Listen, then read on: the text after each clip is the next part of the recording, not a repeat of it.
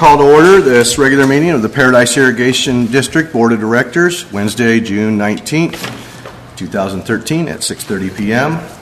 Can I have a roll call, please? Director Fletcher? Here. Director Hunt? Director Hunt is absent at this time. Director President Perla? Here. Director Kellogg? Here. Vice President Benton? Here. Okay, so we'll maybe be expecting Director Hunt in a little while. Approval of the consent calendar. Do I have a motion to approve the consent calendar, or is there something someone wants pulled off? I've got a couple of things I want to visit about before we vote on it. Just short things? Yeah, I think so. Just short questions, or do we want some? Or do you want discussion on it? I welcome discussion. Okay. What items were those? 2B1, page 15, and 2C, page, I got two page numbers down here, 37 and 23. I guess B on 23. So B and C, basically? B and C, yeah. Okay. So do I have a motion to approve the consent calendar with the exclusion of items B and C for further discussion? I wanted F also removed. F? Okay. Yeah, I move we approve consent calendar, removing B, C, and F. Okay. Do I have a second? I'll second. Okay. Any discussion? Or no, we don't have any further discussion at that point. Roll call vote on that, please. Director Fletcher? Aye. Director Kellogg? Yes. Director Hunt? Yes. Director Perla? Yes. Okay. Public participation. Individuals will be given an opportunity to address the board regarding matters not scheduled on the agenda. Although the board cannot take action on any matter not on the agenda, comments will be limited to 5 minutes per speaker. Opportunity for public comment on agenda items will be provided at the time they are discussed by the board, with comments limited to 5 minutes per agenda item. Do we have anybody from the public that would like to speak of anything? Well, that was fast. Ward, speedy? Board manager, I'm speaking on behalf of some action I have taken in regards to the Water Conservation Committee. And that is that I prepared a statement in advance. Yes? Ward, will you say your name for the record? To the secretary. No, say your name for the record. Fort Gabriel, for Thank the you. record. Thank you. Thank you, yeah. I haven't changed. Yeah, I know. I know who you are. Just want the record. I made some preparatory statements that I was working on a list of places that I wanted to notify PID about as possible water wasters. And since that they were aware of my potential serving on a committee and maybe saying something formal to them, I've been back to see them, and guess what? They're no longer potential violators, with the exception of 2 that I sent a notice to Mickey about. So I just wanted to let you know that there is some progress. Thank you for your time. Thank you so much, Ward. Is there anybody else that wants to speak to an item that is not on the agenda? No? Okay, we'll move on. Back to item 2B on the consent calendar, and I think you said it was 2B1. It's on page 15, iPad page 15. And let's see. It's concerning the Clark Road Corporation Yard project on page 15. In the first paragraph, it says, at the last line, it says, the district's electrician is developing materials list for building, wiring, and necessary equipment, and work should start in late May. And I have a question mark. Was it Monday morning, I walked the yard for about 10 minutes with my hard hat on, and Good. yeah, my good white cheap hard hat. I like it. I like it. And I couldn't see any electrical material, any sign anybody had done any work at all on electrical stuff. Later on down below it says electrical components from building have been ordered. I want to know who the company electrician is. District's electrician. It's the gentleman that's been doing know, I worked at the treatment plant for many, many years. And I'm trying to blank on his name, but, Contracted electrician with the district? well, I don't know if he's contracted. Steve Wilson, yeah. Okay. He's been doing our work at the plant for many, many years. And we brought him on board on this project because we can do all the heavy lifting, pulling wires, etc. And he's going to be there, help guide us what to order, what parts, how to do it. And then he'll come in and do the heavy lifting of tying in the panel boxes, the standby generator when it comes time, all those kind of things. So we'll string and run everything, and then he'll hook it up. Pretty much, yeah. Since on the Clark Road project, I checked the trees around, walked, not all of it, most of it, around the edges, and found several trees that are dead and others that are dying from lack of water. And I asked our contractor, Pat, if there was any, or was it him or somebody else? Maybe it was somebody else. If there was any plans for a drip irrigation system, and he said, whoever I talked to said that he didn't know of any. But we're watering the plants with the water truck, and for some reason the word didn't get to the guy running the water truck that he had some trees on the other side of the ditch. Now these are all native trees. They're full-grown transplant. So they're quite expensive, and there's some on this side, the other side is dead. And then there's some erosion on the slope caused by using such a big applicator of water.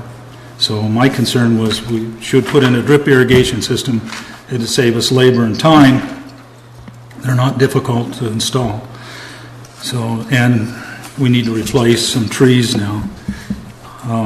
So that was my thing. And the third one was the bottom of the ditch actually has a fig tree started in the middle of it, and there's berry vines started back and other things. And this is the time of year you want to spray those things, well, before they get so stressed for moisture that the chemicals won't work well.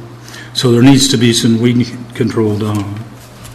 So that's what I had to say about that one. And let's see, what was the next Did one? that sufficiently answer your electrical question, though? Yes, it did. I didn't know who the company electrician was, and I was puzzled why, the third week in May and it's the third week in June, and nothing has changed from back then as far as electrical work that I know of. Page 23, I have something marked.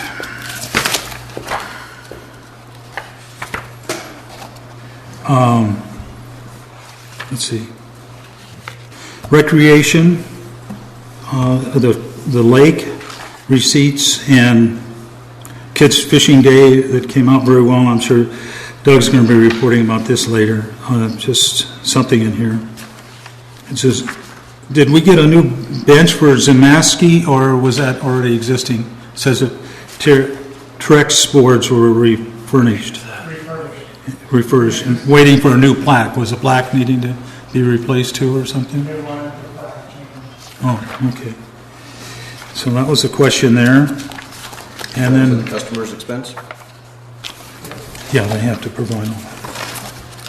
37. Next page is 37. Trying to make these as brief as possible. This one is a field distribution of superintendent's proposed job description. I thought there was some redundancy in it. I marked them. If you go down to other duties, the second line, perform special projects as delegated by the general manager. And then if you go to the last one, performs related duties as assigned. And I thought, they say virtually the same thing. And then on page 38, it has environmental factors.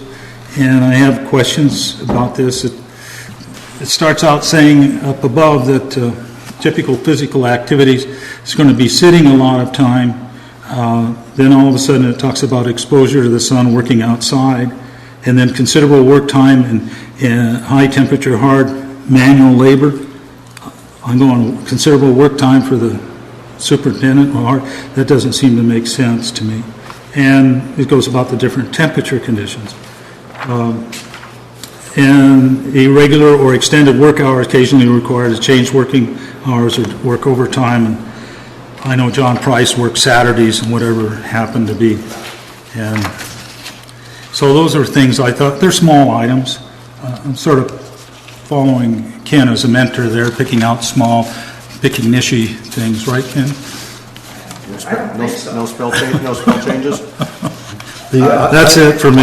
the environmental factors, correct me if I'm wrong, George, but these were all basically OSHA-driven things that we need to start adding in. OSHA-driven, there are recommendations from our workers' comp carrier and best practices for human resources and issues going forward, identifying environmental factors.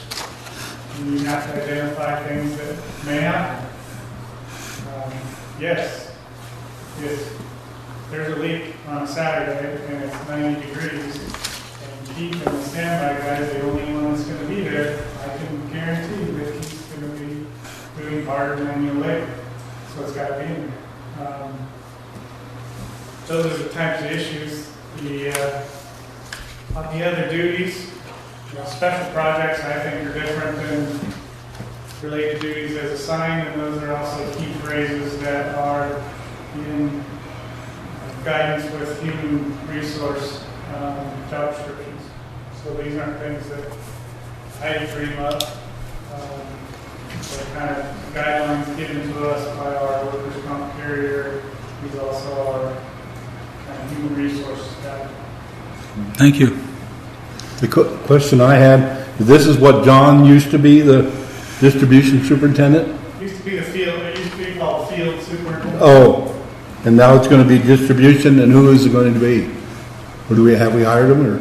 I just awarded that job to Keith Brown. Okay, that's what I was wondering why So the change. he's not an intern anymore, he fully got the responsibility? Yeah, he was an assistant. Assistant, yeah. Assistant, I think you did a good job, George, he's a good man. That was my question on B. Very happy to hear that. That's good. So, okay, so, and that was in F? F was my question. Why is this necessary? What page is it on there? What page is it? It's where we're giving permission to provide information on a new full sheet bill. This is using the bottom of the bill for blurps. Right. But why is this necessary? That was my question. It was a request by the Conservation Committee to make sure they had a location on the bill to continually provide the conservation information. And so it's necessary for us to, So I have to take direction from the committee, that's the direction from the boards. oh, okay. It's So- appropriate for the board to. Okay, so you're directing the board to give them direction, okay. I was just wondering where it came from, because we've never done anything before on the billing, have we? The directors? We've never had room. We never had. Yeah, but I mean, we weren't ever involved in the billing before, and I know we didn't have room either. This is because of the room. We're not involved with because of the the- full page billing, and that's why a lot of these things are coming up. You'll see the other one on the insert. This is all new opportunities we have, so I didn't want to just jump forward and do what we thought was right. We're trying to get direction from the board, through the committees, PR committee, on conservation committee. And I think we decided that if the district had a more important message that they needed to put down there, that we would forego the water conservation message. That's how it's forwarded, yes. Are we going to see the thing before it's sent out on a bill? The board? This is incentive to open your bill and read it. Well, I wanted to see it before it got to me. I mean, since we're approving this, I'd sort of like to see it before it went out. Is that possible? We can send, yeah. Okay. We've never done it before, it's all new.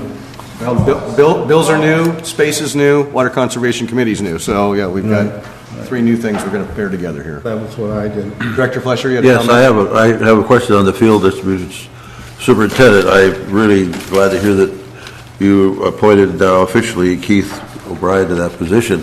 But the question I had when I was looking at this, what type of a salary increase is this going to involve, or is it going to involve a salary increase with a new name? He will get a salary increase with his promotion, correct? No, but I'm talking about not his promotion. What's the new job title going to give as far as the salary increase? Oh, it's the same as Same. the field. Okay, the same as the field that he was moved into 2 days ago or whatever it was. Yes, and that's part of the meet and confer process. The management group saw this Yeah. description before. And they approved it. I read it here. They approved the They thing. were looking to Yeah. request an adjustment to the range based on the changes in duties. They would express that. at Okay. that time. Now, the next time we go back to the table in bargaining, there could be an adjustment come up for this new title. I've never seen that happen yet. I've observed several positions that used to be business manager, then all of a sudden they made him vice president, and the vice president, same job, got better money. You know, I'm not complaining about that. I'm just saying this world it is. I just See wanted that to- more in the IDW representative instances than you will in the management unit. Yeah, I understand that. We'll do like we did with George. We gave him a new title, but no money. Right? Very true. For paternity, or whatever. Right. Is there any comments from the public on the items that we discussed? Any questions? Directors, anybody else have any questions or comments on those 3 items? Do I have I a move we motion? approve those 3 items. I'll Okay. second that. So can I have a roll call vote for the approval of items 2, B, C, and F on the consent calendar? Director Fletcher? Yes. Director Hunt? Yes. Director Kellogg? Yes. Director Duncan? Yes. President Crowell? Yes. Okay, moving on. Committee reports and presentations. Apparently, this is the highest I've ever seen the Roman numerals go in this department, so we've got some board oral reports regarding the representation of commissions and committees. Item A1 is Paradise Lake Recreation, Directors Fletcher and Hunt, and Director Hunt is the chairperson? No. Director Fletcher, that's what I thought. Yes. Well, I am the chairperson, but I was absent, so. We're going to defer to Director Fletcher for the report of the Lake Committee. Thank you. As it stated on my minutes, I was acting chair, and when Ken is able to attend the next one, he'll be the chair, I'm sure. And it was attended by all members of that, and that was on June the 6th, and George gave a presentation on the Boats and Waterways grant application on the Upper Paradise Lake North launch, and it is in the process. It looks like to me, if I remember correctly on this one here, it is better, and it's just going to take time for it to work its way through. We got some long-term, I think the biggest hindrance as I try to get here, my bifocals, is going across SPI land, and they have to review it, and they're a little reluctant to give and George is working on that. It was very good. Then on the opening day, Craig Dobbs, our lake patrolman, gave a report on that, and it seems like there's an increase due to the rates, and things seem to be going well. And the fish plants for the kid days have created an outstanding and high-quality fishing for destinations for people. We've had some fire crews there working on some cleanup and shaded. One time when I was up there, just before Kids Day, they were doing a great job picking up the stuff. Kids Fishing Day report. What a fantastic event. I had the good fortune of attending that along with Toastmaster Director Kellogg, and I told you a little story about that, but I won't repeat it this time, but it is the time. We have $1,000 more than last year, and that was primarily due to the cash donations in the snack bar, and the trophy fish was certainly a great idea. And I was just talking to some people in the latter part of last week, and our lake there, Paradise Reservoir, is considered a real outstanding fishery. And a lot of it's because of the transplanting that we're doing and the type of fish, those tetraploid fish, and it's really catching on. Lake use fees regarding the handicap access area. There were current rate structures, and there was some conflict there, but we're trying to work out and give people with handicaps every option for free parking and then also in other activities.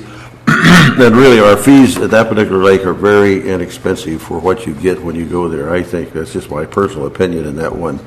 And we discussed some other happenings of the operation, and the staff will keep us updated on that plan. And our next meeting is on Wednesday, September 11th at 6:30 right here. And I'd like to thank Jim for doing the minutes on here. That's very good. He's volunteered as a permanent source of that. And do you have any questions? It was an excellent meeting. That committee really functions. And of course, the kids' fishing day is one of the key factors as far as I'm concerned. And I've still had parents talk about taking their youngsters up there, and it was really well done. Anybody else have any questions before I move on here? You want me to move on to the next one? Is that, am I there? Next one is going to be... No, that's a different one. I'll wait till my turn. Okay, thank you, Director Pleasure. Butte County Special Districts Association, that is Director Hunt. We had a pretty lively meeting. It was well attended. The Paradise Park and Rec Department brought forth an item complaining about the excessive fees that they're being assessed with now that the town is scraping for money. I guess it's the town. County. It's the county. And was looking for some support from other districts in that area. Really, a lot of the conversation was about what we were going to be doing about our general membership meeting that is coming up at the end of July. It's open to not just the board, but all the general membership, and the general membership can bring a guest, and they usually do. There's going to be a change this year. The person that used to run the event and ramrod it year after year is unable to put forth that effort, and they were looking for somebody to take over. Therefore, you'll see an agenda item later on, item 8H, where we will be discussing PID's willingness to take on the management of arranging for that general meeting. So I won't go into that now, and we'll discuss that when we get to item 8H. And that was about the extent of the meeting. Thank you, Director Hunt. Was there any questions? Anybody? Okay, we're going to go on to item number 3, Butte LAFCO, which is Director Duncan. Right, we met on the 6th of June, and we finally got the first draft on the Lake Oroville area public sphere of influence and environmental impact report draft, and it's still under public scrutiny, and I think and we're going to vote on it on July the 10th after receiving all the comments that we'll be doing. And then the other business was we also did a annexation for the same district for a single parcel to receive sanitary sewer services from them, and it was approved. And then we're still working on the extensions for Chico for their services. As you noticed, as you've heard, they're really hurting for money. So they're very reluctant to annex anything unless they have to. But we're sort of saying that if they don't, then we're not going to allow them to have more hookups to the sewer, even though they still have room for it. But the thing is that the county doesn't want to have them do sewers, and then the county has to do all the other services. And they're mainly islands. And they're also there's a bill before California that the island rule where you had to annex if it was an island, there was a sunset date on it, and it's supposedly going to be eliminated, and so it'll be in there for good. And what's that again? What it is if you have, especially in Oroville and Chico, they have little islands that are not in the city. Oh, okay. And the city doesn't want them because they're not income producing. But so the state said, well, tough. you're gonna have to do it anyway, so that law was gonna sunset, and everyone was sort of dragging their feet, hoping that it would Sound like go they're away. going to finally have to annex Chapmantown. Right, yeah, they're gonna get that, finally. And so, and this is what LAFCO's all about, is trying to make people own up to what they should do. And let's see, what else is there? I put my name in for for election to the executive board for Cal LAFCO. I will know in September whether I get another term, another 2-year term. That was it. Directors, have any comments or questions? Anybody from the public? No? Okay, we're going to move on to item number 4, Public Relations Committee, as Directors Hunt and Kellogg. And Director Kellogg, chairperson on that one. Yeah. Okay, Bill? We had a very good meeting with Cedar Creek. They presented the draft on community relations plan and so forth. We talked for an hour and a half and realized we were going to have another meeting. There's some things in here you could probably take action on now, or we can wait till after we have our next meeting to bring them up to the board. Now I'll go through what we talked about. The community relationship, as it starts, actually is part of their report and talks about how the board and management should be partnering with the community. And the structure of the committee was suggested to be the 2 board members, and George, and Cedar Creek as our advisors, and also Mickey from the office, I don't know if George has approved that or not, for helping with the web page and coordinating it with the community relations committee instead of public relations, what they like to call us. Then 2 community members and 1 youth advisory. So those things would have to be public and made public to see if we'd have any applicants for it. And they talked about, or we talked about, expand relationship with the schools on educational part. We're doing one thing with the grammar schools now. Possibility is looking into doing something at the junior high and high school. There was talk about a scholarship, but there's a conflict of not giving away public funds, so I don't know how that would be handled. That's something Dustin could probably advise us about if we want to go ahead with it, because these are suggestions at this point. And that's all of this is here. Part of it was we could collect canned goods, jackets. Well, instead of going to Safeway and the barrels there, the possibility of putting the barrels at the office for collecting those things. Booths at Johnny Appleseed and other community happenings to publicize it with the possibility of us actually giving away bottled water. It would have a label on it from PID as part of the promotion thing. And then the Friends of PID was considered what Wade was talking about, or Ward, I'm sorry, it's Ward, right? Ward. Okay. I usually screw people's names up for at least 6 months before I get them straight. So. You remember Montgomery had all those big stores and they closed? Yeah. I got nothing. Yeah. Oh, I see. Ward, Montgomery, yeah, okay. Montgomery Ward, that wasn't it? It has a few other names, too. We won't go into that. Anyway, Friends of PID, Lake Patrol, Booth, helping with Booth, and Conservation. I realize these proposals lap with other new committees, the Conservation Committee, and I expect that we'll give way on that sort of thing. Since this was the first meeting of this thing and we really had been waiting a long time, one of the things we agreed on and thought we should do, and you might even want to vote on this one, was to put historical photos on display of PID as it's grown over the years in our offices here, like we have them up at the treatment plant, but have them displayed here rather than having artwork done. And it could be rotated or changed. And Ken and I both agreed, and I think George did too, that was a pretty good idea. So we went on to different things. Strategic Community Relations Plan is what this is that I've just turned to, and we talk about different things. But basically the purpose is to help Paradise Irrigation District board members and employees become more aware of the essential importance of community relations activities to their district success and serve customers of the district.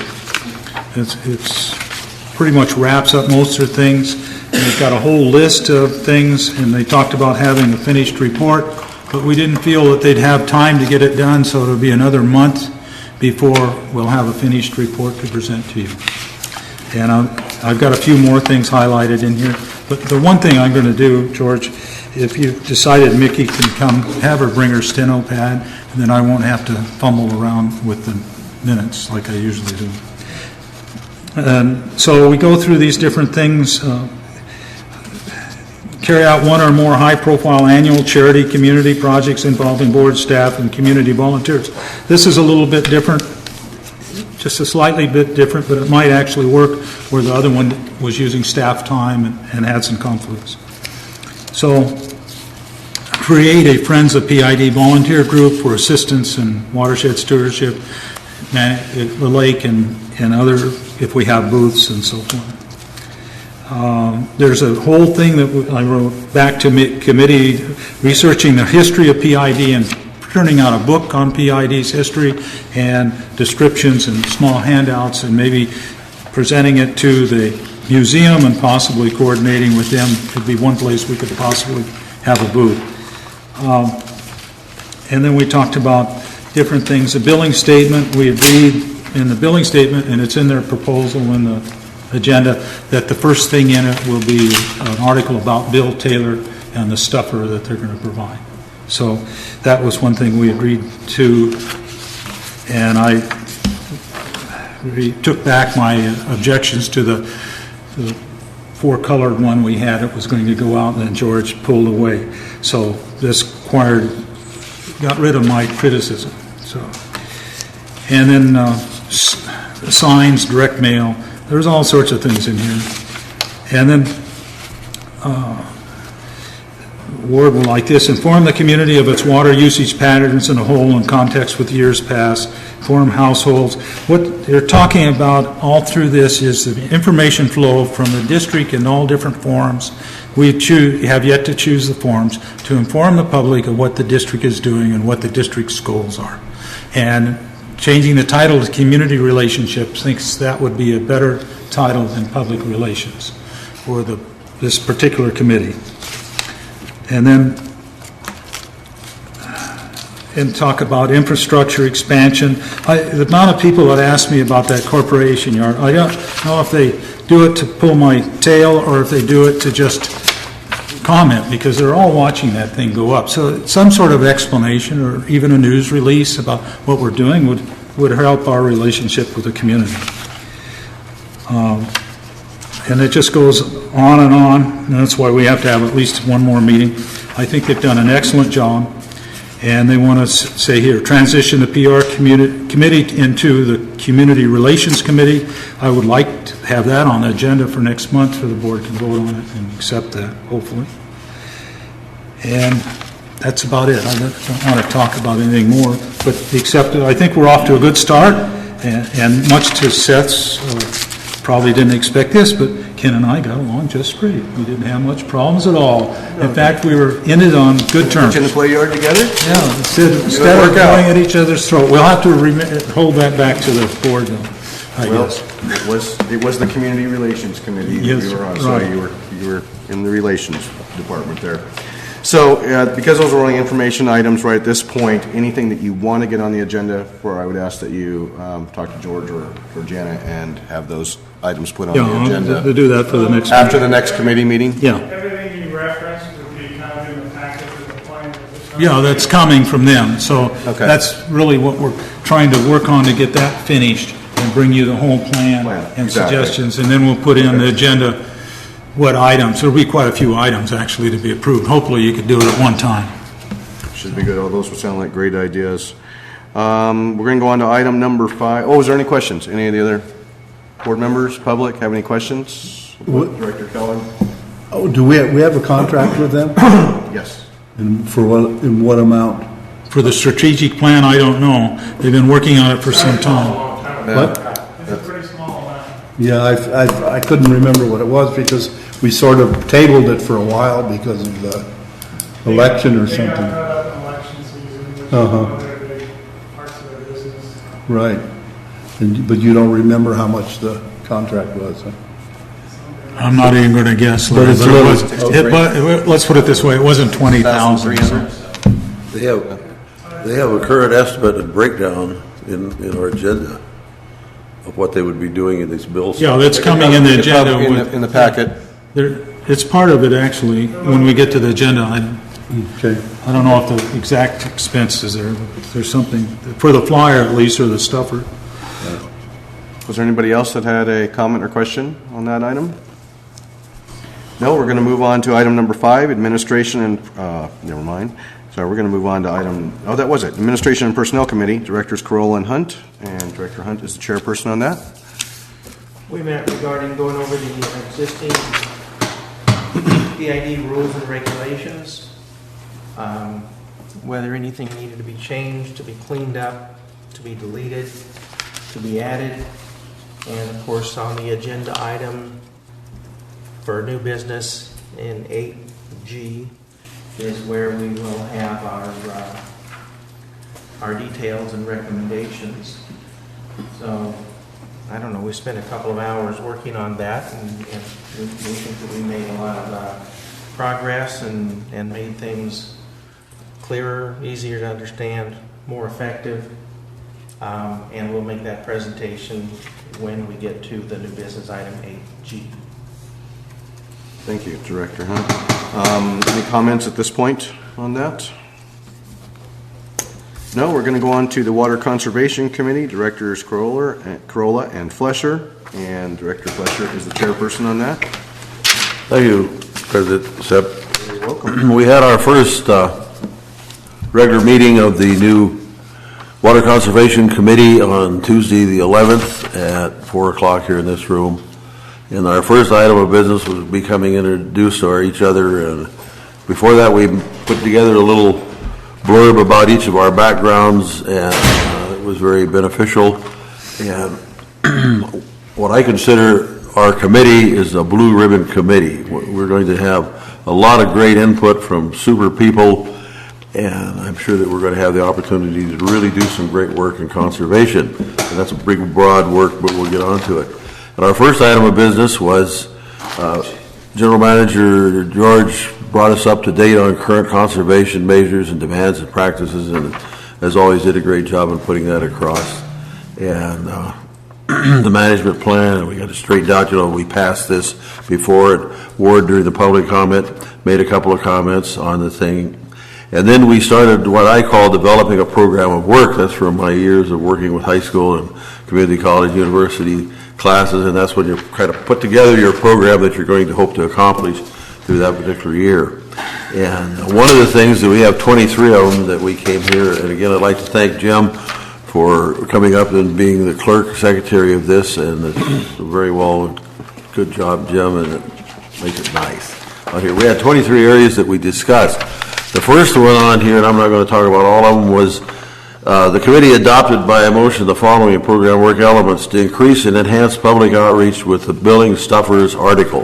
In fact, Ward was the one that pushed for that, and we all bought into it, and George thought it was a great idea. And Director Duncan, what we're hoping to do, we're not hoping to do, we're going to do it. We're going to have a little blurb monthly, we hope, in that particular billing stuffer, which is the first time we've ever had that opportunity. You remember when they sold us on it? That was one of the things we could do. And it would be for the general board's perusal before it's mailed out. And we're going to make sure that that kind of happens. And so we had something very good for the community, and they're going to have the first shot at it when they get their July bill. Thanks to committee member Ward for making that happen. And then on item number 5, new water conservation efforts that require funds and need budget approval from the board of directors before implementation. And we wanted to make sure that we were all on the same page and all realized that we were a committee and we were going to make lots of recommendations, but they all had to come before the board to be implemented and approved, that we could do nothing on our own. And that's one of the big things that we wanted to make sure, and particularly if it required any additional funds and where we get those from. And then there was 23 of them down through here, and you're going to see a lot of different ones on here. And one of the areas that we were talking about was making some demonstration areas, and it's already in the works here for this new area around the buildings for water conservation, length of watering, types of systems. So there's all types of things that we can do out there for the public And my work with people involved in this, they really don't, item number 20, they discuss residential landscape watering schedules and controllers. People really don't understand the length of time that they should run water to get root zone and all this. And so we're going to be giving some educational programs along that line. And we discussed when we should meet, and we're going to be meeting monthly to get this thing really rolling and get some stuff happening here, before we move into the winter time. And so our next meeting is on July 9th, 4 p.m. in here. And then we'll be meeting monthly until changed to bi-monthly after we get some things happening. Absolutely. Anybody would like to put in? We have Questions? Any comments? Lauren? Lead the way.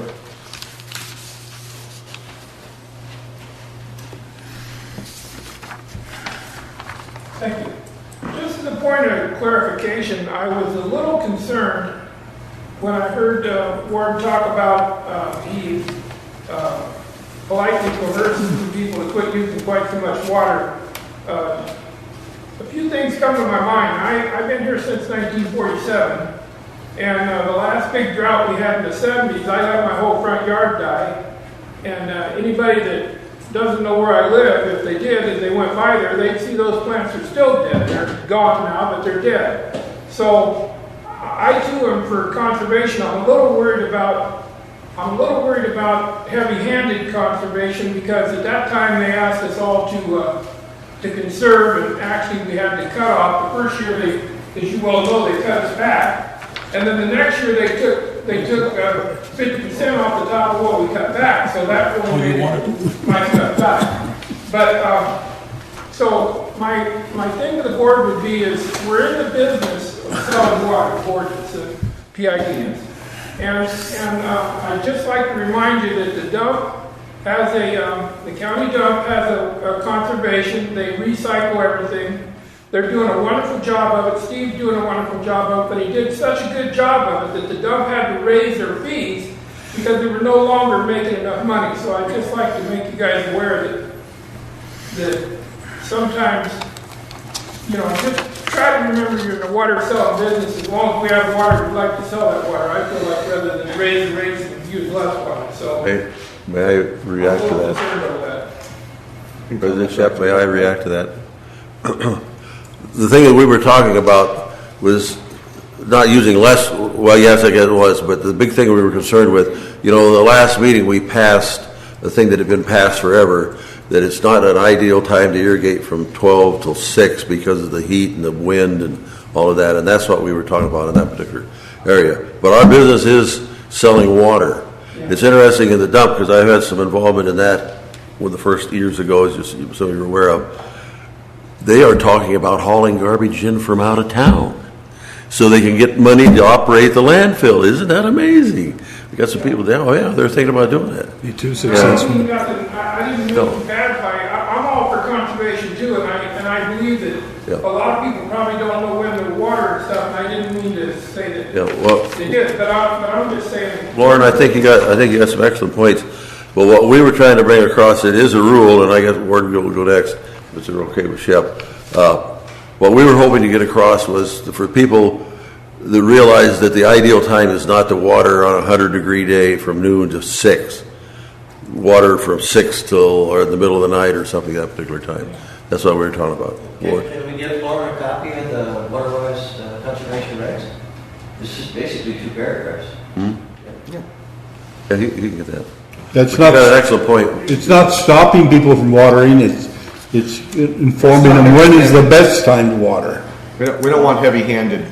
Yeah, we're not planning. Not to have water police. We just want to. We're not planning on doing anything heavy-handed. We're hoping to win them over, and like on this 12 to noon till 6. A lot of people would say, my gosh, it maybe is the best time to irrigate at that heat of the day and the wind, and I'll do it at a different time. Well, my water consumption last month went double. And by that I mean it went from $3.50 to $7 worth of water. So I understand conservation, but I'm just worried about. I would not like to have the appearance of heavy-handed to save water if in fact the reservoir has water in it and we need to sell it, because the cost of operating PID is going to be the same whether we whether you sell us a quart of water or you sell us a truckload of water. So if you have it, I'd rather you make it from selling us the water than just. We just want to have some for next year, and Exactly. in a perpetual drought, one bad year and then two bad year, and then we have no water, and then you probably will see some heavy-handed tactics at that point. So good suggestions now, and I agree with you. No heavy-handed tactics, but good suggestions now might mean that we have some more water in our reservoir for next year. If we have a rain event that was similar to this year, we were very fortunate in that we had November and December. The amount of water that came down did, because if we had had a normal November and December and then the January through May that we had, we would be in trouble right now. And that whatever we're at, 85% of water would look, I would think, more like probably 45% of water with the amount of I consumption. won't take up any more of the board's time, but the CAL FIRE just last week gave their report, and it's going to be extra dry this year. No more rain, just here. Fire season's going to be extra high, so Yep. people will be using water. Well, thank you for your comments, Lauren. Appreciate it. Was there anybody else that had any comments on the Water Conservation Committee report? We're also, yep, Go ahead. when we get to the 8A or whatever that was, we're going to be talking about the possibility of a new member and, Yep. but that's going to be put on. This information will be landed. Item number 7 on for committee reports and presentations is the Magalia Botanical Garden. Director Kellogg. I met with Mike Trinka, and we went over the idea of having this meeting that hopefully all of you have gotten a copy of the agenda. If not, hopefully you have? We have not. Okay. I have not. That's one. Huh? Been on the website. Okay. Basically, what we're trying to do is get together a community of people that can become stakeholders, people that have backgrounds in nursery work and also that are botanists or any others, and have them come to this meeting and help form a group of volunteers to start getting the botanical garden off the ground by being involved in the design and what have you. We talked about some of the existing plants that are already there that can be absorbed into a park depending on the design. And we talked about the botanical, out of the 20 acres, 3 to 4 acres would be the botanical garden. Now, what I need is a permission from the board. I didn't want to do anything like this on my own, but I want to send notices out as quickly as I can get them out to the various businesses that I know of, like the native Laurel Garden or Laurel Nursery, I think they call themselves. They're native plant specialists in Chico, and others that are native plant and so forth. But send it out under the PID letterhead or with just copies of this agenda with the covering letter from me saying basically this is what we're after, is to form a group of interested people that become stakeholders and would give input to the Paradise Rec and Park District on the design botanical garden, because they are deficient there too, not as badly as we are, but they don't have the skilled people to do this. So that's to bring to notice. I'm sorry you hadn't seen agendas, but if we can make them public members of the committee. Yes, it would essentially be public volunteers, but that's going to be up to Mike and his staff to decide who becomes the committee members. So it wouldn't be something we have to decide on. No, it's not going to be a PID committee. I'm the Parks and Rec Committee. It's Park and Rec is in charge of this. I'm just the PID person who wanted to get it jump-started because Mike was waiting on money to come on a grant or something, and it's not coming. So here's the way, and I'll use the example of over on the coast at, they've got a botanical garden in Fort Bragg. Fort Bragg, thank you. And they started out that way. Basically started out with volunteers and doing the legwork, and has gradually grown into a 50-acre botanical garden with all sorts of features. Actually have more acreage than they can use. It makes pretty good money too these days. Yeah, the volunteers have the gift shop and so forth. There's only, when I asked several years ago, they only have one paid employee, and that was the supervisor over the gift shop, but everything else is volunteers there. And there is a rec district behind it, but the rec district has let a local council take over control and running of the botanical garden. So And I don't think it's costing them much money. It actually may be what you're talking about, revenue. And I'm hoping this thing would produce revenue in the community of Magalia and Paradise for people driving up here to see the botanical gardens and for our school children to get educated and adults educated. I trade a native grass seed and it's very expensive, but 10 years ago, I couldn't tell you one native grass plant from another. I thought everything I was looking at, somebody had planted at one time or another. Now I understand there's 150 native grasses alone in this area, not counting shrubs and other things. And so I've had to be educated over the years. And I think this is a big part of the botanical gardens will be educating our community and visitors to the community. And it has a unique climate that should enhance it, the trees that grow there and so forth. So that's what I'm after. So I need, I know it's not an action item, but I need at least consensus that it would be all right for me to put on the list. When is the meeting? Next week, Tuesday, June 25th. Let me ask Dustin, is there any problem? This is sending a letter to the local businesses that may... The local businesses explaining that this is what it's about. We need to... Why don't you just do it under your own letterhead instead of representing yourself as a PID director?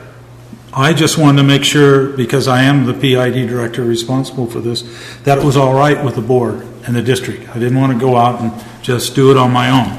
So I need some sort of, okay, even if it's just a consensus thing, saying, okay, not a problem, go ahead and do it. Well, I think if you do it under your own letterhead, you've informed the board that the board doesn't have veto power on that.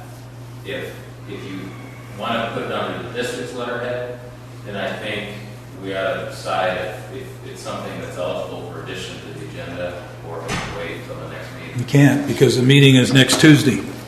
So the way you can add an action item to the agenda is a couple factors. The first is that the item of business rose after the agenda was posted. And then the second element is it needs to be addressed before the next regularly scheduled meeting. Well, it was developed before the agenda was developed for the year. Okay, And so number one's you gone. can't add- No, it'd have to be the second option, which is what? No, you have to have both. Oh, You have to have both. okay, so I can put it out under my own letterhead, is what you're telling me? Yeah, just don't say you're a director of PID.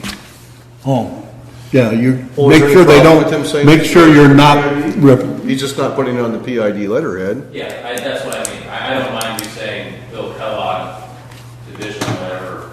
Director. Director. oh, is it okay to do But that? I just don't want to see it on PID letterhead. But- okay. So you can definitely reference that you are a PID director, though. Okay, well, that's what I needed to know tonight, because I need to start doing this tomorrow and getting it out. Opposition to that? All in favor, say aye.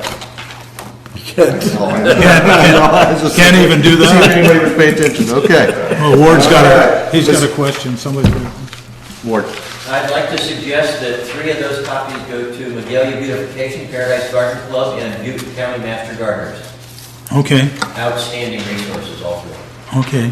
The garden clubs and master You guys can Get garden. together at the recess and write Okay, those down. yeah. That sound good? Thank you, Ward, for those suggestions. Was there anybody else that had any comments on item number 7, the the Magalia Botanical Garden report that we had? I don't know why. There's an M in the beginning there and the botanical at the end. I always call it that. So somehow I'm I always call it the bubonic It's garden. been a long day. I've been up since 5. Get off my back. Okay. Moving on to item number 5, the general manager's report. Yes, sir. Sherry Lassick is here to drive, and Deacon, she's from out of town, and I suggest we move that up to this time, so that she can get back on the road. 8B, I'm sorry. Yes. So, in George's request, we're going to move to new business, item 8B, grant writing and management proposal. Manager Barber, will you please take us through this? Very good. This came to my attention because Jim Passanisi went down to the Aqua conference to go through the exhibits and see if you can speak to anybody about our process water recycle project. And you picked up a full flyer, I think, you talk, Sherry Lassick, that provides grant writing, management assistance to districts. She's an aqua preferred provider. What that means is she's been through a vetting process through aqua that clears the table and makes it a little easier for us to contract, knowing that she's been utilized by other agencies. We get a little discount also. And I spoke to her on the phone for, almost an hour and a half or more. Kind of kicked around the district, ideas, what she does. We've got a lot of projects coming up. The big thing is the process water recycle project. We could use some assistance and expertise in not only writing grants, but helping us find opportunities for those grants. Agenda item today is, just to be clear, and then I'll let Sherry introduce herself, is an agreement, so there's an ongoing relationship for this type of work. And it's an approval for 2 pieces of work initially. The first one is process water recycle project, and the other is updating our input to the Northern California Sacramento Valley Integrated Management Plan. Okay, that was a mouthful. That's an important piece because all of our bigger projects that we're looking to do down the road, the dam, the bladder dam, we've got the watershed work is in that plan. There's multiple things that me and staff's identified, and we've kind of put our name in for potential projects, but we didn't score well. And scoring well is a lot of writing expertise of knowing what they're looking for, etc. So that's what tonight's agenda item is, bringing her on board, and then as other opportunities proceed, it would just follow our procurement policies. So it's a short, quick thing that's under my authority. We could move forward with it. If it exceeds my authority, then it'd come to the board for a task order approval. And so with that, I'll introduce Sherry. Thank you so much for coming to see us tonight. Yes, you did. Thanks, George, and the board for inviting me to come before you guys. As a little background, I started my business in 2002 to do grant writing and grant management. Prior to that, I worked for a city as a management analyst, did a variety of things for the General Services Department down in the valley. Starting my business started with grant writing, and it's grown from transportation to water to recreation to energy, public safety. So I've gained a lot of experience doing a lot of different grants based upon the needs of the clients that I serve. I serve cities, special districts, water districts, park districts. Some examples of those clients would be Butte Water Power, Sonoma County Water Agency, West Valley Water District, Tuolumne Utilities District, most recently Lake Area Resort Irrigation District. So there's a variety of sizes and districts from very small to medium to water agency. Had some successes with each of these clients as well, and we're still working. Anyway, been able to help my clients. It's over $41 million in grant awards. The grants range in size from $26,000 to $20 million. So it really depends on the project. The cost of preparing the grants is done based upon time materials. I don't take a percentage of any grants. I work with staff very closely on putting together the grant and reviewing whether or not it's a good fit, whether or not the district is eligible. And even if you're eligible, how prepared are you to pursue the grant program? Grants that I've done have to do with water quality, recycled water, sewer improvements, water conservation. The $20 million grant, everybody wants to know what it was, a smart grid integrated program. It's huge. What I plan to do with the district district is to help with the processed water project. It's one of the priorities that George and I discussed. Had some preliminary discussions with Bureau of Reclamation regarding that. Because of the nuances of the project, there's some question as to eligibility under some certain programs. So that would be one of the things that if you chose to go forward, I would be able to continue that conversation and learn more about what reclamation's involvement could be from a money perspective. Also work as an in-between between district staff and state water board with their recycled water program and SRF program, drinking water system. So I have experience working with staff members from each of these programs. So it's helpful from a staff's perspective usually because since I've formed these relationships already, I can go in and I'm in Sacramento, so I can go in and meet with people so that you don't have the added burden of traveling down. I can coordinate things for staff if needed on face-to-face meeting. As George said, this would be kind of an on-call situation, so it's set aside a particular amount of money. He said that $25,000 was a fair start, considering all the things that you guys have going on, so we can get started. And it allows the district the flexibility of going after things that are immediately available, looking at what might be coming up in the near future and how to gear up for those. Are there feasibility studies that need to be done? Do we need to finish a conservation plan? Those kinds of things. So the district's better positioned to get money before they become available. Sometimes they pop up randomly. So there's always a random program that's open for a month, and so having the flexibility to chase that and say, hey, this is open, and move them all around again. So an on-call type of setup is really helpful. Not really sure what it is that you guys might want to know, so I'll open it up to questions that you might have for me. You can respond. I have one. Do we get a non-compete clause in our contract so that if you begin first writing a grant for us and if somebody else comes along who wants you to write a grant that competes for the same grant for them, you would be precluded from doing that? I haven't done that in the past, so it would be something that we have to discuss further. I don't usually have that kind of situation because I'm an independent person, so I can only do so many at a time anyway. So I won't take on more than I can do.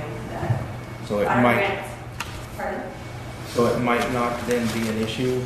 Might not be an issue. Well, I didn't. Let me finish. So it might not be an issue that you would go ahead and let us have a non-compete clause, since it's highly unlikely that you would have time to do one for us, one for them. We have to do it on a project basis. As the task comes up, we have to look at each individual task.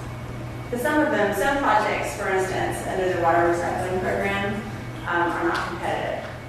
So in that instance, it wouldn't apply. So the SRF program is not a competitive program. It's strictly on an eligibility basis. Okay, so if it doesn't apply, though, you're still protected if you give us a non-compete. You could do it, is what I'm saying. But if it does compete, then I would like to see a non-compete clause in there. Because why hire you to write a spiffy proposal for us and you do the same spiffy work for somebody else who's competing for the same grant? We're not doing ourselves any favor by allowing that to happen. Is my opinion on it. I don't know.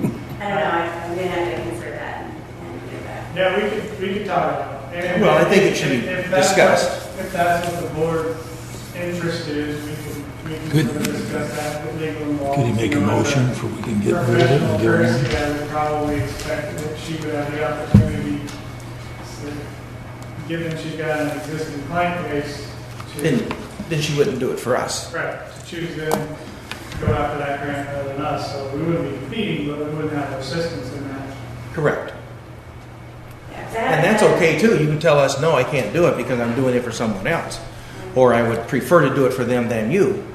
But what I don't want to see really is that you do it for both of us competing for the same bucket of gold.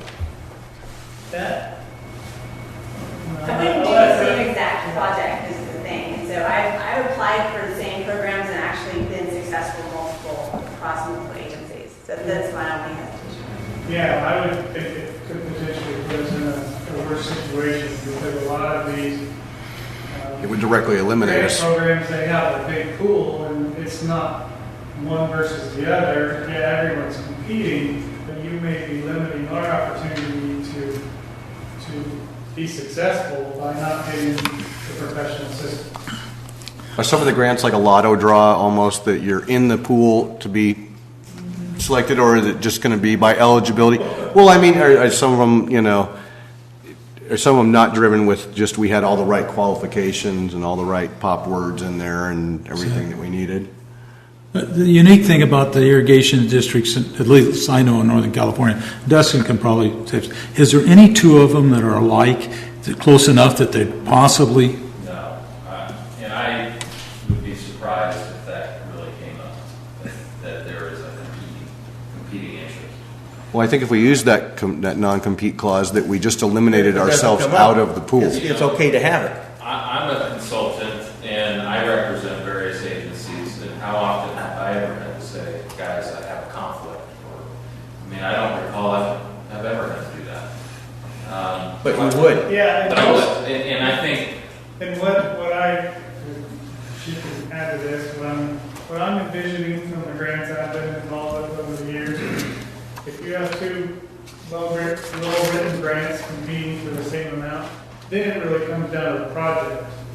Not that did you address all the issues correctly like you needed to, etc. It's going to be, this one's ranking a little higher because it saved 2,000 more acre feet than this one. But I'm thinking I understand what you're saying, but I think two grants written equally and addressing all the issues that a grant needs to address equally will come down to project specifics and the benefits that come out of that. Okay, so what does that mean? Means you don't need Same it. two, We might lose. the same two written grants. We might win, we might lose. We might win, we might lose. Okay, but if she doesn't get to write all that spiffy stuff for the competing one, and they do such a poor job, ours would be so outstanding that we would win even though we saved less than 2,000 acre feet less. That's my point. I'd like to make a motion, Seth. Well, hold on, we're not going to make a motion just yet because we're going to hear the rest of hers before we make a motion. No, I'm not, I want to make a motion on this issue. I'm just rough throwing it out there for discussion. yeah, I don't think it's a non-compete. Hold on, one second. I think it's more along the lines of informed consent. If she's hired by the district, she's the district's consultant, if she has a client that comes along later, or maybe an existing client of hers, that it looks like a situation where you may be going for the same pool of funds, I think that requires informed consent. She needs to inform the district that there is this other entity out there that looks like maybe competing for the same pool of funds, and you want me to proceed, what would you like me to do? So, something along the lines of what I have to do as an attorney. Not if we've already spent a bunch of money, and she worked for us first, and 6 months later, she comes in and says, oh, I've got this other great deal that's coming in here. I want to inform you that we're going to be competing for the same amount of money, and it's a very similar project, and there's your information. Now I'm going to go do this, and I would want to say no. I would want some protection that it wouldn't happen. Yeah. I think I want us to discuss whether we want to have that. Right. I may be the only one who says that we want it, and then I lose, but that's okay. Yeah, when I have clients that are pursuing the same grant program, I am open and tell all of them that I am doing applications for other ones. The most I've done at one time was 3, and 3 were funded, and the third one, they just said that it was because of demographics. They didn't have, like he was saying, they didn't have enough base and savings to compete with all of them. But it wasn't necessarily that it's just too across the entire program. Like federally, when I deal with the federal programs, they'll get 200-400 applications. So don't know, I think the informed consent is fair. Yeah.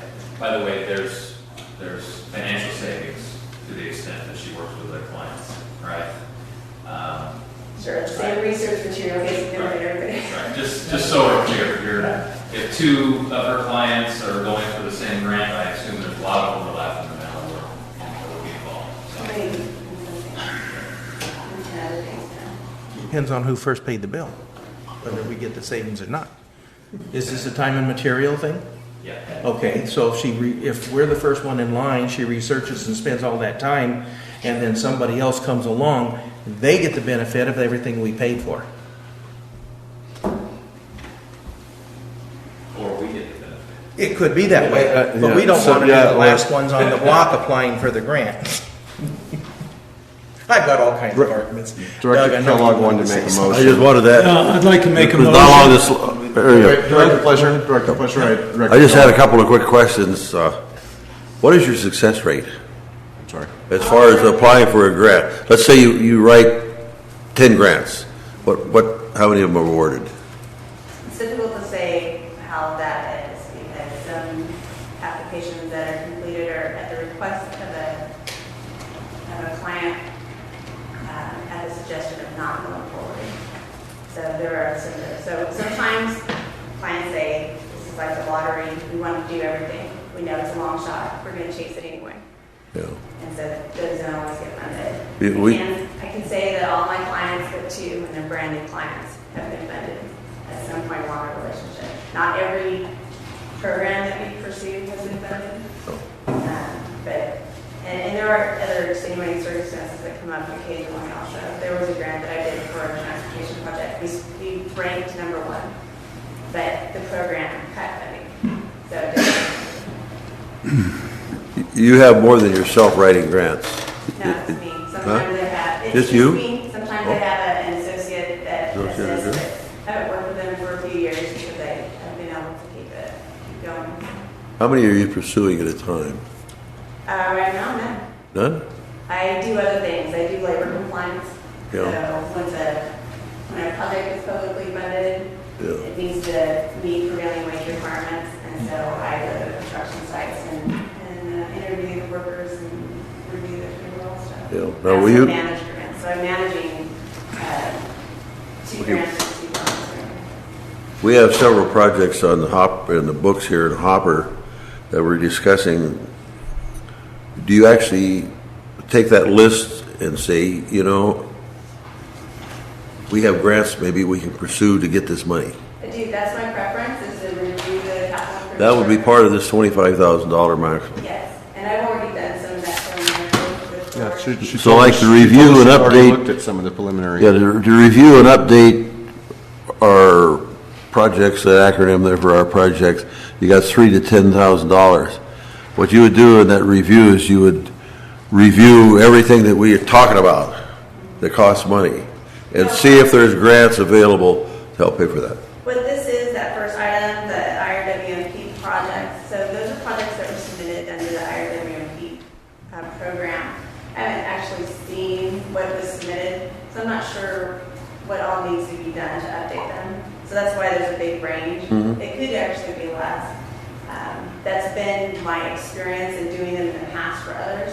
And some of them are literally a title and a contact person and a sentence. So, that's going to require more of my time working with engineers and stuff to properly complete that. Yeah. And other ones are pretty complete, just need some adjusting, some additional explanation. So until I have an opportunity to review those applications. So that is an actual application. Those are applications that will be put in there.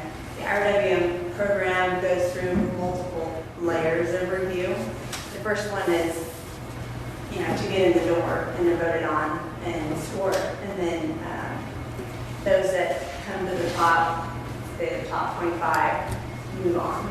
And then there's some additional. Yeah, the different agencies that you work for or work with, however you want to say that, do you have your phone rings like tomorrow morning and they say, we've got these grants coming up that maybe one of your clients could use? Mm-hmm. You have that? I do. Sometimes they call me. It's kind of like an advocate or a for God's sakes, a lobbyist, for the lack of a better term. Right, yeah. Yeah, in other words, and I talk to them. I talk to people at the water board about their programs when they're getting ready to go through their budgets. because of my professional life and my past, I've been in education for 60 plus years, and I've had the opportunity to work on a number of grants, chair them, and all kinds of stuff. And it's amazing what falls in out of the woodwork if we have somebody like you that's there, because it would never happen to good old Butte County. Yeah, an example of that was the deputy chief at the time. She's moving departments, but I had met with her on some perspective projects, and then hadn't talked to her for a couple months.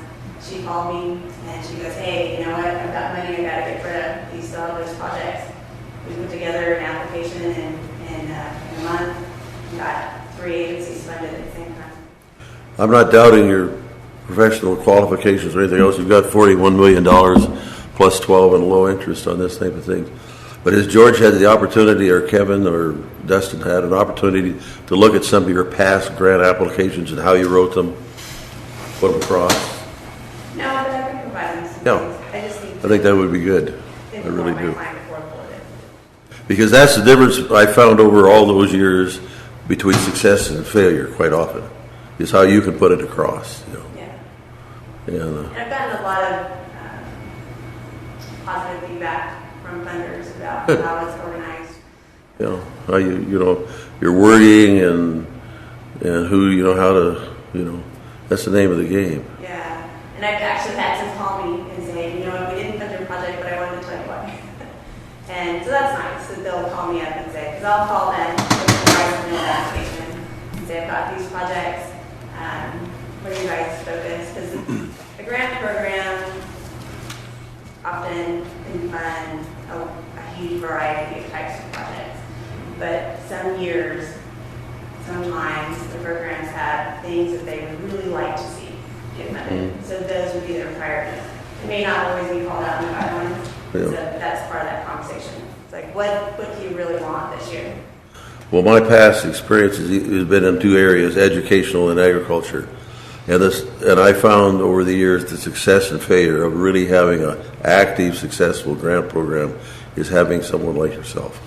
So when I heard George was looking at this, it's on the right path, as long as you're the person. Well, I get a lot of good feedback, so I think There's a lady down here in Chico that can put together a fine arts program.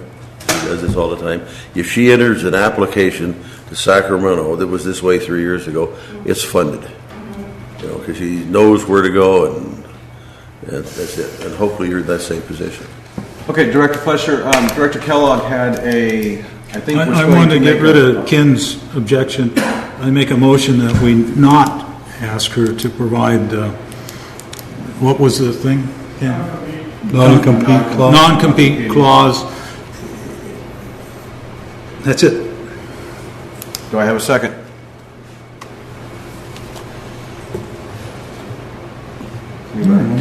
Nobody's in here. Well, that kills it I'm anyway. going to second. You're going to second? Yes. I think it's no issue, so that's why I didn't. That's what I thought. It was probably not seconding it, actually killed it. It's no issue, then she should give it to us.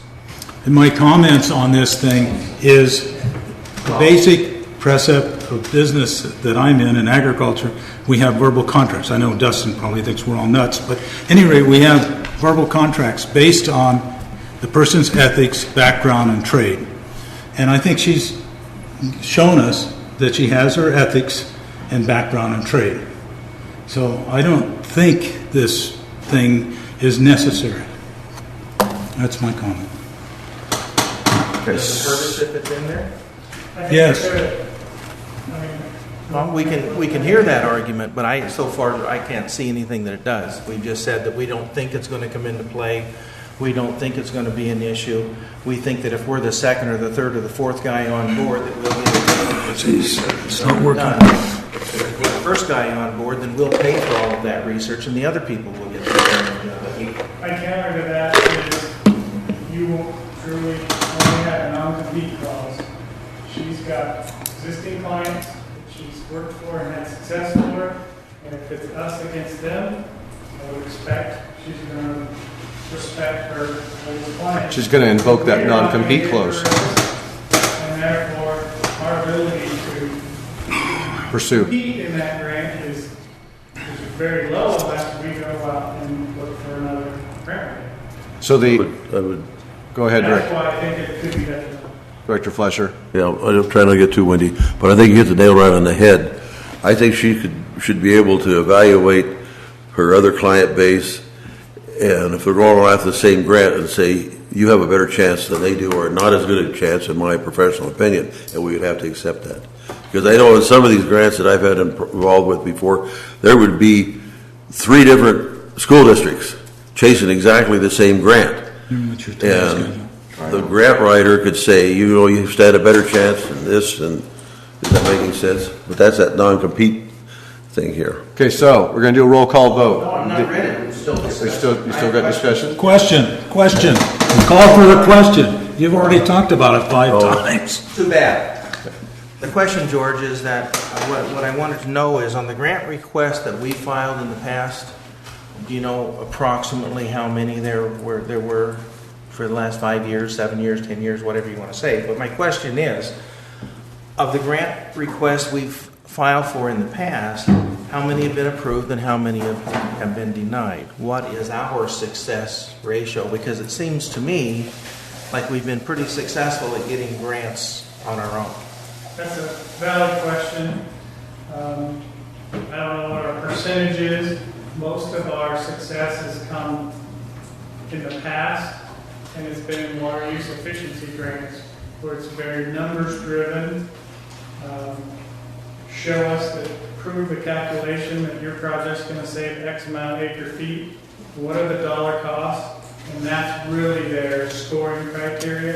It was an easy to address product.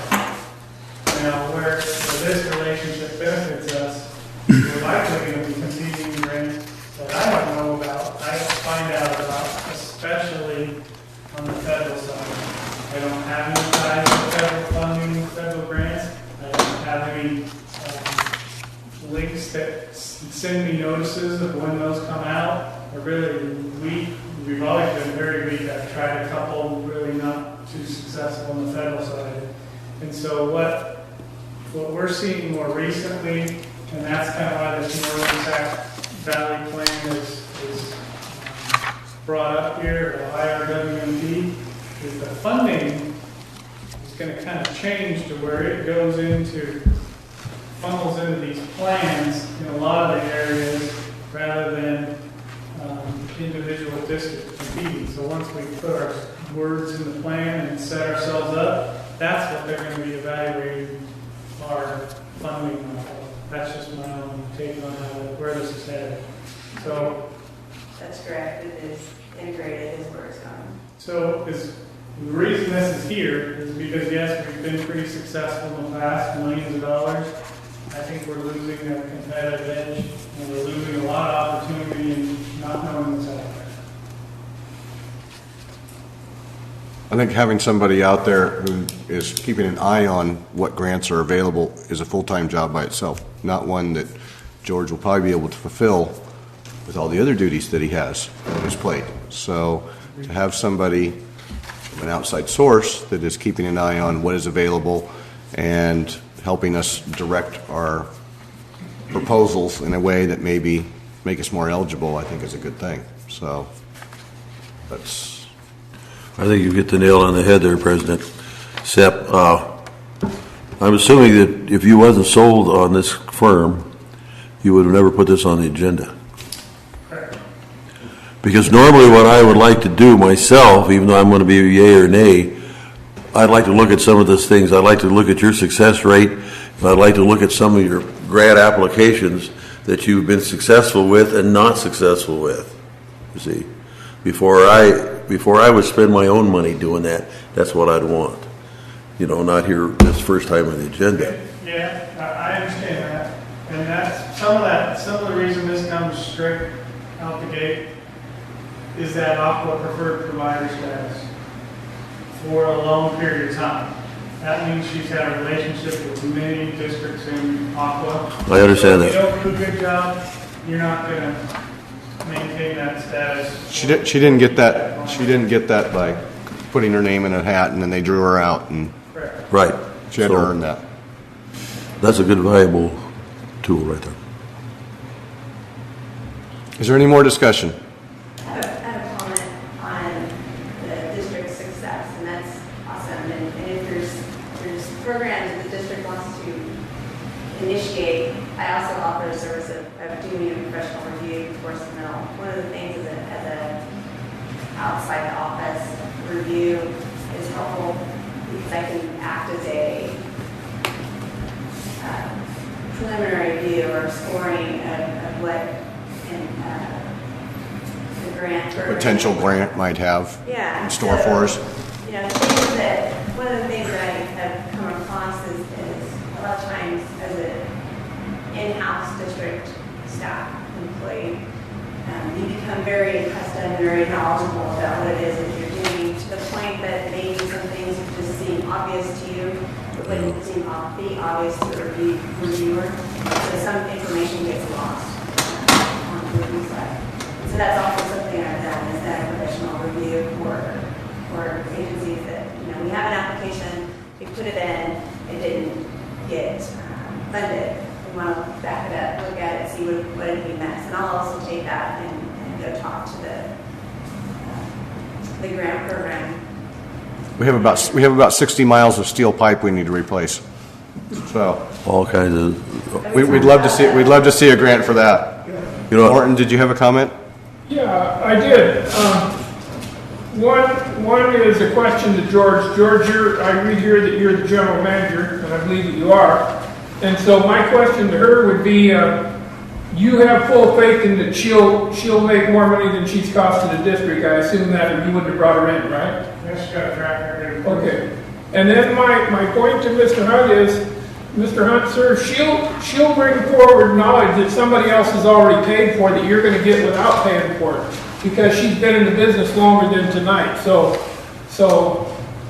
when you hire her, you get experience that somebody else has paid for too. So it's what goes around comes around. Is what I'm trying to say that way. So I see it as good deal. one more comment. I made a statement and I'd like to clarify it. Well, as long as I'm sitting in this chair, even though it's their money, I spend it as if it was my own, you know, and I said that. So I would take your suggestion on this and her past accomplishments with the Aqua Board and all this other stuff that you talked, because she has not only been very successful, and one of the things I appreciate on this, George, and I don't know if it was because of me, because a couple of things we've tabled since I've been on the board here, not to exceed the top $25,000, you know, and I appreciate that. So whether you turn out to be a dandy or not a dandy, you're only going to get $25,000, you know, and then if you're coming back up here, why haven't you made your $25,000? Because I've looked at some in the past that have got that kind of money and they made $2 to $3 million for the district, and they still got their $10,000 or whatever it was on here, right down the bottom of the hill. But anyway, So can we vote on Director Kellogg's motion to not have a non-competing clause? Correct? Correct. Roll call vote, please, Georgiana. Director Fletcher? I vote for the motion. Aye. Yeah, Director Hunt? aye. No. Director Kellogg? Yes. Director Duncan? Yes. President Crowell? Yes. Okay, now, do I have a motion? I move that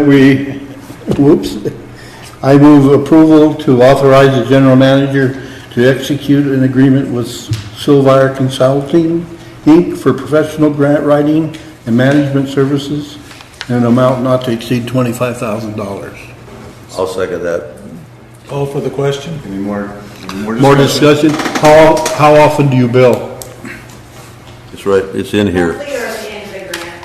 Oh, okay. Application. Oh, at the end of the Sometimes The grant period is 6 weeks, and so I'll just bill out the application. You have 350, or 0 to 350, no problem. But for my information, because I like this type of activity, would there be a possibility to be able to look at some of your past work? Yeah, I need to get some You can block off the names, I don't care what you do. Yeah. I just want to read your flow of words. Okay. And you can do some protections with the, I understand that, the Privacy Act and all that. yeah, that's, Okay. So if we don't get a bill from you, you haven't done enough to make the bill. Is that the way it's gonna work? Yeah. Otherwise, it'll be monthly. Or she anticipates a short period of time, and she's just going to hold her bill until Right, maybe okay. the following meeting when we would see it. I saw this monthly balance. George, up to 25,000 at this Right. point to cover these two primary items, and we will go from there. Roll call vote. Any more discussion? Any comments from the public? Roll call vote, please. Director Fletcher? Yes. Director Hunt? Yes. Director Kellogg? Yes? Director Hunt? Yes. Director Stoll? Yes. Passes 5-0. Terry, thank you so much for your time. We appreciate it. We look forward to working with you. I look forward to working with the district. Thank you.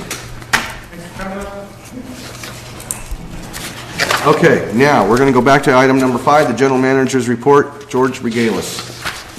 All right. Some interesting items.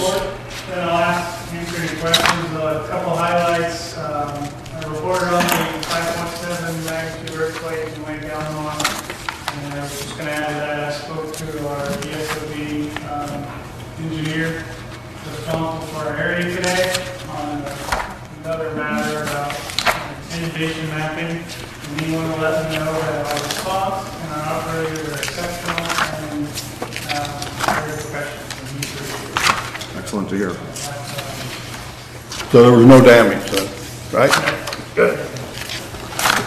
Couple other things, water rights we did get, we finally got discussion with the staff on that issue, so hopefully we'll start getting some ground and move forward on that.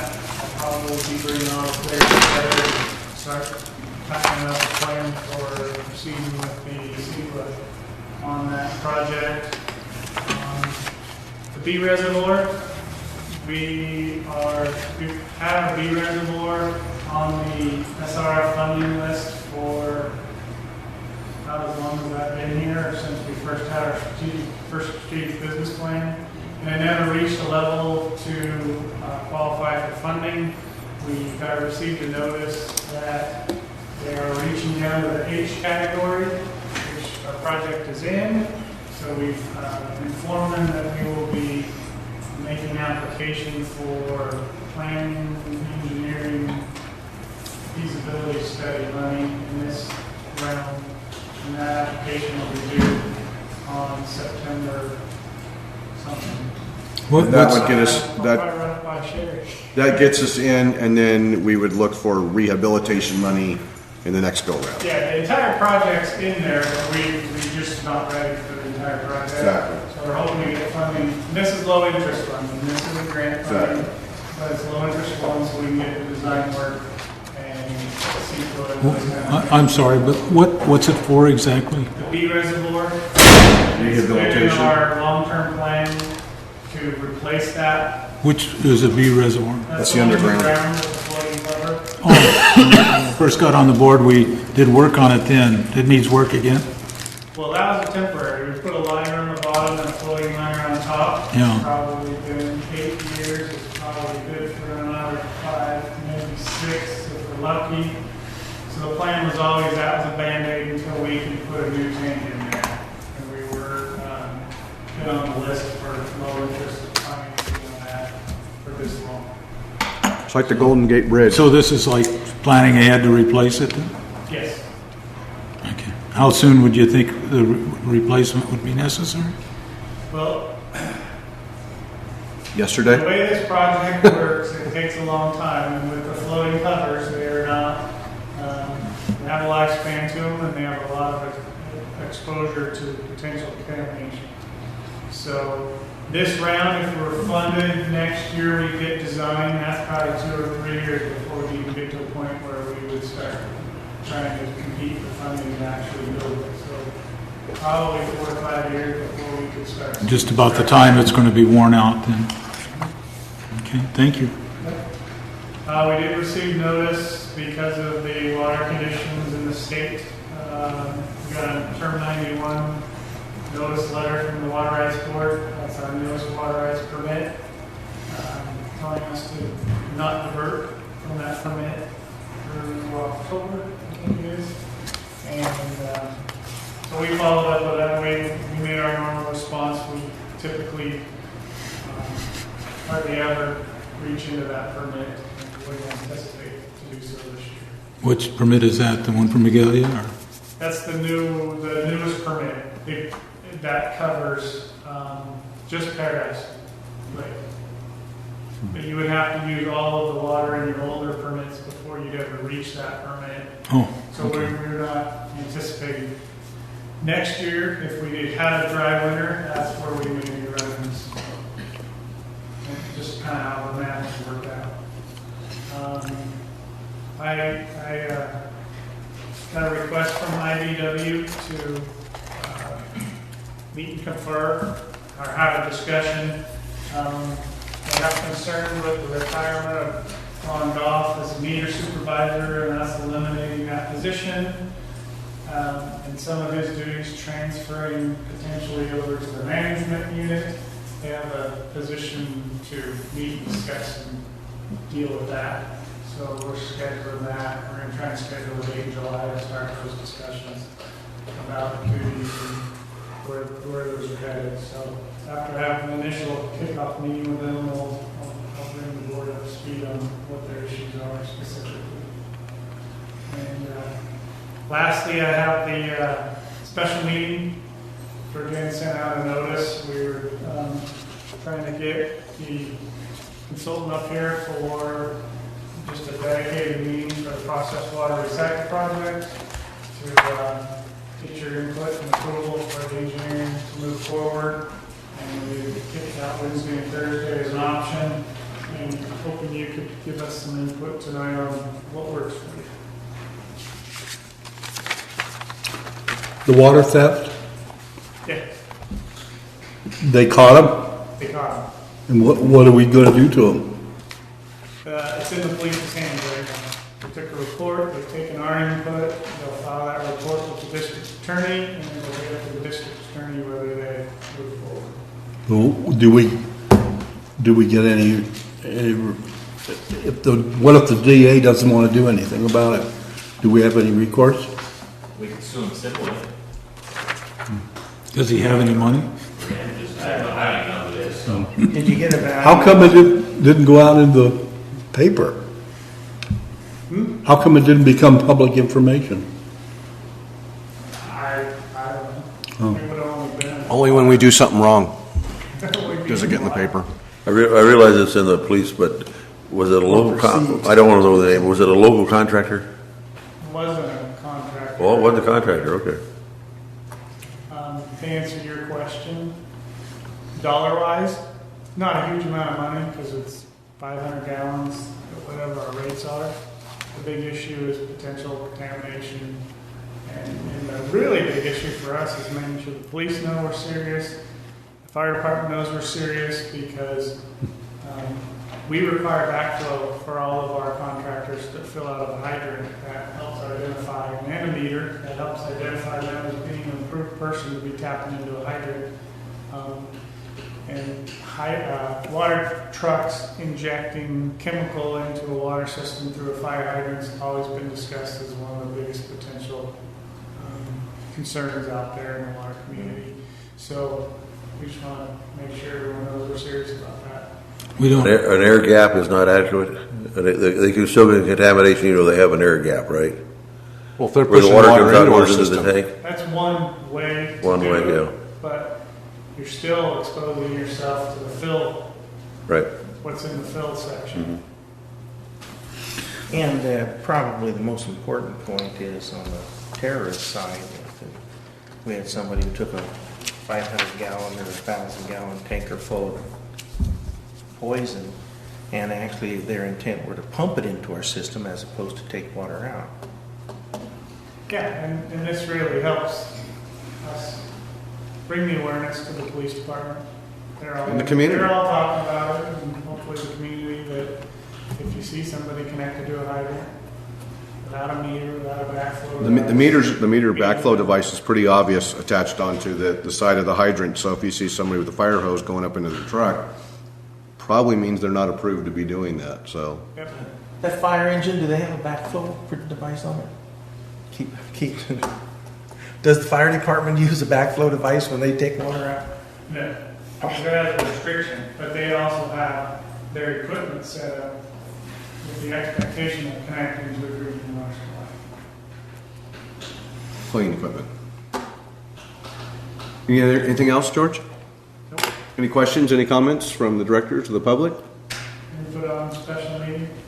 Oh, Put on a special. I'm not available Wednesday. I am all day Thursday. Me too. I'm available on Wednesday, but what time on Thursday? Because I have a commitment in the evening. When, I think 4 o'clock, they were Thursday thinking. the 27th at 4? That's the One time. option, but anything is on the table. Or 3? How long is the meeting going to last? I would guess a couple hours. I just want to make sure you have enough time to, you got a pretty good handle on it from the consultant beginning, and I want you to be able to answer any questions you have from him. Is there any action items on the agenda? Got another meeting, but it's Yes. across the street. Do you have a 5 or proposed 6. agenda? Could we meet at 3 on the 27th? I'm sorry, Director Keller. I was asking if he had a proposed agenda. Well, the agenda is to approve additional expenses for the consultant. The numbers aren't put together yet because we're still talking with the consultant. You'll have those out prior to the meeting. What, They're not ready yet. numbers for cost or of him, or numbers, His work. huh? His work. Is his work, so the only thing we'd possibly approve would be his work. It wouldn't be anything on the, Actual project. no, nothing on the actual project, because we haven't gotten far enough. Is the employee's suggestion going to be part of this presentation? Yes, it'll be clear between Jim and myself what staff's. So we will hear from the other thing that's been cooking. I don't know if it may not even be at the stage for a presentation, but at least inform the rest of the directors. So the other options were discussed to the board that you've talked about. When Roger came the last time, it wasn't not the dollars associated with engineering those options. And then there's some other interim options that we'll explain also.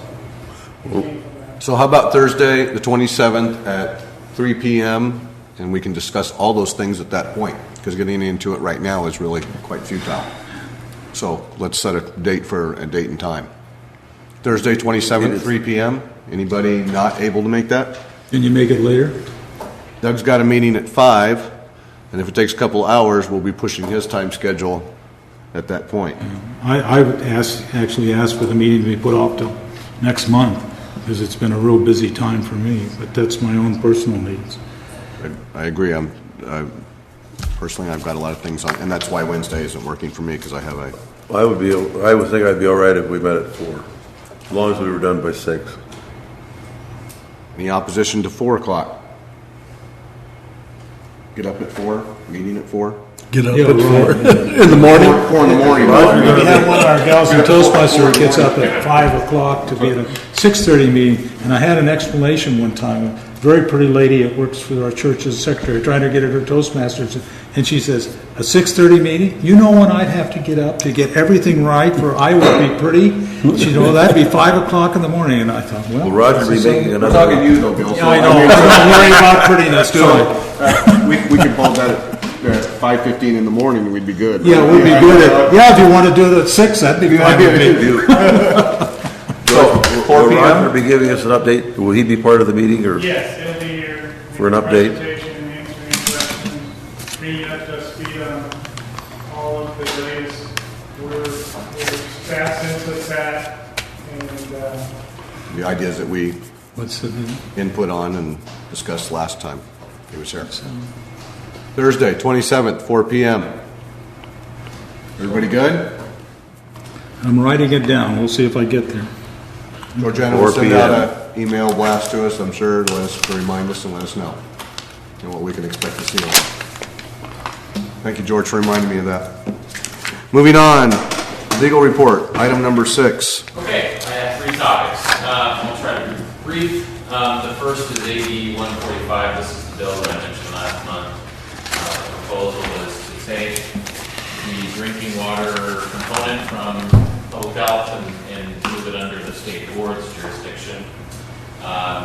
It is looking more and more like it's actually going to pass and be put before the governor. Has cleared a Senate committee, which some people were hoping that it would hang up there, and it actually cleared on a 7-0 vote.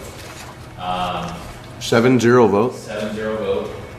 It's next scheduled for another committee hearing, I think on the 26th or thereabouts. A lot of the water community has been showing up. Aqua has sent one of its lobbyists.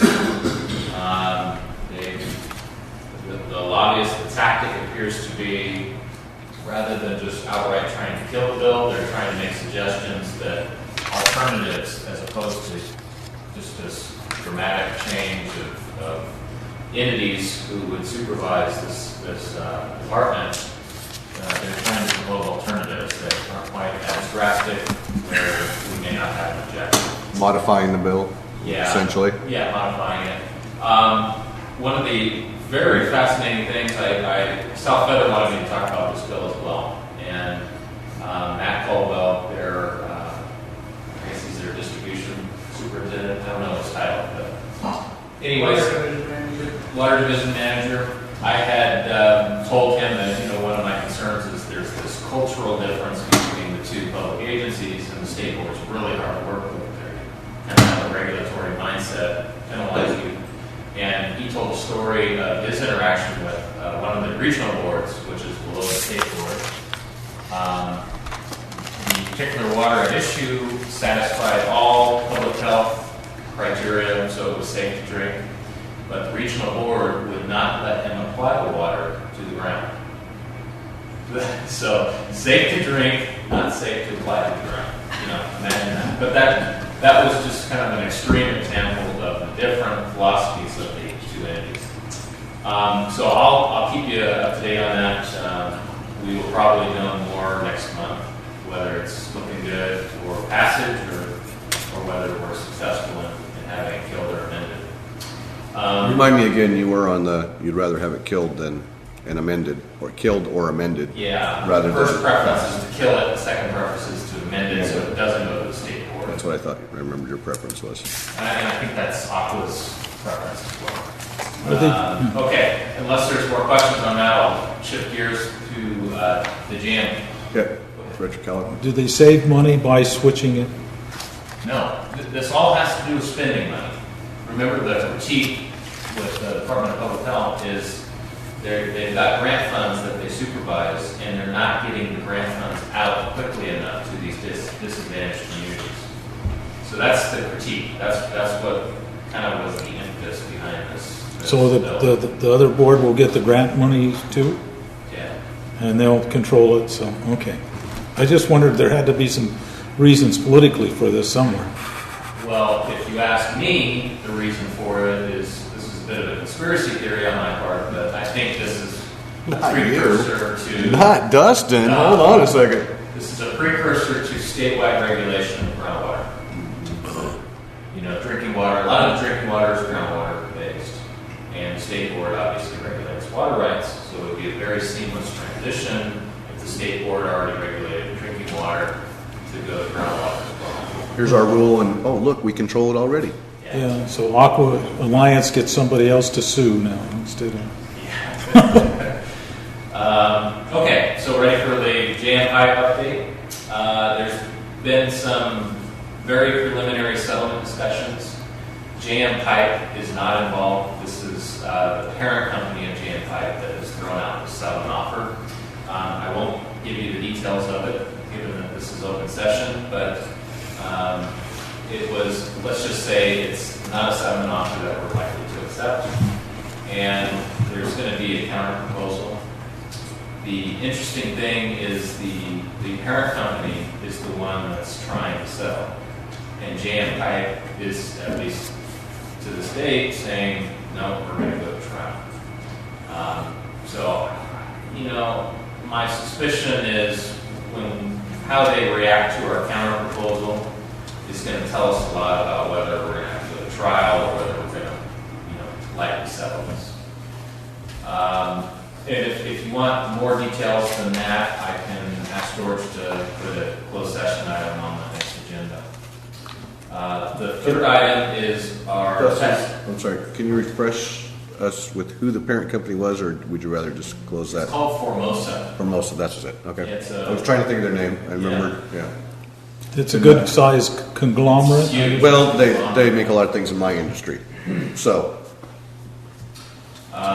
Okay, the third topic, the test plan. We finally received comments back from the state. We received several comments from the Department of Water Resources and then comments from the Department of Finance. The good thing is the comments are exactly what I anticipated they would say. So there was no flyer that caused me a lot of concern that I hadn't anticipated. It's really going to come down to a couple of issues. The one is the Prop 218 issue.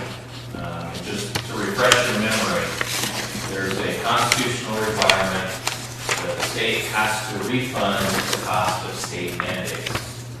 And there's an exception to that rule that says if the local agency can pass the cost on to its customers, then the state doesn't have to provide the funds, which makes sense, right? If you can just pass the cost on through, the state shouldn't have to pay for it.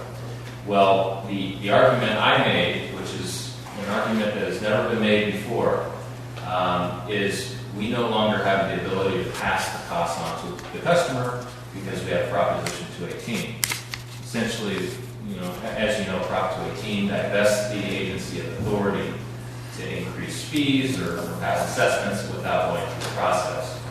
And it's possible that process could end up with your customers saying, no, we do not agree with the increase. So that's going to be the main point of contention. And we'll just have to make our argument and go to our hearing, which I think is in December, at least tentatively scheduled for December. And we'll see how the Commission on State Mandates rules. Great. One last thing. I'll also likely have this topic on for closed session next month for a little more lengthy discussion and maybe some direction from the board. Okay. Any comments, questions right at this point? Anybody in the public? Thank you, Dustin. Okay. Melinda, I'd like to ask you right now, are you on a tight time schedule? Are you okay. You want to sit for the duration? Yes, if that's okay. Did you just say you're enjoying yourself in here? Okay. Now that I hope we got on the record. Okay, I was gonna move you up if you were on a tight time schedule. So what I'd like to do is we're going to take care of old business, item 7A, then I'm going to do a recess, and then we're going to come back and we're going to knock these other things out. So old business, 7A, irrigation definition. Review and consider adopting the change to the PID Rules and Regulations, section 5.12. George, I'll let you explain from there. Yeah, if you recall back a few months ago, we had a customer that was a residential irrigation customer, and through board action, you changed or you clarified the language regarding agricultural endeavors, the agricultural definition in our rules, and that was not agendized as a item for irrigation accounts. It was only agendized as residential irrigation accounts. So I wanted to clarify, get board clarification and action that this rule applies to both irrigation accounts in the same way that you applied the definition for residential irrigation accounts. And I think we've talked about this a couple of times, so I think we're pretty much just doing the final action on this unless anybody has an objection to it, to make this motion. And I move approval of adopting the change to 5.12 irrigation accounts. as presented, and that no adjustments to customer bills will be made for past use of water under the new definition. Second. All in favor, say aye. Aye. Any opposed? Abstain for possible conflict of interest. Okay. It passes 4. You know, I could have a 0, conflict of 1 interest too on this, but I thought we got a ruling from you that it would be all right for me to vote on this. Refresh my memory. Well, we have 12 acres that has been in the district forever, and I irrigated the whole thing at one time. And The reason we continued this is because you abstained last month. And we were missing director. right, I'd be happy to abstain again. Yeah, I think you should. Okay, good, thank you. So it's going to pass one more time. Should we do it one more time, just to make sure for clarification, or can I just go ahead No. and take what we did? Already voted. Passes 3-0. 2 abstentions. Two abstentions. Abstention, yeah. Okay. Thank you. Thank you for your How support. does Dustin count the abstention? I think this is really a timely. We're going to take a short recess till 8:30, thing here. and we'll all reconvene back here in 5 minutes. Away we We're go. going to reconvene at 8:37. And I plan on we're going to move pretty quick through these items. So, comments please, short and to the point, and we'll save discussion for another night. We're going to move on to item 8A, PID Water Conservation Committee. Consider letter received from Belinda Ziegler, right? Ziegler, okay. Ziegler. Expressing interest Ziegler. to participate on the Water Conservation Committee. She was at the Water Conservation Committee's first meeting as a public spectator. Director Flesher, Yes. care to make a motion? I would like to move that we accept Belinda Ziegler as a new member of the Conservation Committee. Second. Any discussion? Question? All in favor, say aye. Aye. I'm sorry? I have a question. I thought you were saying you had it. No, I just wanted to vote on it and go on with our business, that's all. Are you a resident of the Paradise Irrigation, within the Paradise Irrigation District boundaries? Yes, for almost 20 years. Thomas and Lane. It's Thomas and Lane. my only question. Lady in the pink house. Lady in the, yeah. The lady in the pink house, that's me. As I mentioned, we have, That's her neighborhood designation. that committee is going to be a blue ribbon committee, there's no doubt about it, and Belinda is going to be one of those members. She's gonna go, I'm all for pink, if you want to know the truth. Pardon me? We don't need a roll call, do we? Thank you, thank you. Any more discussion? No. Any comment from the public? All in favor, say aye. Aye. Any opposed? Passes 5-0. Linda, welcome to the Water Conservation Committee, and I'm sure you're going to be a great help for us. Yes, thank you, Thank you so Belinda. much. Looking forward to working with you. The only thing I suggest is, I'm hearing educate people. Older people don't like to be educated, they like to be informed. Yeah. Wait, yeah, we're going to, They're too old to learn, they want to be informed. You're very tactful. that's why we've developed the water conservation stick. Okay, item, new business, 8C, A-Tank Capital Improvement Project, A-Tank Capital Improvement Project. Here's Barbara. Okay, pretty lengthy memo, and several things we're requesting of you, but the gist of it is, the project is complete. We've got the punch list items taken care of, correct? And so the job is complete. There was a question of liquidated damages, and we went to a pretty significant negotiation process with the contractor, and came up with what's presented to you for consideration of reducing the liquidated damages for the project to the costs incurred by our engineering consultant directly related to those late days. This it was clear to the contractor that it's just our recommendation to the board. The board will make a decision on how we proceed with this. I I'll let Jim jump in, but the contractor did cooperate well with us, took on a task without no significant change order from the contractor. No, that's what I heard. None. So we take that into consideration when we're discussing, because it's a complicated set of plans, it's complicated figuring out what needs to be torn down and rebuilt, so we're very cooperative in that regard, which is why we're proposing this to you tonight. Oh, and talking to staff and legal counsel, we've had some we have mixed emotions on each side of the board here as to, Bill, you're going to want to notate this, they are not in complete agreement on this issue, so. But the legal counsel and general manager? Legal counsel and general manager are not in compliance. Well, that kills, you need to put it in capital letters. I have some people that think each one's got their hand in another one's pocket, so that's nice to hear they're disagreeing.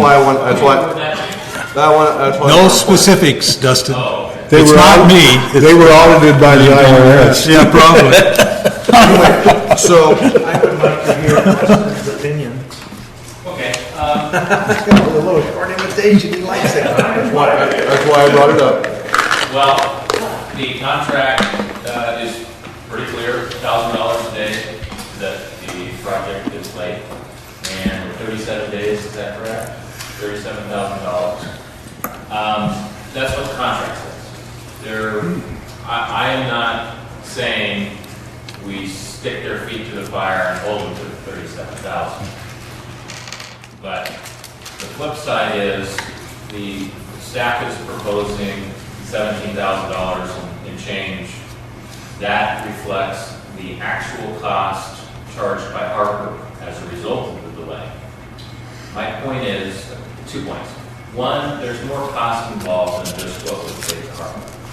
You've got, I think, 4 or 5 meetings when this item has been on the agenda, so you've got your own time, you've got staff time. I have some time involved in this project because of these delays.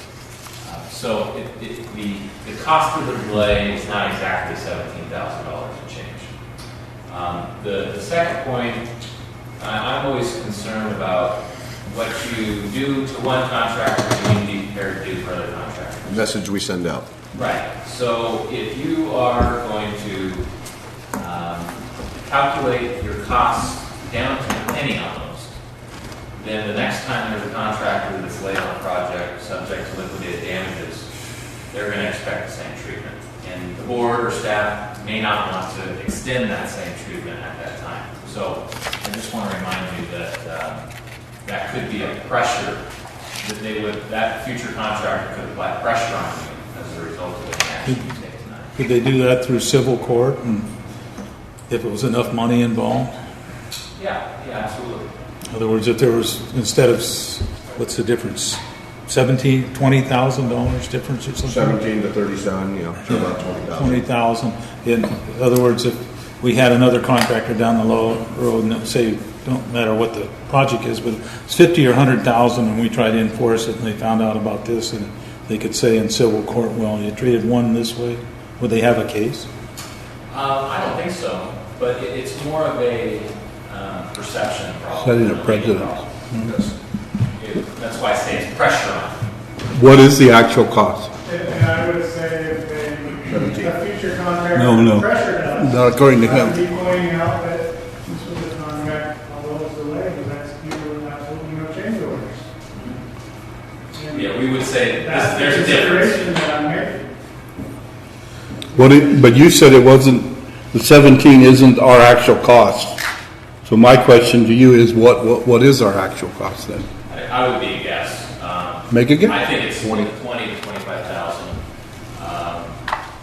The reason it's a guess is because you've got staff time. Jim's prepared, a thorough memo, stuff like that. This has come before the board, as I said, a number of times. How much was yours? I don't know. You don't know either. It's not. Doesn't sound like you. No. Doesn't sound like you're really wanting to argue it. You're just argue the point then. Argue with George? No, argue what the amount is. Because I don't know. I'm speculating. Okay. So, Well, we had a conversation about this. My thought was we don't want to send out the $17,000 message that we just gave it to a free cost. We don't want to send out the $37,000 message, I don't think either, which isn't what Dustin's saying there. So I was thinking just a straight compromise. We're about 20,000, add 10,000 to the 17, come out at 27, and whatever the change was on there, and propose that as our final offer to them. What would the figure halfway be? Right, because we're retaining money right at this point. What is it? We're not setting, and I don't want to say a precedent, we're not sending out to perceive that we will just we'll do any, you can go over a job with us and all we'll do is charge you cost. So they've agreed to the 17, the contractor? 17's what we have invested in. Yeah, right, but has anybody agreed to anything? I don't think there's a letter. We're gonna, Agreed to 37. He has agreed to 30? contract, yes, Oh, in the contract, says but $1,000. but why are we dickering then? Because we're nice guys. So we're dickering with somebody else's money. Well, it's up to the board. Yeah, I know. This is why we're here. We did get the, refresh our memory, what was Blasco's comparative price compared to the next bidder? $80,000. $80,000 less Yeah, at least. than the closest competitor. So they already came in $80,000 less than the closest competitor was. So and they did the job, according to Jim and George, pretty much without a whole lot of headaches and change orders and other things that complicate these type of contracts. Are we going to be doing business with them in the future? There's the potential that we would have Blasco out there again, correct? Oh, yeah. That would be one reason. This is exactly the message, like I'm saying. Right. I'm trying to come up with reasons. We're not giving up, and we're not gonna say you get away scot-free, but we're not gonna say we're gonna hold you to the full. I just want to come up with reasons for why we're letting them off the hook. Jim's had the most direct conversations, all the direct conversations with the contractors, so if you get him. I think we'd love to hear from Jim, yes.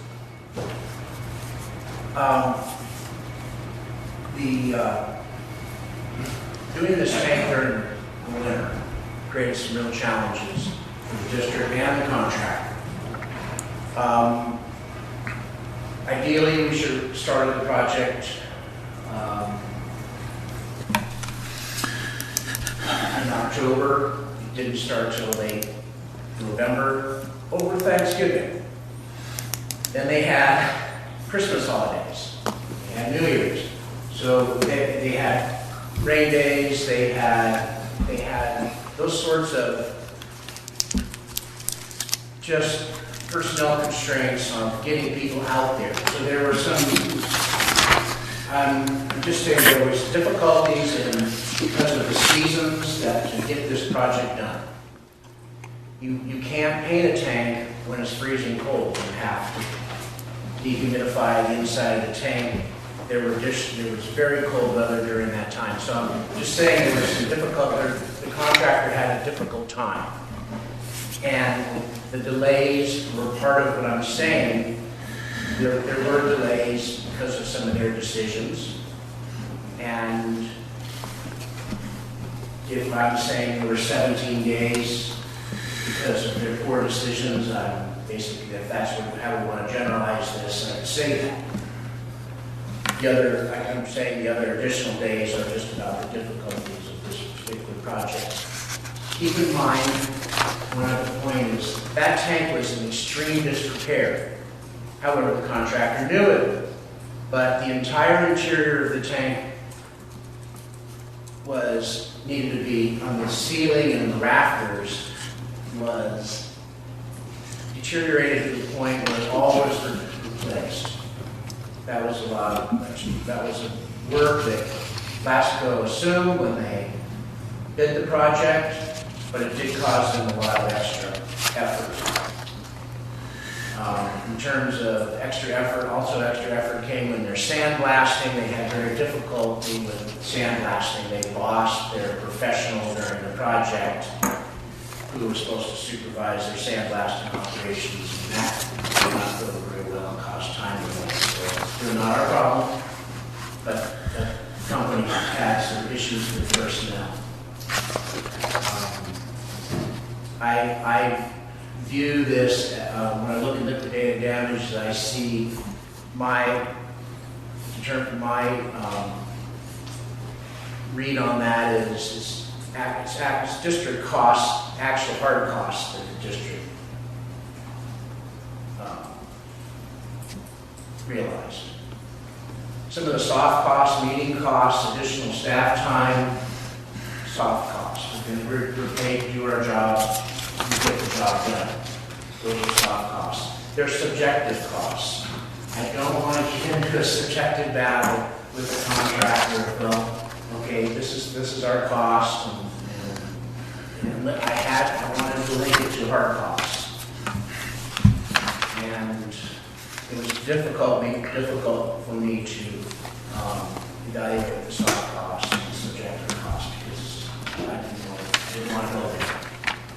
George can do that. Wait till you see how much it costs to put on a barbecue.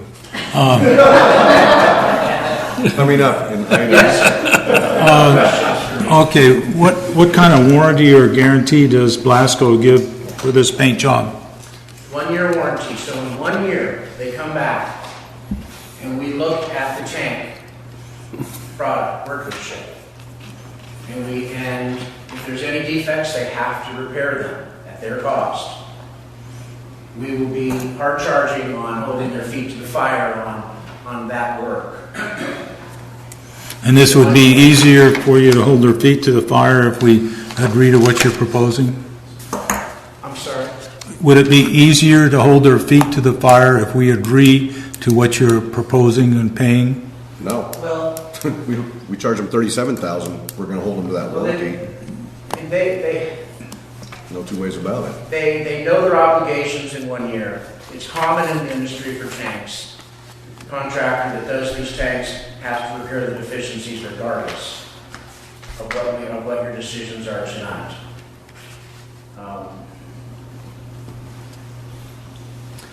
I don't think they're Their plea to me was, they had a lot, they underbid the project.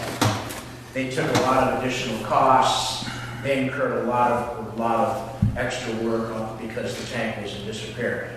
Now, the reason why, I just want you to know that the reason why that tank was in so disrepair is because the district was trying to relocate the tank for many years, failed in finding a new location, but actually wanted to abandon that tank. But as the time went on, the tank got so bad, we gave them a very difficult job. Yet they signed the contract, they still assume that responsibility. So we're giving them a little, ideally, I'm just taking that into account, the whole project. So we helped them learn something, is what you're saying. You want to How much do we charge for that, Ken? I was just waiting for you to pop up with that. What is our educational fee? You seem like you've been on the receiving end of this before. It sounds like you've been on the receiving end once or twice. I come in under budget and on time. Jim, other than the hard costs which have been delineated and the soft costs which have not, did we have any other problems in the fact that it took 37 days longer to complete? I mean, were we inconvenienced? Did we have, what does that really mean to us? Our staff had a really hard time. Our booster pump station number 2, which thank you for recruiting an RFP to go and do some work on there, has been problematic during their project. Now, that's not the contractor's responsibility that we have a bad relay, we have loose wiring, we have to run the electric pump 24/7. That it was a dry spring. It's our pump station failing. It's difficult for me to determine how would we have, in an ideal world, how would we have operated our system if all of our facilities, if that pump station was working. That's a subjective call. Ideally, we would have run the gas pump as much as possible, because gas is much cheaper than electricity to operate the station. But we weren't able to. So that operating pump station number 2 created a lot of stressful days for staff thinking about water outages in the A zone. Okay, so that would be then That was a problem. a consequence that we had to suffer through because Yes, of we the did. 37 Suffer is day the right word. So there was some other Yes. issues. I mean, But I can't put a cost on that really. Yeah, okay. It isn't really our station is failing. so I was just wondering why we have liquidated damages, at a finite time that you have to do this job within, other than the fact that we want to make sure we don't stretch it out for 15 years if we don't have closure on the contract. So, It's to cut the liquidated damages or cover your additional costs associated with it going beyond the time you need that project completed. I'd like to say that when we put together the original contract, the bid documents, we say that a project like this takes 100 days to complete.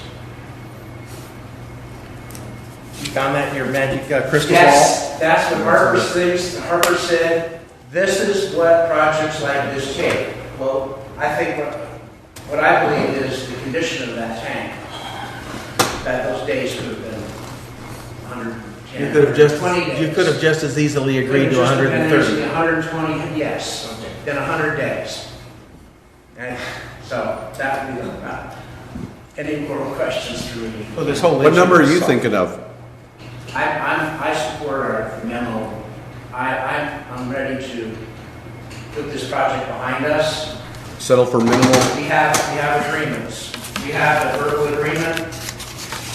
We're ready to proceed with finalizing all this without any additional negotiation. I wish we could get Blasco to bid on a second project prior to us deciding this, because I'm quite sure that if we go an extra 10,000 over the 17,000, if they got awarded a second contract, we would see that 10,000 show up there. And 99% ideas sure. of time, I'll make a motion. This is made because he's already made a verbal contract. Accept the project as complete, authorize the general manager to execute the final cost arrangements, letter dated June 20th, 2013 with Blasco, file a project completion notice with the Butte County Recorder's Office for the A-Tank Rehabilitation Project. Make the final progress payment to Blasco with the amount of $13,379.80 and release the retention amount of $25,502.65 35 days after recordation. This is made in part because when he said he'd made a commitment to the contractor in a verbal contract, then I think we should honor it. And Let at me the, clarify that. So Minus some money, though. we can't, as staff, make that commitment. You wouldn't want us to make that. no, Just to clarify. right, I know we it's made a not binding. commitment To present this to the board in support. And he's done it. Well, nobody's seconded so far, so we'll see what I just happens. want to clarify. Is Okay, there- thank you. Is there a dollar, or are the dollar amounts, before I have somebody second it, I'm going to hold that time and not expire it. Were the dollar amounts correct in what we'd be paying and everything? That holds the final retention, Yeah, that covers the 17,000. the 17 is deducted from that, from There's from some- their final payment, and then the retention will be released after 35 days. 35 days. Do I have a second?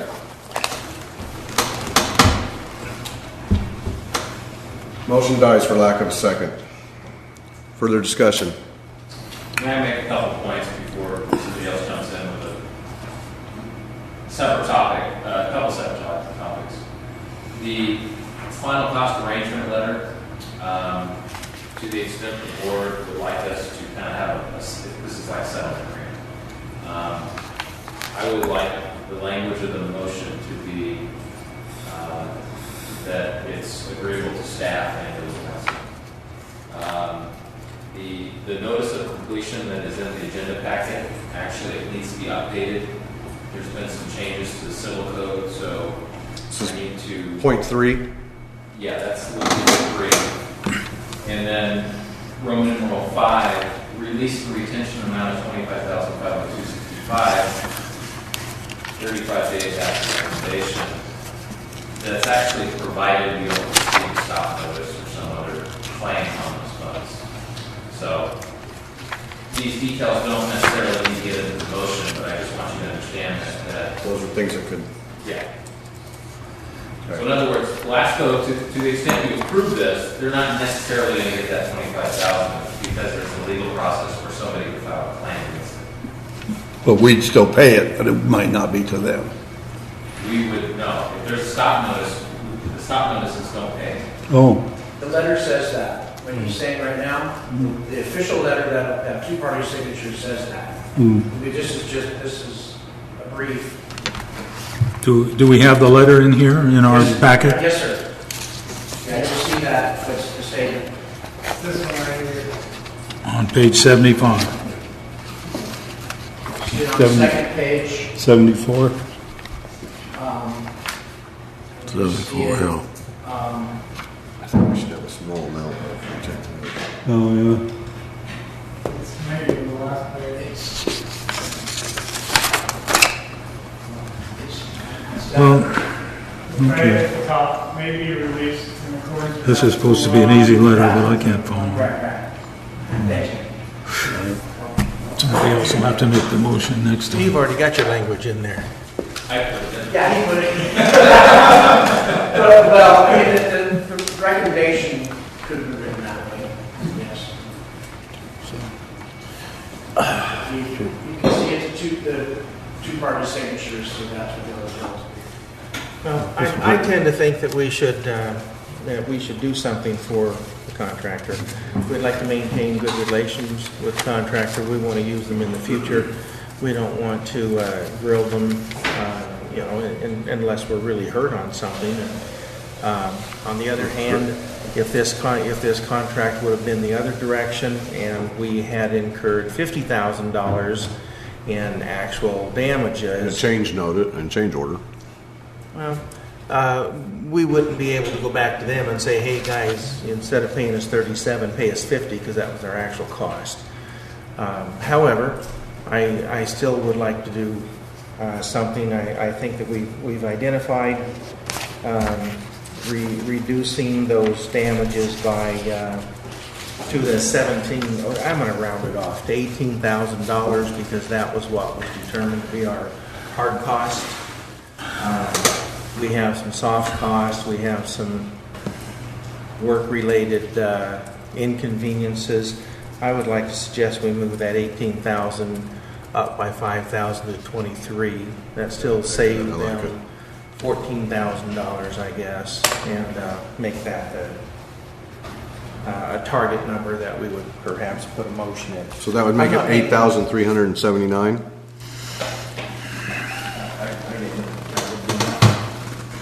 We take 13,379, you reduce it by 5,000. Yeah, So 8,379.80 right. would be the final payment. How do we what do we have to word in there? I Holding think all 5,000? you need to, that's the math part. Yes. What your issue is what are the liquidated damages. So you're going to decide to change the number from 17,896 to whatever you're going to change it to. 22. Everything else, Back to 37, It's all 23. Okay, so 22,896. No, I said 23, I rounded it off. 23. Yeah. And I'm waiting for your motion. Okay. A little water? While he's getting ready to make this motion, just so you, I started, for the idea of the public here, I started attending meetings. In fact, my first meeting here was on August the 8th, I guess it was, but I remember vividly this August 15th. And it seemed like every time that we get an agenda package, there's always something about Tank A, and costing us bundles of money, and I realize why we have Tank For A. quite a while. Will we be done with that for a minimum of a year? Will Tank A come up again within the next year? Unless something happens. pump station table, There's a 1-year inspection, yes. I mean, that's. So a year from now, it'll be in the agenda, Tank A from you, that the inspection went good, bad, or indifferent. Yes, Okay. yes. Because we've been talking about this but since since my second meeting, we've been talking about this soft money. We talk about it all the time. It's documented right here, you know?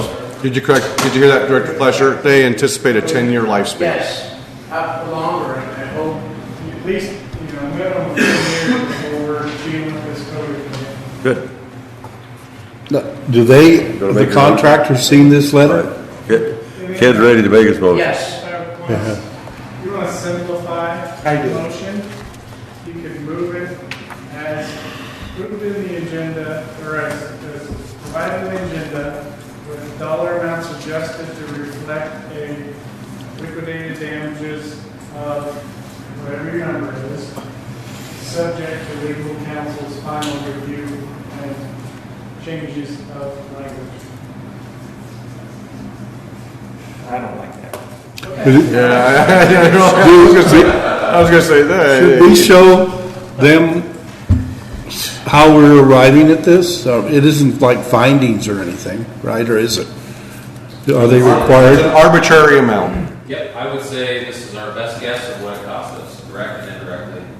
And this is the settlement. But I mean, they've seen the 17 and they're gonna know why we increased it by 5,000. They know what they're up against. It's public record. They know they're up $37,000. Well, I would- $37,000. What I'd sort of like to word it is, we've decided instead of hitting you with 37,000, we're only gonna hit you with 23,000. Exactly. If you say that, it sounds a lot better. 17,000 is actually hard cost. That's 17,897. That sounds a lot better than saying, well, we're gonna increase because of soft cost, $5,000. The next time that we have a contract, then we have to be able to justify what we're doing here, and I think we can, over the other contractor that runs over and, he says, well, you cut them other people a big. Well, I think like Director Duncan was saying, they know they have the 17,000 worth of hard cost, correct? They know or at least they have a pretty good anticipation of what that Well, number they've is. seen the letter. That's what the district claims. Yeah. They say, Exactly. no, we're only 20 days over because there was rain days And staff delays, those types. They haven't agreed to anything. no, exactly. And they may not agree to 23 or whatever. They So- can, okay. But they should be able to agree that they were 20 days over, maybe 2 or 17, as Jim said. 22 days. Maybe bad decisions and personnel and whatever the case may be. And I'm with you, Jim. I would say I would go the 17,000, but I think we send out the wrong message for future. I'm with Dustin on that. Maybe not as hard as Dustin wanted to be on it, but I'm with Dustin. Rain days and that, but if they have staff problems, we're not here to solve their staff problems. No, in other words, if the foreman pulled the plug and he didn't show up one morning and he was in Acapulco or wherever he was at, that's not our problem. If they had an operation going, well, then somebody would walk right in and took over within a half hour after the guy wasn't there, if he was sick or whatever, right? So how many days would you say is the contractor's fault of the 37 days? Well, I would say 37. Yeah, I know you would. That's on the record. Yeah, but you're I have a hard, I'll go back to there was an original assumption that it takes 100 days to do this job. It's just an assumption.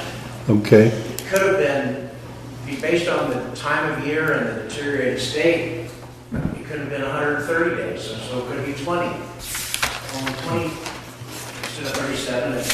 So how many days did it That's 20, take? it's 17. I don't think Jim wants to. How many days did the project take? I think we've got Jim's answer. I don't think Jim. No, but I have a hard time saying 100 days based on assumption. I also have a hard time based on soft costs and just saying 5,000. I'd like to justify. Rather have document to go along with the cost.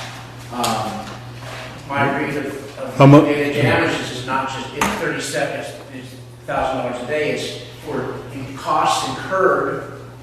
That word is in there, incurred by the district. Okay, so it means we need to calculate those costs. Oh, okay. How much would that take to do that? Treasurer? It might not Treasurer, might it's- not ever be something we can put It up. would take a lot of his time, because he's the one that's, I'm not out of time. I have to go back to yesterday. Kevin just types in the check.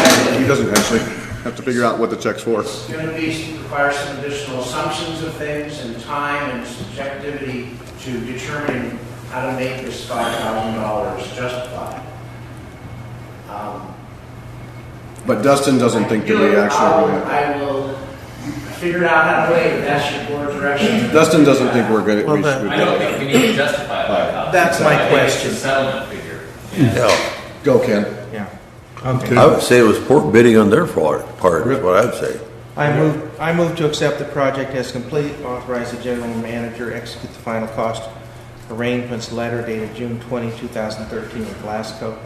File a project completion notice with the Butte County Recorder's Office for the 8-tank rehabilitation project.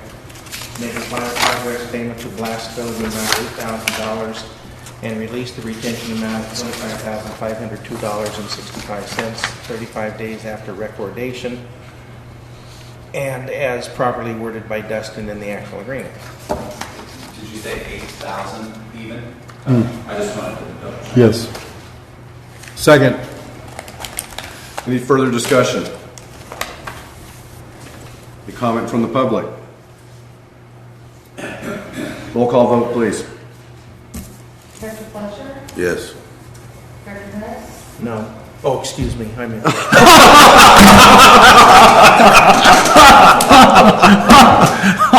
I want you to start at that end, okay? Little voices in your head got the best of you that time, didn't they? Huh? See how I'm gonna vote. You start down there once in a while, every other time. All right, Georgiana? Director Kellogg? I'll make up for him, I'll say no. What was his? Mine's a yes. Oh, I wanted to make sure. Maybe I ought to abstain. You second the motion, come on. Yes. President Corley? Yes. Passes 4-1. That was good. I love the little voices in your head when they talk to you. And we won't see Okay, that. Jim, you're up again, so you might as well just hang out there. We're going to go to item 8D, Water Treatment Plant Chlorination System. Go. Thank you, Board of Directors. I'm Jim Bass, ECP Superintendent.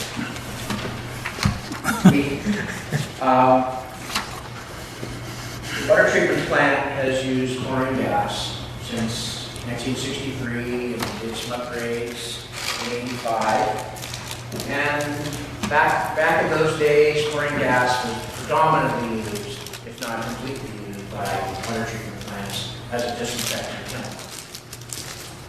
Things like ozone and UV did not exist then, and even hypochlorite, the bleach, was often used. I don't have a lot of information about exactly how many plants, but predominantly every plant used gas then. Back then, regulations were not stringent. The off-site consequences were not recognized as serious.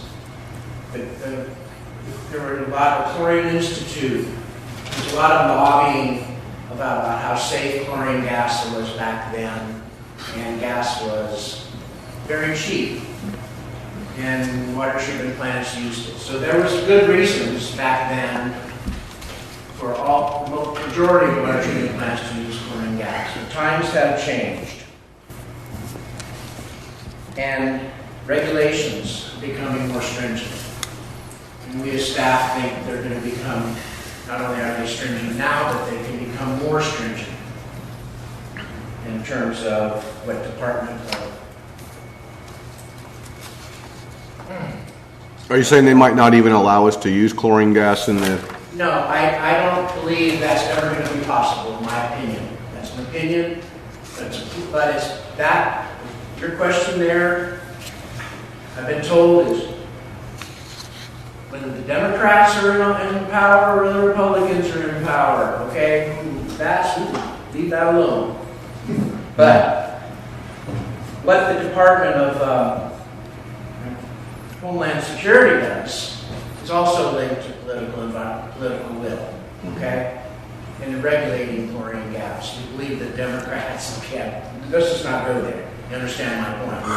Where stringent regulations can come from. at the will of the political wing, okay? Which is not a good thing to bank on. Bioterrorism, however, is a serious consequence. Even vandalism. They don't have to be terrorism. They can just be kids vandalizing our treatment facilities. And if consequences of anybody vandalizing our chlorine gas facilities are, they may not live through it because they will be severely Burn. exposed to toxic gas. We have a system. I'd like to go to the pictures, please. We have a system that's ready to be replaced completely. The little building up here, now's a good time for a laser. If I can push the button. See, the chlorine gas is stored in here. This is a chlorine scrubber, and inside the building is chlorination equipment. Okay, you can go down here too. This scrubber has been long overdue to be replaced. This is a $140,000 expenditure based on 2-year-old data. Could be more now. Just to stay with chlorine gas. So we store in this building. Let's go to the next picture, please. Just another picture of the scrubber that has to be replaced, our chlorine storage room. Okay, we offload, go to the next picture. These are the actual chlorine cylinders. There's 4 of them in there. And on this side of the cylinders, are on the back 2 are valves that we use to feed the chlorine. Those valves are problematic, and operators, there's not an operator that's ever changed out one of those cylinders that hasn't sniffed chlorine gas. I've changed out those cylinders in every part of my career. We do the best we can. The gasket materials are prone to be problems. These are minor sniffs of chlorine gas. We get over it. We don't, it's not serious. The serious, it is, but however, we are exposed to that as part of our job. In this day and age, it's not a good idea to have operators exposed. Does that building have any excess fans to? Yeah, these are fans, our ventilation fans here, that suck it, that if there were a massive catastrophic leak in here, that these fans pump the air out into the scrubber. Like I mentioned, the scrubber does not work adequately. So if we had a gas leak, they would push it out to the scrubber, and from the Yes. scrubber it would be released in the Everything atmosphere? works correctly, yes. Yeah, okay. If it works correctly, the scrubber neutralizes Yeah. the chlorine gas. If it Right. works correctly. Yeah, okay, so otherwise It's you not something have, that we get to test on a daily basis or a monthly basis or a yearly basis. We really have no idea how the thing, outside of, we have all the components in there. Let's hope it works, right? Right. Currently, the scrubber is not reliable. It's reached a point where it can't be tested. It's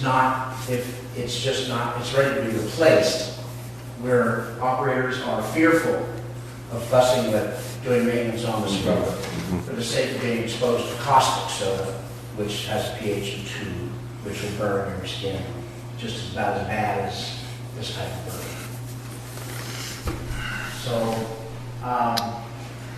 consequences of a leak, a catastrophic leak, of an uncontrolled leak, which doesn't happen very often.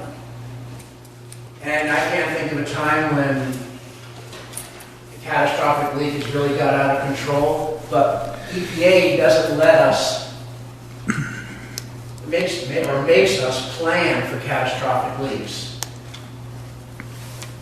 We have to do risk management plans and process safety management plans, and we have to renew these plans every 5 years. We have to do an audit every 3 years.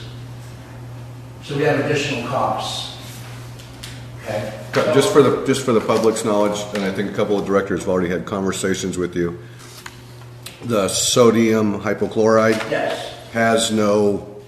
does not have to have a contingency plan. such as that, correct? No, certified chloride does not require risk management plan or process safety management. So there's a lot of, It does require respiratory protection plans, which we have that already in the plan. So, Jim, what is the respiratory protection plan? well, predominantly it's just full face canisters that have specialized canisters that you put in that will filter out chlorine in the atmosphere. because this would be more like a dry dust You have a now. full face shield, where you could have, wear goggles. Liquid, sorry. Wear a respirator. But do the people wear that now when they go in to deal with this gas? Any reason why not? Well, that will protect you from the gas. Nothing's going to protect you. Wouldn't worry about the splashing, the gas will get everywhere. Gas will attack anything that's wet. Any moisture, any perspiration, anywhere on your body, the gas will go for it and make that worms, wherever that is, that moisture in your body. Your face, your nostrils, your mouth, your eyes. So it's not just breathing it then? Not just breathing, it's any moisture that on your body that comes in contact. It's chemical burn, right? It's chemical burns. So if we were to, and we don't have scuba gear that self, We've not, just because we did years ago decided not to use the self-contained breathing apparatus scuba gear. For also regulatory reasons. for regulatory reasons? Well, There's even Cost. additional claims you have to have in place, testing. Because that equipment has to work. Right, but I would like to know what that additional cost would be. I mean, if that is one way, if we decide to continue going with gas, then I think we should continue going with gas based upon providing the maximum protection to the employees, whether that's a rubber wetsuit or dry suit or the scuba gear, and that's a cost that I would like to know. talking about hazard operator training, and we're talking about up to $5,000 a year. Compliance. So I don't want to jump the gun on your numbers, but if I understand correctly, to rehab and get into the sodium hypochlorite is $120,000. Right. To just replace the scrubber that you say is really not in doing scrubbing, or we could even rely on it, maybe doing the scrubbing job is $140,000. Right. I don't really see a problem with us figuring out the math from there. It's the annual operating cost of $20,000 a year more to use the liquid than the gas. Right.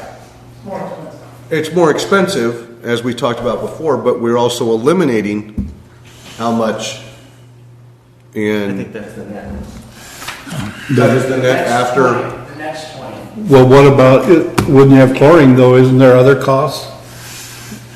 Like you say the other costs 20,000 more a year, the liquid, but isn't there other costs, involved in, using the chlorine that, Try to take into account The gas. all the Yeah. net The- costs. Right. It's not, yes, sir. I mean, It's hard to weigh out everything. The cost for the chemical, the cost for maintenance, that creates. the maintenance thing is what That is yeah. $20,000 more. Oh, $20,000 more a year, we do not have the risk of chlorine gas having any kind of effects on anybody or anything, and Little Butte Creek lives forever.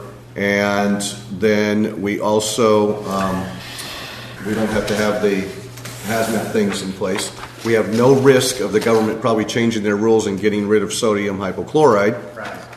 okay? Because it is probably, at some point, the wave of the future. It's commonly used at all. I believe 75% of water treatment plants use bleach, and really 25% use gas. And the ones that use gas are only the very large water treatment plants in metropolitan areas where they have no choice but to use chlorine gas. Because if we're treating 22 million, they're treating 200 million gallons a day. I know when we talked to Bill, That's why they use gas. listening to Rick and Bill talk before, they always said, we have a really great, we do this kind of we go at our water processing a little differently than most plants we go, but we got a great balance and we seem to hit a great mark. Are we going to have a hard time balancing our good water results with sodium hypochlorite? They function, the chemistry is the same. Okay, so- Chlorine gas and hypochlorite creates the same hypochlorite ion and hypochlorite acid, same chemistry. So what you're doing is you're taking the gas and putting it into a Into- liquid, and the yes. liquid gets injected. It So- functions the same. Functions the same. Obviously, we need a larger storage for the liquid because it's not in gas form. Correct. We will have about 6,000, we have a tank currently on site, which is about the same size as what we would need to buy. It'll store about 6,700 or 7,000 gallons of bleach. So you're saying we can use that tank? No. No. No, we will buy a tank Oh, similar in size. similar to the size, the It'll one- have- okay. It'll be much different. It'll be dual wall for containment, and it'll be insulated for temperatures, extreme temperatures. And that's included in the 120,000? Yes, sir. Okay. That's, We'll get deliveries more often. Right. not necessarily, no. No, we don't believe it will, George. We take these deliveries, we take delivery of our supporting gas cylinders, like tanks I showed you, at least every 3 weeks in the summer and sometimes in the winter, less than over a month, but we believe it's the same. We're storing about the same amount of chlorine gas versus storing the same amount of liquid bleach. And it's per gallon of bleach, 1 gallon of bleach equals 1 pound of gas, they're equivalent. So it's the same usage. Director Kellogg has been. Yeah, if I remember right, chlorine gas was used in the First World War as a weapon, mustard gas. I wasn't here. Yeah, okay. And they couldn't control it. In other words, when they stopped because they couldn't keep it, the winds would take it both ways, and they didn't have adequate canisters to stop it. And so that's why it went away as a weapon. But it is a very, very dangerous compound. I'm very happy to hear about this change. I've always made comments before when we'd vote on getting more chlorine gas or something. I'm going, a little accident with the wind or something else, and you could wipe out several people. And so I think for the best for our employees in the district, since we're going to have the same quality of water coming out of it, is that we definitely get rid of since we have an opportunity here, get rid of the chlorine gas and actually save the district some money in the process. I'd say it's a no-brainer, fellows. We're not going to save money. We're not going to save money, we're going to cost a little bit of It's money. going to cost more, but I think it's well worth it. Okay, Which is- agree. There's a 6-year payback, whether that's, okay, based on. I just think that the fact that we would be Making fixing it at safer. $140,000 to fix the scrubber, and the other things that you have on the agenda list, we don't have that up here anymore, but the things that you had there, to go back to that, we go to a much safer system. Right. I move to authorize the general manager to approve capital expenditures up to $120,000 for the rehabilitation of the water treatment plant's chlorination system with sodium hydrochloride. I'll second it. Any more discussion? I have Comments from one the question. public? I would like to say, How about let Ward go first? Eric, I want to Yeah, I have a hear. question. Is there any coagulants like ferrous sulfate in the same room? Okay. Those two combined make it deadly gas. No, they're very separate. They Okay. don't have hair. And is this industrial then? 13% or is it bleach 3%? Industrial, Okay. 12.5%. Okay, that's what we pull for. Yes, Okay. well, it's, Yeah, yeah. okay. And what is the container it comes in? It's not 1 gallon jugs. It's coming full. No, it comes delivered in bulk by a large tanker truck. Okay. You No, I'm asking because We'll be offloading about 5,000 gallons, 4,000 to 6,000 gallons, depending on how much room's in the tank at a time. No, I'm asking because there are some situations that use the 13% that comes 4 1-gallon jugs and it's not allowed to be unloaded with a forklift because 1 inch above the wood and boom, now you got a dangerous situation. It's all offloaded by hand. Good question, then. Thank you. Thank you. Director Flesher? I was just going to ask, how about on taste? Finished product, the taste? You see, every once in a while, in fact, I just had last week, somebody said, well, I could sure taste the chlorine. I've never been able to taste the chlorine, but I'm a poor taster. But somebody was just telling me, and I always say, I give them that phone number to call up here. I don't know if they call it, but Let me just say, I watch our chlorine residual every single day. It's day in, day out the same. I know, 0.8 or thereabouts. And there's other issues either in the home, in the hot water heater. Might be the end of the run of a pipe, too, Yes, you know? Could be a At dead the end end. water main, and I guarantee you got lots of dead ends. Yeah. that's very true, and it stacks up So there. water quality, it's not about the changing, the bleach and the gas are equivalent in chemistry. Basically There's the other same. factors that are creating chlorine smell. And chlorine People smell. are very sensitive to smelling. Yeah, see, and I think that's it. People associate, they were tasting chlorine. You don't really, I've never tasted chlorine. I've lived here my entire life. But you smell it. Oh, yeah, I've And smelled your it. nose tells you you're going to taste it. And I have never tasted chlorine in our water ever. Put it to it, you can put it in, make sure you put it in the fridge, and you know what it tastes like. Exactly. Yeah. There's a lot of fertilizers that we use. Whenever you get away from a gas, you're better off to get away from it because it's dangerous. Yeah. Like Bill was talking about. And you have some horrible And accidents. liquids, nitrogen. Director Hunt, did you have a? I didn't see any hazmat placard on the side of the building that has. Oh, there is. I didn't see it. Well, let me, I can go back. There's- And so the. But this is, well, that's it. Anytime you want to start with me, feel free. I just had to give you a bad time. Yes. Is it the same for liquids? Well, there still has to be placards. Yeah. It's not the same, no.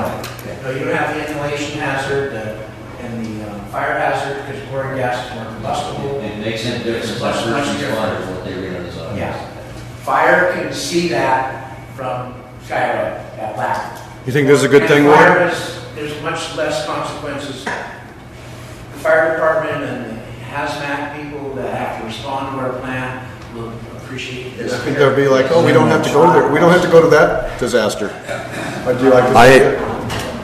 Even though, If I could get a testimonial from the fire chief, he would probably be. even though Director Duncan wasn't there during the World War I, but I had an uncle. I had an uncle that was in the trenches, and they were using chlorine gas, and he came back. I mean, really like some of our veterans are doing now.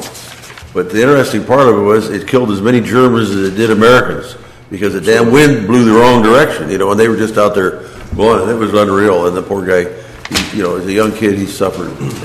Horrible. We better keep moving here. Yes. Director Hunt, did you have a comment? Yes, I was going to say we've operated for 50 years with the chlorine gas. Right. And apparently, since nobody's brought it up, we haven't had any serious workers' comp claims. And I think that we've skated on thin ice for long enough because one serious employee accident there with the gas escaping in the room. We don't have the scuba gear. And their skin is exposed, as you've explained it, with sweat and wet, and your one claim could pay the cost of changing this over in our additional yearly expenses for the next 20 or 30 years. Absolutely. Let me kick out another item that was brought out. If you're using respirators, with the whatever it is on here, you must have yourself or a professional that knows how to do it come in and fit the people with them and give them, But generally, we wouldn't be using. And they generally do that for nothing. They will come in and fit. Well, you want to buy your stuff from them. They will generally come in and fit, and you have to, and all that. Well, we'll let Jim worry about those things. I'm going to call for a vote right now. Roll call vote, Georgiana. Well, I'll be yes. I told her she could start with me too, but go ahead. Doesn't bother me. I used to have that seat, Doug, and I can understand your frustration, but I'm glad you have it and you can keep it. Yes. Director Hunt? Yes. Director Fletcher? Yes. President Crowell? Yes, and I thank you all for voting yes on that. Passes 5-0. I think we made a very smart decision on that. Jim, was that it for you? Did that cover all your items for tonight? I think I can. You don't want to talk about stuffing bills? Have a great night, and we thank you for your time. Oh, are we going to have him help stuff bills? No. We won't include. Thank you. Thank you. Okay, we're gonna go on to item E. We gotta pick up the pace here a little bit. Agreement with the Town of Paradise regarding Billy Road overlay. General Manager Barber, please. I move approval to authorize the general manager to execute the agreement with the Town of Paradise for the overlay project on Village Road. Second. This was very simple reading. It is. Let's vote and move on. Seconded. All in favor, say aye. Aye. Any opposed? Passes 5-0. Was Dustin against this one? If you have input, Bill Stuffers. hey, you missed an opportunity. Oh, I'm sorry, I'm sorry, I was looking down. I was at the town council meeting when the associate engineer made the presentation to resolve the issue of that road and for the amount of money that the PID agreed to. But he said it somewhat reluctantly. But the town did approve it, based on approval to them. Just for your information. Yes. Well, thank you very much, Ward. but I don't think it's gonna fix Billy Road. No. Optimism is our best thing in Paradise. Bill Stuffers. Treasurer Phillips. Well, I thought that was a guy, Bill Stuffers.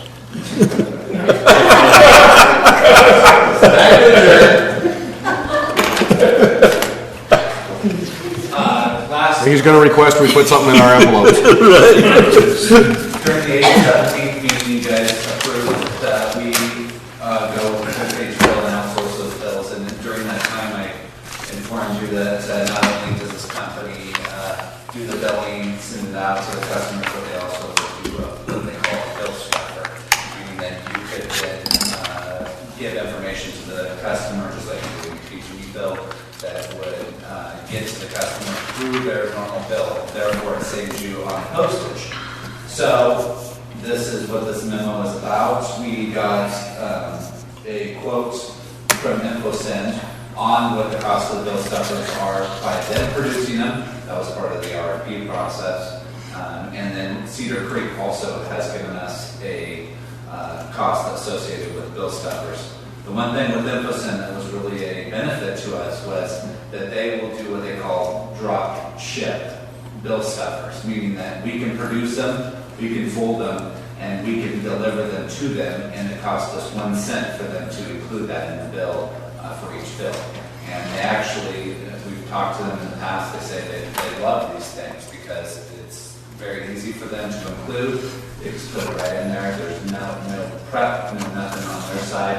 And it's a very cost-effective way for the district to get information to the clients or to the customers, because you can then outsource that project and you get competitive bids on that project with a high source to the person that you're working with in the bill printing process.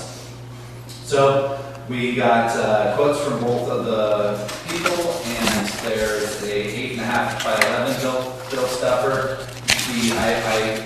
The quote from Cedar Creek is a higher quality 8.5 by 11 bill stuffer than InfoSend's bill stuffer, and also the 8.5 by 3.66, which is just basically the size of an envelope, so it just sits in there nicely. Again, it's a higher quality through Cedar Creek than it would be through InfoSend. Cedar Creek's costs include tax and shipping to InfoSend, so it includes them getting that item to InfoSend to get them inside of the bills. So they worked with them in the past, we've had no problems with them in the past, so my recommendation, if it's the recommendation of the board, is to go with Cedar Creek for our bill stuffers. Do we have to do one every month? Okay, we won't be committed to, like, I mean, we won't be committed to a contract. This is a piecemeal thing. This is at our discretion. The other thing that InfoSend said they would do, and this is, based on how we want to do it, you can actually segment your population on who you want to send things to. So let's say you have a zone and you're going to be doing something out there. You could actually do a bill stuffer just for the people that live on a certain region of your streets. Wow, great. So they could do all types of segmentations, but it's a piece by piece cost. Again, it's if you do it, they charge you. If you don't do it, then they charge you. So we're not, Excellent. and Cedar Creek, I believe, is the same way. If you're, it's a piece by piece. Their quote is for 12,000, but if we do 10,000, obviously it's a per piece. And we're not locked in a contract. We're not locked in a monthly contract with either one of those choices. I thought, when we discussed this a meeting ago or whatever it was, that if we printed on the back of the bill, one page, there was no cost. The pack of the bill is going to be already printed on. So there's... Yeah, I mean, in other words, okay, on the front of the pay bill is the bill. Correct. And on the back would be the blurb like the, No, on the back will be change of address and other legal information. but if we want to put in On something the like front word of the move, we would have to pay for that. No, it's on, we have room currently on the way the bill's set up, we actually have a block about like this Yeah. on the bill. On the front of the bill. Okay, in the for front, us where to was that? put Whatever we want to do on there. That's the message. That's the Okay, message. and that's the message we're talking about for this next billing, if we approve it. No, that's what you already approved, I think. Yes, for the conservation. Yes. Yeah, the conservation That's in the front. and approved then it, but we didn't approve it here. Yeah, today. Tonight. Oh, tonight, okay, yes. I'm with you. That's a no cost, That's a no cost, That's yeah. on how we want to, what words we want to put in there, but there's no flair to it. Right. It's just a message to the client. This is a full color page. Right, like one of the flyers that's up there that is so well done. Yeah, you know And we that, might do something on an employee. We might do something like Kevin's saying that we have a special Well, that's what thing. our intention would be, is to take, coming out the gate, is to take the articles one by one from this. there. And put it out in the building. And one thing that, And say, if you've seen this article before, please dial this number. And we'll see if anybody's actually reading the bill stuffer. one thing that. Put your name in the drawing, Yes, and the lottery. maybe question that I've talked to Connie before. You take a piece of paper like this, a lot of times people comment on the glossy quality, color, etc. It is more expensive to put a black and white paper piece together Than a color. this. It is. Because it's all about printing production. When it goes on this gloss with all the colors, it dries faster. Oh, And that faster drying time's money. well, we didn't. And it's cheaper. Very nice, yeah. So you can do more on the gloss for less dollars. Weird. Okay, I'm going to make a motion. I move to authorize the general manager to execute an agreement with Cedar Creek to assist in the development of a monthly bill stuffer, print, fold, and deliver to InfoSend to be included in every monthly bill.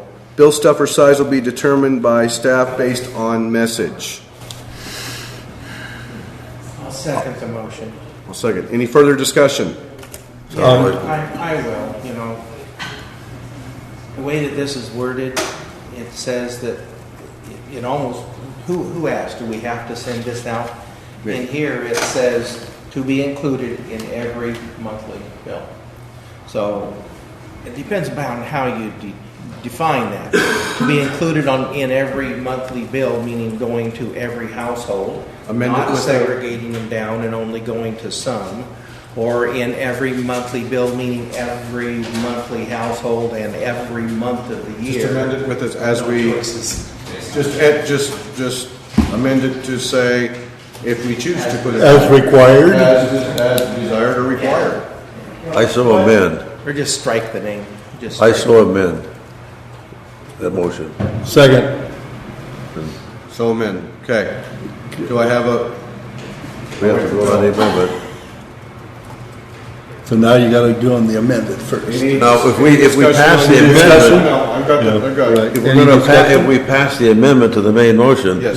well, then it'll be up to the discretion of George, George and, he's got a comment for that. go ahead. Yeah, that's what I want clarification from the board.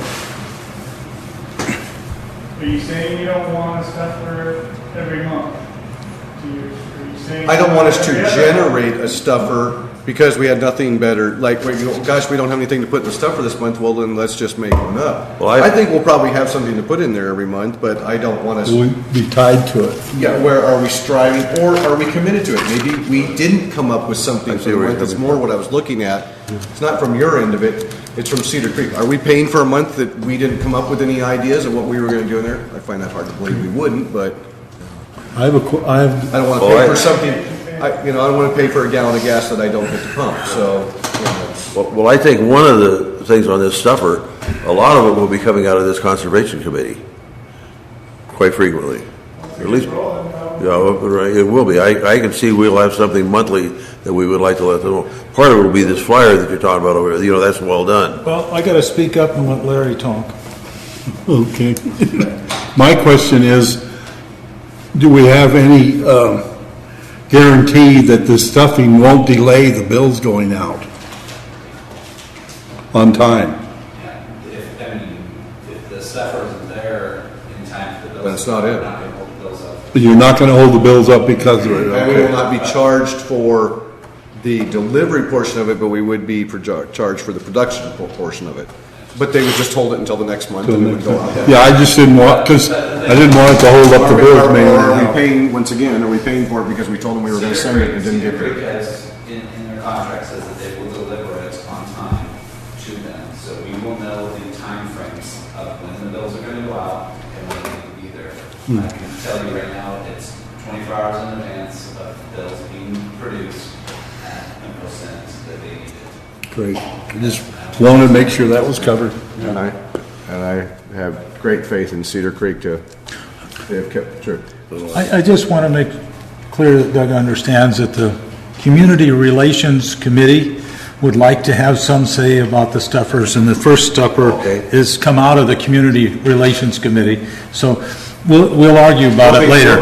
We'll be sharing. Well, there's nothing in the bill stuffer that says we could, is it two-sided? Well, we can have one message on one side and one on the other. I mean, we don't have to relate the whole thing to one item, so. But we'll work on that format once we actually get there. I like the little ones, short, quick message. I actually like the little ones too. If they were two-sided, you'd have two issues. And two short issues, and you're right, because if I see a whole page, at the end of the day, I'm gonna go read the first sentence and go, nope, didn't grab me, or yes, it did grab me. Is that the way we all do it? If it doesn't grab you in the first 7 words, then you're gonna probably just go, well, okay. What do you do with? We're not gonna, I'm not saying that's everything I read, but if it's something that I didn't ask to have.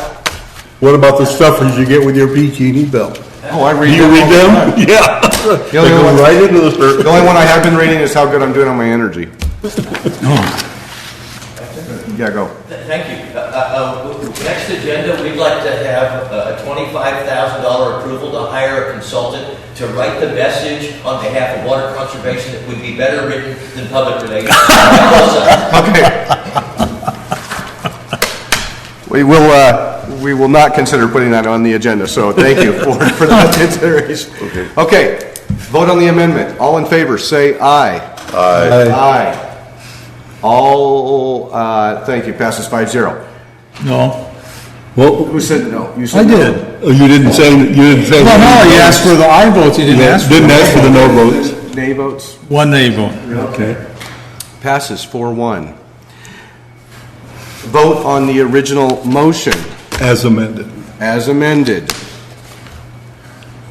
All in favor, say aye. Aye. Passes 5-0. Yeah. All right, thank you. You and Larry are blending in. Your voices are blending in. That's fine. You're just getting older and harder hearing. Exactly. Yeah. I'm tuning out. Actually, I turned down that hearing aid. They say inside every old person, there's a young person who says, "Careful." No. What in the hell happened? Yeah, exactly. Well, that's Okay, a fact. we are into new business continued. Item G, review and consider adopting the following amendments to the PID Rules and Regulations as presented. Some of these were just house cleaning, as Director Hunt, we talked about earlier in the administration and personnel. Some are some changes, some are some new things, and one we're just going to get rid of an old document and put in place, because currently we have two documents for the same thing, and that is the first item on this. General Manager Barber, please. And this just says Manager Barber over here. I'll answer any questions, but these were issues that were developed and brought forward by the committee. So I think you guys should feel. So we have these do we have these just as one item per, like there's one and that's or is this the whole thing? This Covers they're 1 all through laid 5. out. So you've got item GI, and then item GII, and item GII. I know, but they're not. And go ahead, I want to hear you. I want to hear. So we can, okay, that's what I was going to ask. Can we do one motion that covers all of it? Separated. Does the yellow mean new? Yes. So we've got 2(1)C. So the yellow means new? No, it was adopted in February the 20th, 2008, and the old one was adopted in 2002. What we noticed there was that we had one from 2002, correct me? Oh. And we also had one from 2008. We're going to dump the one from 2002. Oh, okay. So this would be a move to approve, if someone wants to make it. Move approval to remove the old ethics policy that was adopted on August 7, 2002. Second. I'll second that. Well, Okay, so need a second. the only reason I'll accept it, except wanted to say that August 7th is my birthday, so I were really to throw it out. We're jinx that. Any further discussion on this one? All in favor say aye. Aye. All opposed? Passes 5-0. On to the next one. This is district. This is the ones for committees. Committees, creation this year. Changes. Can you show us what was changed? The blue underlined in there. This was the formation. Yes, thank you for reminding me. Is this where you talk? Committees. Was there any questions? Tucked and clarified. Yeah, this was just more housekeeping. I have several questions, but anyway. Okay, go Director Keller.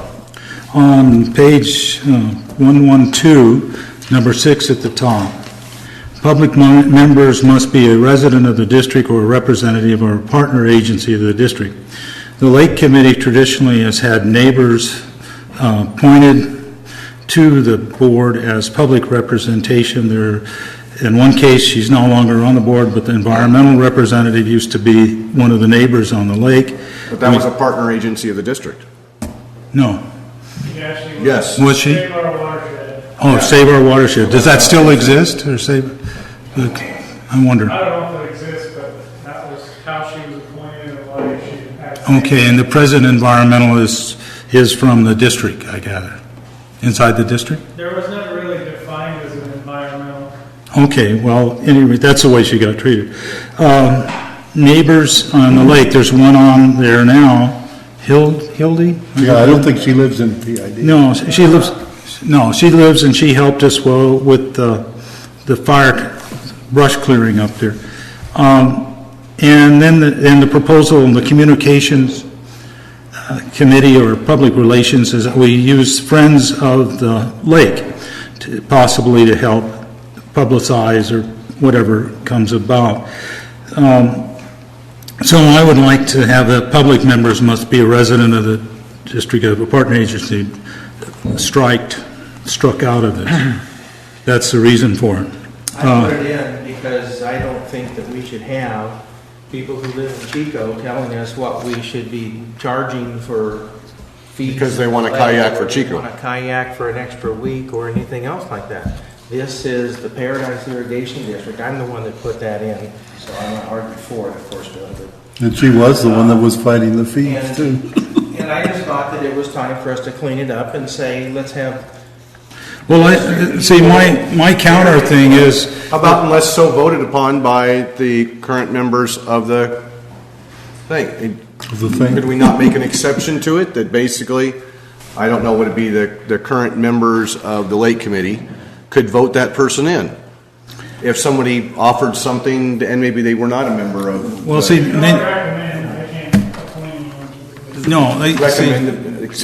your own regulations here, that doesn't work. They have no power. It'd only be the two directors that could recommend to the board, and then the board would vote on it, which is covered in this.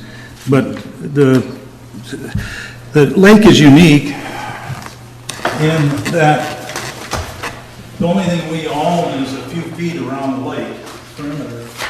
And actually, the dam is half owned by the Forest Service. Don't we own the bottom of it? But I agree, people in Chico don't own any of it. No, I'm not talking about people in Chico.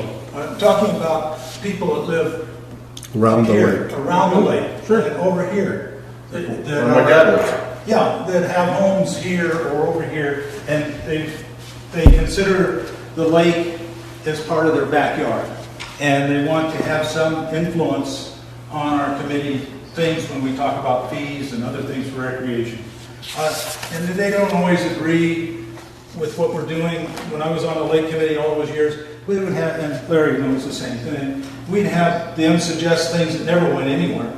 And other times they would influence a decision. But that came back to the board. But I think it's important as part of the community that we live in to understand that this community up here has a vested interest in the lake for their own, it's that the reason they're on the committee is that they feel they have a vested interest.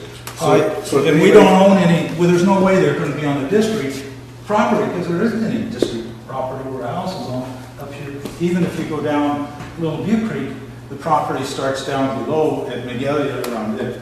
And I don't think there's no houses in the property. None of those up there are residents of the district, No. because that's district boundaries, the treatment plant. Yeah. Right. Right, so I think that to keep the thing going sort of like it is, and the board can have the opportunity when somebody like Hildy, if she quits and you want to put another public person on, saying the two board members recommend somebody that lives inside the district. But see, look at 5. 5 actually protects us from getting somebody on there that would give us, would bother us. Exactly. So 5 would, so why do we need 6? Yeah, I think well, why do we need 6? Because Yes. I think that it's the appropriate thing to do for all the population of the Paradise people who have to pay for this lake and dam and our expenses and our labor and our people picking up poop and dog cans and everything else. I don't think that we should have a group, a special interest group from Chico. Perhaps they somehow get elected to the committee. Well, they wouldn't with 5, But why not? because we'd find out they were from Chico and say no. Okay, well, I found out she's from Magalia But- and say no. Well, I know. yeah, but there's nobody's been on the committee from Chico. Representatives have shown up and to talk to us about it. No, I know you're using an example, but it's a very poor example because nobody's ever served. The other thing is too, don't you think you realize how hard it is to get public members to these committees? To have what? To get public members on these committees. It's not that. They might show up to a I'm big not out comment. recruiting public members for committees. No, but the committee was. I'm on the committee now. Yeah. And I don't think we need to recruit. We want people who are interested and volunteer that have a vested interest in Paradise Irrigation District and its costs. Yeah. Not What I'm somebody saying, who lives out there and thinks of that as their backyard and doesn't mind spending our money so their backyard looks better. yeah. I know I was on the lake committee for a long time and we went through an awful lot of public members. And we would have gone through more if it hadn't been for the one lady that was on there all the time. But she was from a rep, yeah. What was her name? Yep. No, the other one. The environmental representative. I can't even remember her name now. No, I know, I can't either. That's strange. We used to tease her all the I time. know. What? Christ. That's it. Jean Christ. Jean Chris. Yeah. And she lived next to the lake. She was the one that didn't like the shotgun raffle. Yeah, so we tease her every year about the shotgun raffle. Right. I have, I'm against putting 6 on there, but I'm only one. Well, there's 2 of us. So I'd like to make a motion that we strike number 6 from this and see what happens. I'll second it. Public members on the board, okay, so I want to look at that. Go back to 5, please. That basically gives us all the protection we need. Yeah, you're not going to, the board isn't going to agree for Unless for some somebody reason from they came in Chico. one at a time. The group from Chico snuck in one at a time and we appointed them consecutively for the next 12 months and then they took over. I don't know what they would do with our lake once they took over. You know, I'm supposed to have the sarcastic humor on this board, you know what? I don't know what they would do. I mean, I don't know what would be. I understand what Ken's saying. I do too, but I don't think it's necessary. But I think we are protected under 5. No, we're not. Look what this board's going to do right now. This board's going to vote somebody in who is not a resident of the district. She's already there. Okay, but if you're saying keep her on, we could make language that says that she stays on, and then when she's gone, it has to be replaced by a member a resident of the district. I mean, there's ways to keep her on, but what you're leaving for the future is that this board or replacements may decide that they're going to succumb to some other pressures or whatever they see and get somebody who, once again, is not paying for this, isn't representing the district, is not part of this, doesn't pay for the pain, but they have ideas, and like all human beings, what is good for me? What is good for me? What is good for my backyard? I want you guys to spend this money. I want you to thin the forest. I want you to do this. I want you to put in more trails. Right, but how many public members are there? All I'm saying is that you 2, isn't it? talking. Yeah, 2. 2, and they'll never be the majority because there's 7 or 8 members, and the other ones are employees or directors. So they even if they both were from Chico, they would have no power. How about public members on all future committees? You think that the public members on a committee have power now, is what you're saying? No, I don't. I don't think they have any power at all. They don't. They don't. They don't. Get to vote. Yeah, they do. They have influence. They have influence. The board is very disappointed with you, on Larry. the recommendation that is taken to the board. The only people that vote on that, staff doesn't do it. The only people that vote on that are the committee members from the. You're not going to get any rest tonight. From the board? No, we don't do that way at the lake. We do now. You do now. You never did before. That's because you were doing it wrong.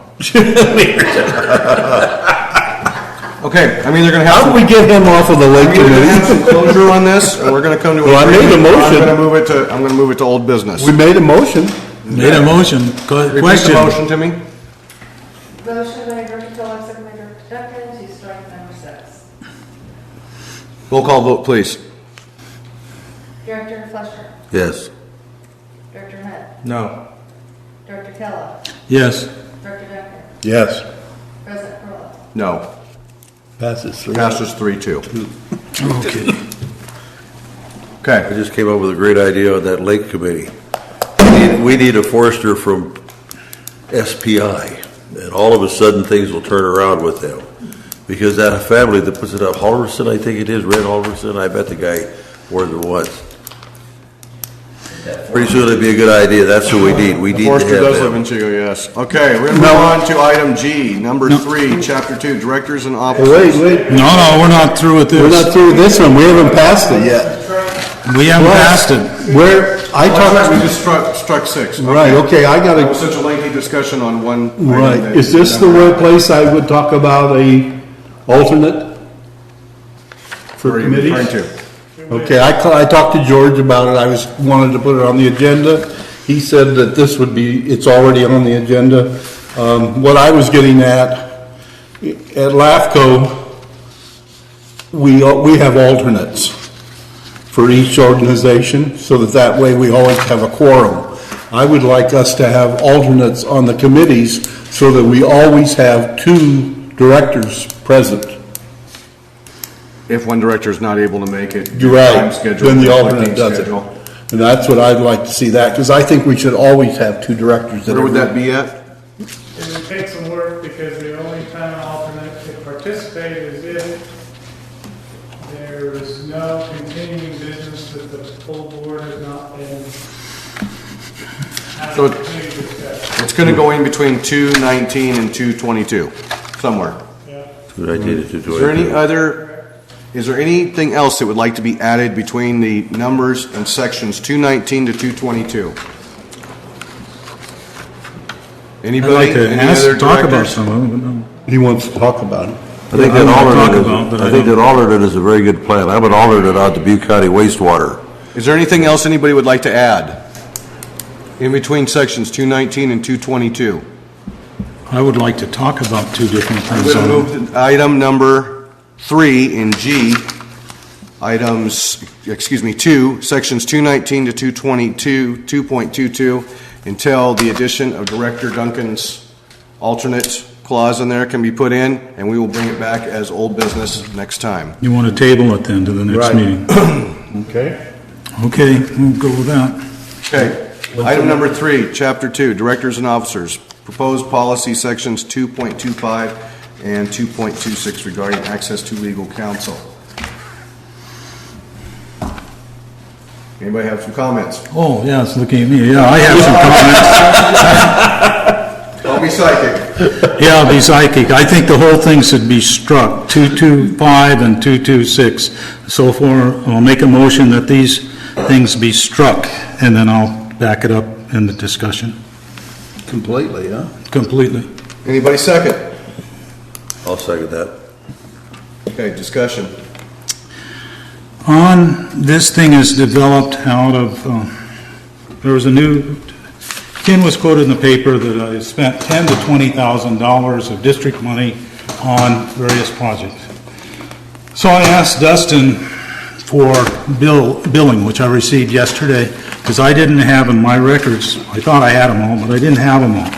So I diligently went through these records, as much as you can, because in many cases where billing takes place, there's 3 people involved, and it's not broken up by each one. I think I'll find one in here. Because there were several. Even, it didn't concern that, but let's see where I can find one, and then I'll give you an example. I circled them on one of these things. I also total up expenses for my actions on the Butte County Resource Conservation District and Georgia's salaries, what was spent on the negotiations by the district. Come on, where are you? Did you talk to the lawyer about that? Yep. Oh. He provided me with the information. That's what this stack is. I talked to Kevin about it. What'd you charge us for that? 0.2 pence an hour. Okay, so what's that? 0.2175? $125? What is it? What is it, 175? $35. Bill, I'm going to say, I think we can go back and look at the past. That's not really going to help us here. I think these rules are designed for future. Well, what happened, see, I take, with Ken being quoted in the paper, I felt that the only recourse I had was to enter into the minutes approximately what the differences were. But the way that, the 3 different ways that Trevor asked that question that evening, it was really not, and I don't actually, I think numbers were given in a couple different directions. I think, as usual, the Post took the one that they thought would probably be the most flamboyant. Well, And these rules are not designed to go back and punish people or... No, I'm not or talking point about fingers punishing or people, I'm talking about my personal reputation. As far as I can find, there's about $9,200 was spent on those things where I was defending myself on the RCD and others, on me. But there also, part of what I counted was where 3 people were talked to in the same billing thing. There was 2 hours or 4 hours, and there was 3 different people talked to. So that is not even actually the whole thing. On George's job, where he referred to Dustin to make sure the district was protected and he was protected, approximately $6,400 was spent. And again, it is not totally accurate because on the same billing thing, there'd be 2 or 3 people. The point I'm trying to make is that very simply, this was an exaggeration. It ended up in the paper. I don't appreciate misinformation being put out in that manner. I had a whole article written about me that was complete misinformation, but I guess I had to choke that one down. Yes, So and what I I'd have- like to address right now is I want to address these 2 issues. You want to get 2.2225 off and 2.226. Is there any further discussion on those two items? Because we are going to vote on them right now. You're talking about Motion that we just had. Lauren? I'd really like to see you guys hang on to access to lawyers. This isn't denying access to lawyers. This is saying if you're going to go to one of our lawyers, you are going to have some consent with the rest of the board before you go to the lawyer. Okay, I have another. Is that not okay before we spend your money? That sounds okay with me, but I don't want to limit anybody to go to a lawyer because that's exactly what you said as board members happened, that he didn't see a lawyer when he should have seen a lawyer. And I think you're human beings like anybody else, and several of you have gotten in trouble and got out of trouble, and you all need to have legal advice at some time, and I want you to have it. I think if Bill had come to us as a board, well, I think we would have had a consensus on what we wanted him to do, and I think that would have been go talk to the lawyer. So I don't think we would have restricted him from the lawyer. I just don't want to see anybody limited as long as Dude, we're not going to limit anybody from going to see the lawyer. We're just going to limit on the amount of money we spend of yours. Okay, here's the other point that I want to bring up, and it comes from the bylaws. And it is the description of the president's job. And in no place in here does it give the president authority to do anything like what's suggested in this thing. This is not the president, this is the board. Okay, here's what the president does. Serves as presides, executes things that the board agrees on, signs papers, attends meetings, be a spokesperson, represent the policy of the board. He has no executive powers. You're suggesting or proposing that you give him executive powers. For what? For overseeing who can use an attorney. A majority of the vote of the board is required to allow a single director. I don't see a majority of the president's vote is allowed to ask. Okay, how about B? B, if the information research needs immediate attention, time sensitive, a board member may contact the board president, and the board president can approve the request. There's your executive privilege. That gives you an emergency. No, what it does is it gives the president of the board executive authority, which he doesn't have under any other circumstances. The president of the board is a board member who gets to preside over meetings and sign papers. He only has one vote. He does not have control over any issues before the board. This gives him authority. He does appoint Committees, that's all. It's another, it doesn't say that. So basically, this would be if you had an emergency thing you needed to go talk to the lawyer about, and we could not call a full board meeting, would you not want to be able to come to the... I don't want the board to have anything to say about whether I attack the attorney or not. If the board, you have ethics control and other things. Would you not want... President, let me get a word in edgewise here. I second the motion. When I read this, before we started discussing it, the way that I interpret this, all of a sudden, as a bona fidely elected representative of the people, I have to ask permission to represent my or our constituents. That's what I have to do. That says it right here in the front. I have to ask. Now, I get to call tomorrow morning or tonight. Wait a minute, let me finish. And it takes a legal opinion, okay, which we have a lot of expense here because everything we do is legal. What I'm going to have to tell that constituent, let's say it'd be Lauren Gilby, well, I can't do anything. I've got to ask permission before I can find that information out. Now, let me finish. I will. Okay, what I would be very happy to do, I would want to have where you can't say no, because I'm an elected member, beneficially, as you people are, representing the constituents. That's all I'm doing here is representing the constituents, okay? I have no problem calling George or Kevin or Georgiana or you and say, I've got to contact the attorney and ask him some questions, and I can tell you what I'd ask, you see. But I don't want you to say, no, you can't do that. Well, you could also just take it to George, and George would ask the question. Then I'm going to ask George, our employee, for permission to represent my client, my constituents. No, you're going to ask George to do his job and go to the lawyer and ask the question for your constituent. No, George is an employee of the board. We are not the people that see go what ask you're questions. doing. Wait a minute. Now, what you're doing, and we know why, because Bill's pretty well stated it, and I was watching this evolve over time. you're limiting my ability as an elected member of those people to represent them. That's what you're doing.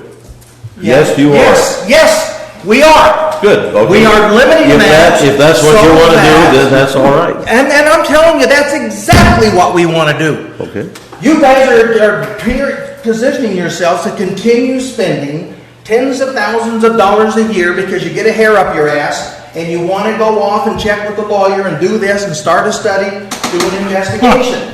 I'm just saying, I would like the board, Acknowledge. the majority of the board, to agree that we want that money spent. And if it means there's a delay in you representing one of your constituents, then by God, there'll be a delay. We can't just willy-nilly go out and spend all this money. You can still do it with a vote of 3 board members. Or What is the problem? Well, the problem, I got down to B.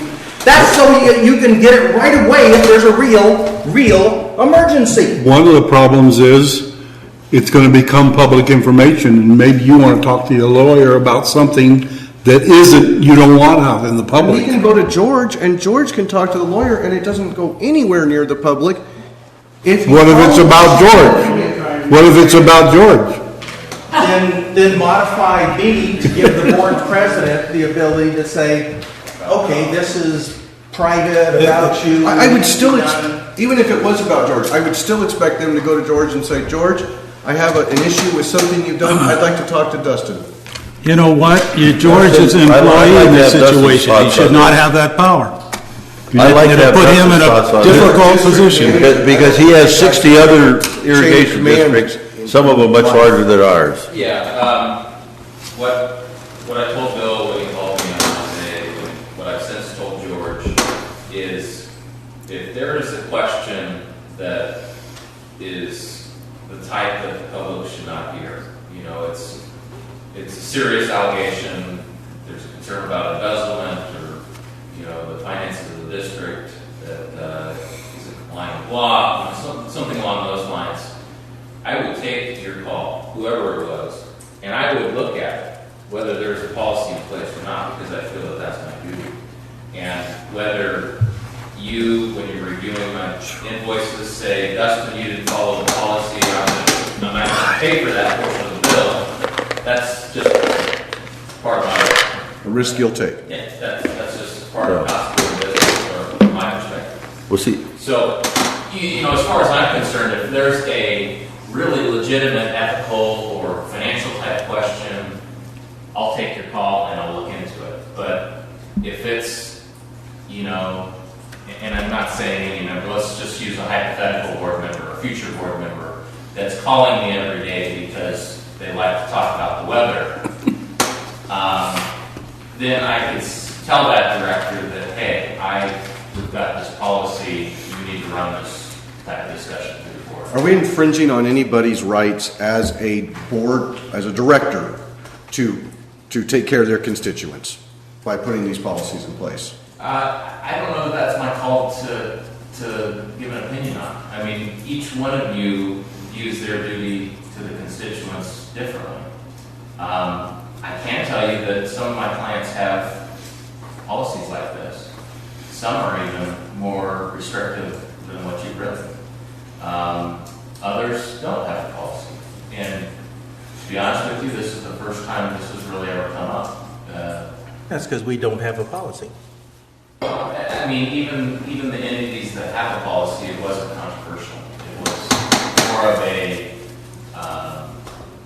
kind of codifying what was already done, because most matters went to the regional manager or the board. See, one of the things that I was getting at, and you just got mad doing it, so that came out, and you have every right to get mad anytime you want to. Thank you. But you are limiting my ability as a representative of those people to do my job adequately.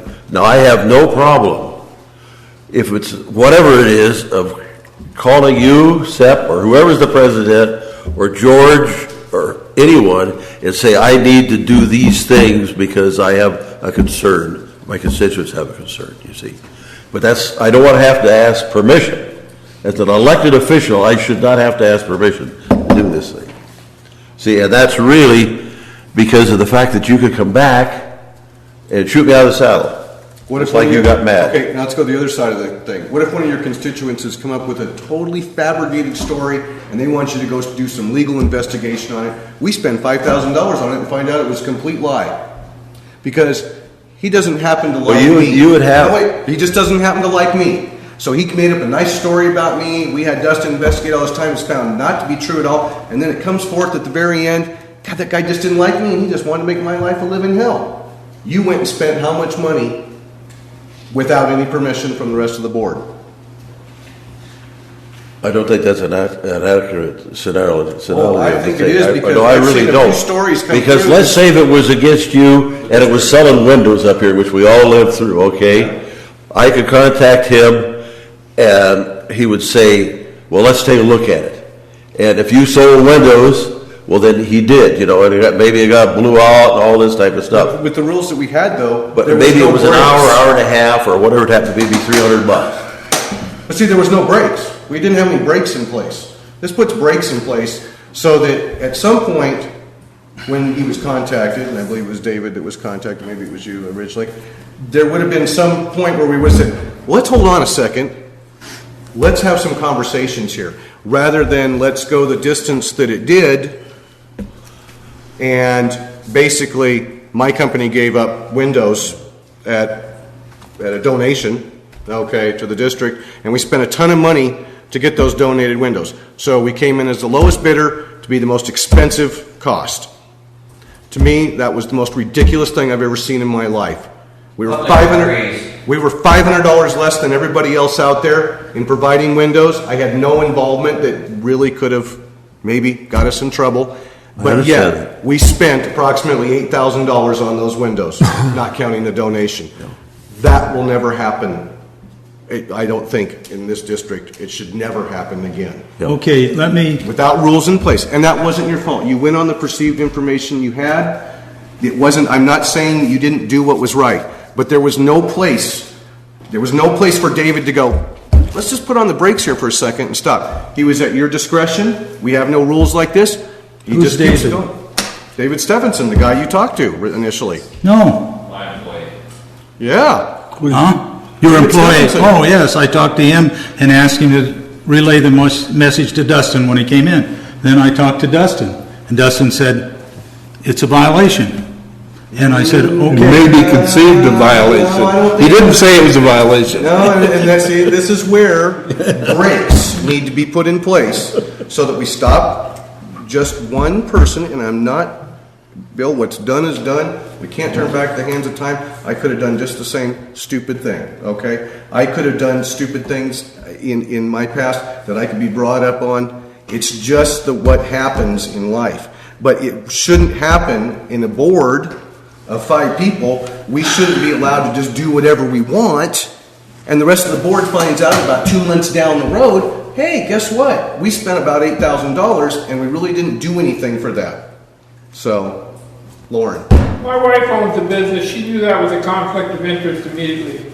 Let's not go into that. It's not really something here, but I will tell you, it won't ever happen again, because if we just would have had some discussions on it, probably We would could have have. pushed it under the rug, is that what you're saying? No. Let me put We just would have a more talked. benign example.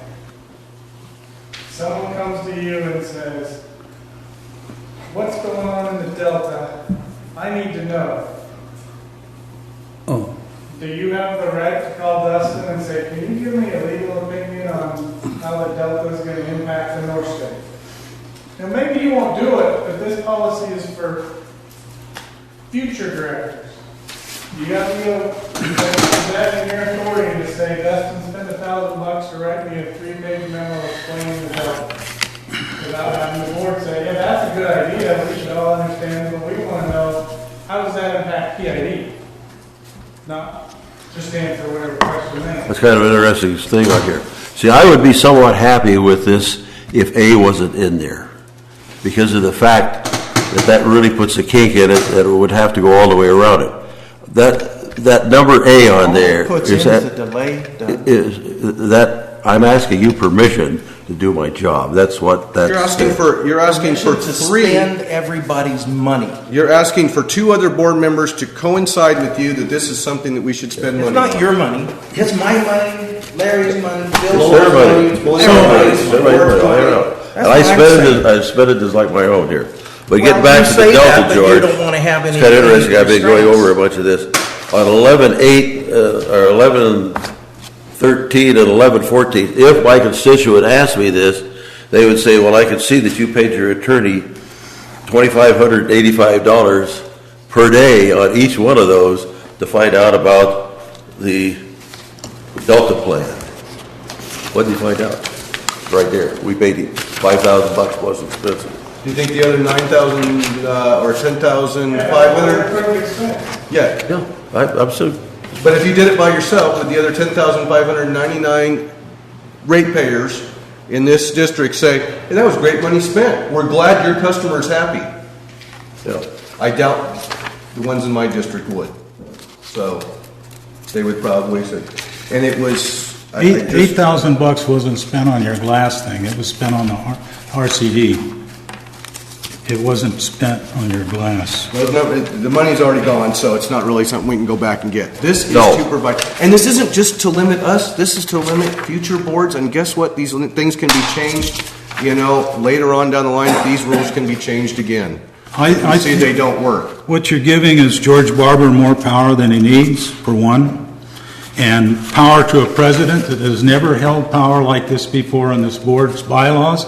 And these bylaws go back for years and years, and different boards. No, how does this give George Barber? Yeah, exactly. Than he currently has. The board president needs information research requiring immediate attention, time sensitive. Will contact the general manager for concurrence. In any case, report will be given to the board of directors the next scheduled meeting. So no secrets. So that gives George more power? Yep. See what George already can go to the attorney anytime he wants. He No, he doesn't need this 226 because he has more access to Dustin and spends more money with Dustin than anybody else has or even thinks so. Well, but he spends it on district business. I don't think, it's not like George calls him up and goes, hey, Dustin, I'm thinking of buying a new Ford F-150, should I get the red or the green? What's your legal opinion on that? Let's go back up here to A, because I've been on different boards that are this type of thing and had. But if we tuck that out, see, I have no qualms coming and talking to the board president or George, if George wasn't around on vacation, then Kevin or whoever's next in line, and saying we have this issue. I've got a person that wants to find out about the Delta. So you have no problem with giving power to the board president that Bill says? No, but what I would want you to do, I would want you to any one of us.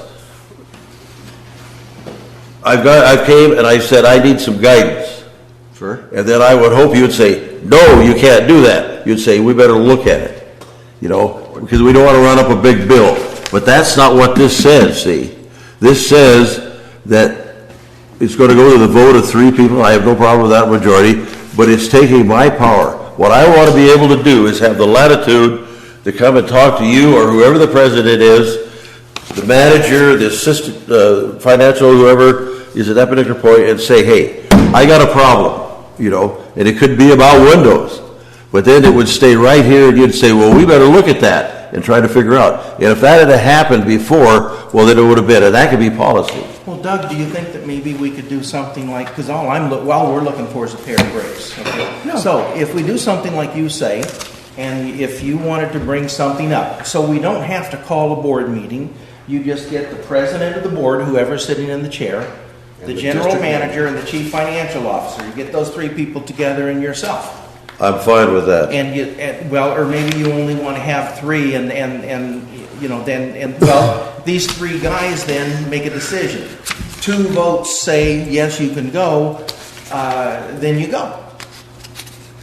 What do you want? A consensus, a unanimous, or 2 out of 3? I would hope what they would say, taking me as a respected, voted-in council member, board member, was that they would say, Doug, we better revisit this. Let's talk about it tomorrow. And we're not going to open up any can of worms, and then we'd get together. but still yet, George wouldn't have the power to kill whatever it is, and then whatever, you'd have your real duty as leadership. How you would express the leadership on it, let's get to the bottom of I that. think if we're reasonable thinking people, we're going to. I know we are, to but see, to investigate me, what's the going point on. that, without getting him mad, I don't think this is reasonable. Because all of a sudden, I've got to tell these people out here that I've got to go to the board and get a majority vote. So I think what Ken was asking you is, if we rephrase it, Are you accepting a majority vote of those three guys? Okay. That's what you're I don't saying. think, no, I don't think we need I don't think that they should be voting on what I want to do. They should be advising me. Yeah, you they know. advise you not to contact the attorney, then what are you gonna do? I'd most likely take their advice. And I'd say, But well, you let's said look most at it. likely. No, I would say, let's take a look at it and see what we can do. And if it was something, if it was something that was life and death, well, then we'd have to make a decision. But we would not have to, most of the stuff that happens in that way, we would take a look at it and see if we could resolve the problem. We may have to bring the attorney into it Maybe to arguing resolve the that way, problem but for our he's opinion. freely used Does that make his- sense? But see, and I'm able to March, function that's as a not duly in elected George. board member. But- And this is They killing me know off. exactly what. Well, that's. And it was on March 31st, $962. So, yeah. I just It's think killed that off. if you have a constituent that wants a question answered, if it's a reasonable question, then a George should be able to reasonable answer board it. is gonna say, yeah, that's a reasonable question. I mean, why would we know that? I mean, that's what I don't. George and Kevin and the president would say, yes, that is reasonable, let's go ahead. But if they say, no, that's not reasonable, I don't think we should Then it's been spend that decided money. not to spend the We would district's show, money we'd have to on go that. back, they'd have to have a very good reason for doing that. Go ahead. Okay. How about this? How about you just post to the public what each one of you board members spend on lawyer fees and let the voters decide if we want to kick your butt out or not. That was real helpful, Lauren, thank you. Yeah, that one. Because I don't want to limit anybody to a lawyer. I've never spent a bad dollar on a lawyer, and I don't think your lawyer will tell you. Yeah, you probably haven't But spent any dollars. but this is, Lauren, we're spending other people's money. So for us to just go off on, investigative reporting adventures, and use the lawyers, use my lawyer that's at my access and I can use him anytime, you don't have a problem with that? If you call him about something stupid, then let's direct him to call the board and tell the board, hey, Doug come in and said he wants to know how fast the grass is growing around the lake. That's something we're set up. Right now, we're set up, so if I call him with that something stupid, what do you have to do, Dustin? Well, Go forward and investigate if it's study. typically, I don't charge for that. Yeah, well, but what would your basic course of action? If I'm asking you to take and I want you to investigate something that I feel is a problem, what is your course of If you action? commanded me to do something that I thought was a waste of time and money, I would tell you that. And Exactly. if you still said, Dustin, you better do it, then I would probably call the president or call George and say, we better have a special meeting. Yes. But But if myself, it was semi-reasonable and you don't really know why my motives are, what would you do? I would probably do it. Go forward. Yeah, but Now, what- what if it's not an idea that really is going to go anywhere? It's not ever going to come to anything. It's not going to bring us any money. It's not going to make us any pots of gold. I'd be spending your money. Are you still okay with it? Legal advice, we should never limit to the board members. Never. This isn't advice. This is costing. This is counsel. I don't care if it does cost me, it could save me a lot too. if I contacted you, I Dustin, don't think you With- guys even really with their realize what permission. you're opening the door for. and it was We should just vote on it. not an adequate thing, you would tell me, Doug, you don't stand a chance, or it's not a real problem, or there's no violation occurred here, and you would tell me that, whether you charged for it or not. One of my duties is to advocate for the district. And a lot of times when I advocate for the district, it's advocating against my own position. No. So I have to tell people all the time, I don't think you should pay me that money to look into that. Not smart. That's Yeah, you've part said of my that job. before. And, not every attorney You does told me that recently. Within the last 3 or 4 months of seeing it. Yeah, I think I've told everybody. It's what we want you to do. I got a question. Is there a difference between information and research in your mind? No. There is no difference? I mean, if I call you up and ask you a question, I'm just a question and you say yes or no. To me, that's information. But if I say, hey, I want you to find out how fast the grass is going around the lake, that's research. What if you ask him a question he doesn't happen to know the answer to? Exactly. That's research. Can I propose what may be middle ground? That's what we're after, middle ground. What if you change the policy to notification only? You had to notify whomever, president, general manager, that. Yeah. Well, that's what I've been trying to say. Okay, so then, That gives an opportunity, the president or the general manager to then call a special meeting. At a cost of $1,000. Yeah, at a cost, but then the majority of the board can consider whether that's a legitimate expense. And if it's really egregious, then the majority can say, no, that's not looking into that. I will tell you, gentlemen, the reason we like this, and it's not because we just formulated it, is because we'll have a regular board meeting. I don't feel there's any item that the constituent's bringing up that is that much of an emergency. If it's that much of an emergency, they probably should have already gone and talked to George, and he should already be dealing with it. Because to go through us, we are representatives. We are not the liaisons for all business, big and small, for the district. The district is here. This office is built so people can walk in the front door and say, "I have a problem. I need to know an answer. What is my answer?" George walks from his office to the counter and says, "Let's talk." I should not be the intermediary and the third-party voice in there. Okay, getting back to his middle ground, which was what I've been trying to say. B and A and D handles that, you see. But A up here circumvents my power as an elected representative of the people, as far as I'm concerned. But B gives me full power if I'm the board president. No, he's not saying that. He's saying he wants to just advise you. I would be working together. Bullshit. Okay? You said the board president what his answer is, then you say, well, I just might have to go anyhow. So when it gets I'm not saying that. That's what you said. No, I'm not saying that. That's what you said. Well, no, it's right if here. I'm saying that, that's not what I mean. If you want to use B says the board president can approve the request. If I say no, your request is killed. Then what are you going to do? Answer that question. Then I would go to George. And what if George said no? Well, then I'm pretty sure I would be thinking, well, maybe I don't have any ground to stand on. No. But I would imagine if I came with that, George would contact Dustin. Let's just say, please humor me in this. I want to get you backed up into a corner, so you got to answer the question. I want to know if you're going to take their no's and back down or not.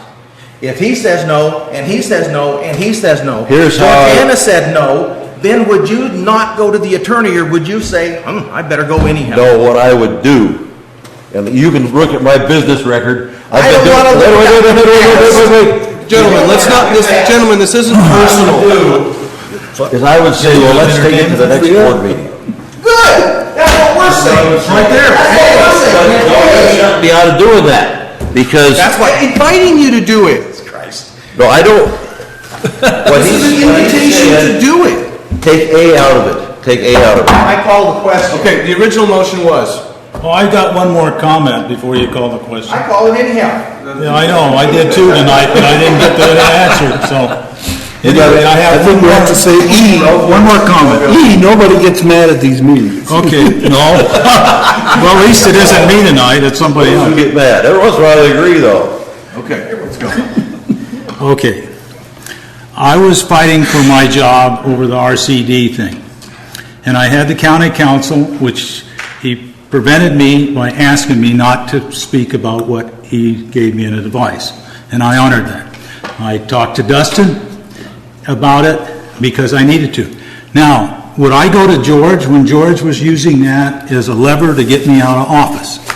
Now... I did not use that as a lever. I was doing my job. Okay. I'm going to continue to go on the record that way. You can perceive it any way. Yeah, well, I perceived it that way. So I wasn't going to ask your counsel on it. In any sense, it'd be crazy as far as I'm concerned, under the circumstances. I wouldn't ask Seth for counsel because he was still ticked off about the glass deal. So, You could ask me. oh yeah, right, my good friend Ken Hunt. Yes. That's the thing that you gotta understand, if we're on this board to hold grudges, then you better get the hell off right now. Right. Because we're gonna have to move between issues. No, and I'm I just don't using, agree. but you're using a good sense. If you're stuck in a position I was stuck in, I went to Dustin, got his advice and listened to it, and had the county council's advice. And then we worked it out as a board. So, and if you will go back, which I did through the bills that went on with the RCD, you'll find a lot of the bills that I gave myself credit for were George and me talking to Dustin within minutes, evidently, because it was collected in 2 hours here or something, and I don't think I was ever on the phone. That's not, you mentioned that a few times. Yeah. I block bill, so, I work. Yeah, I know you. 10 hours a day. Right. I may do an agreement for PID. I may talk to George about a district matter. I may talk to a director, whatever. But at the end of the day, I add that all up. I don't break that into separate entries. Right, I understand that from going through the bills and looking at them really hard this morning and everything after you got them to me yesterday afternoon. So I understand the complexity of your billing and so forth. So I'm going, okay, my opinion from my own experiences, this is bad business to put this in here. I have no plans to call the county, or not the county council because I'm not eligible anymore, but I have no plans to call Dustin about anything in the foreseeable future. I'm not fighting for my job. I'm not involved in asking. Actually, he saved part of what was happening to you, Seth. He prevented it getting any worse by his advice. And it helped me work through it. Now, I'll make you feel better, son. no, he doesn't feel any better. At any rate, this is the kind of work that Dustin did with me, and it helped the whole board.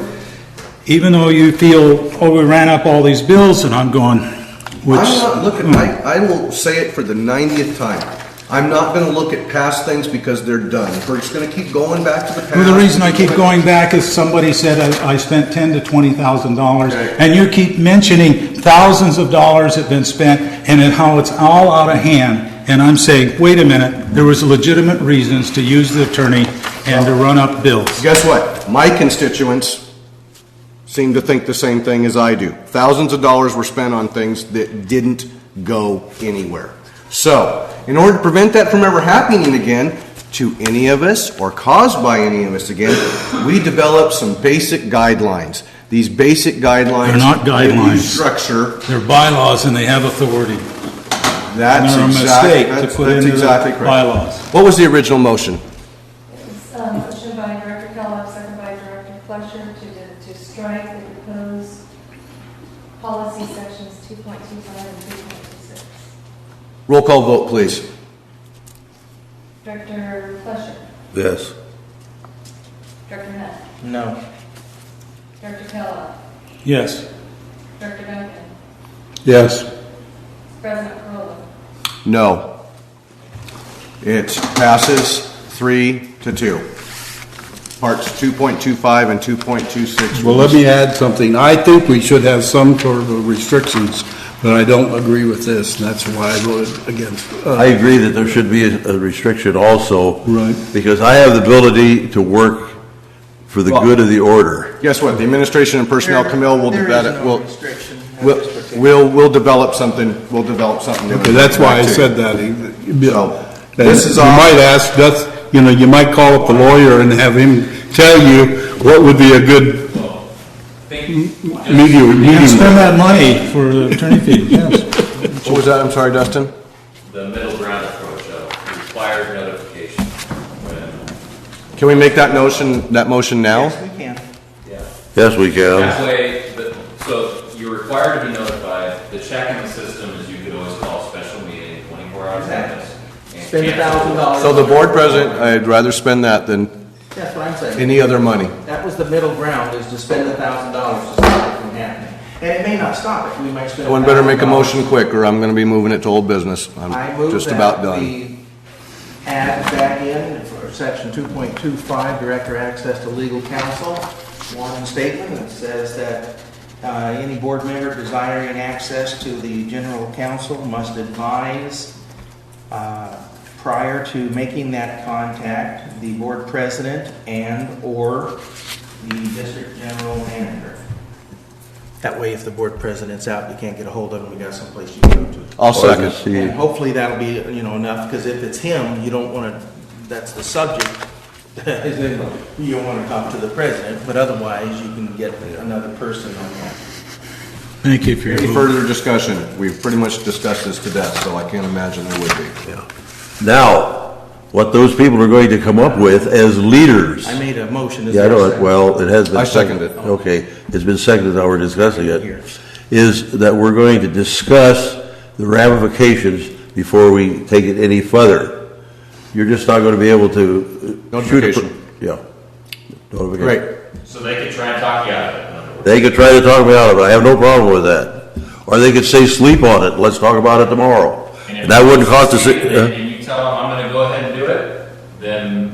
It would, I can assure you, because I bet it would have to be world shaking. I have seen nothing in my almost years, attending these meetings that would require that. I hope I never have to contact you, Dustin, on this type of a thing, and I may not. Well, as I said, if it's that type of thing, earth shattering. You would probably take your call. If it had to do with fraud or any other thing on any one of us, I can assure you I would go through the proper channels to make that happen in the proper fashion. But I just don't want to say, I got to wait till the next board meeting to bring that out, or no, you don't want to do that, you see on here. Well, let's vote on it, then we're going to know where we stand. Georgiana, one more time, roll call vote, please. No, read the motion, Read the motion, please. Okay. please. Moved by Director Hunt to add a statement to section 2.25 that says any board member desiring access to legal counsel must advise or notify the board president and/or the general manager. Seconded by Director Corolla. It says may advise. Must. Must, and Must. there's a before in there, before Oh. contacting legal counsel. And that was in replacement. Now, see, that- of C&D. Even though Hunt gets mad at it, that does, I don't feel that circumvents my ability as a board member. What about 2.26? We're going to get to that in a minute. Okay. Roll call vote, please. Oh, One more, George. Consider leaving D in, 2.26, let me, or some form of D. If that contact's made, a report will be made to the board. Oh, All right, does anybody have a problem with that? are you talking about 2.6? 2.25, section D. Yeah, Leaving but D D. in, that says if such request was made, then it's going to be reported to the board. I have no problem with that at all. Do we have to make an amendment? Yeah, of course. What? So, who wants to amend the motion? Who does? I'll amend it Thank to you. include D. Oh, okay. But we got to change to B. Do I have a Include s- D to Do I be have a B. second on the amendment? I second. All in favor of the amended motion that will be titled 2.25B? All in favor, say aye. Aye. All opposed? No. Passes 4-1. All in favor, roll call vote for the actual, I would like to have it reread, Georgiana. the If motion. possible. Please, Georgiana. With the amendment. With the amendment. Can be able to do that?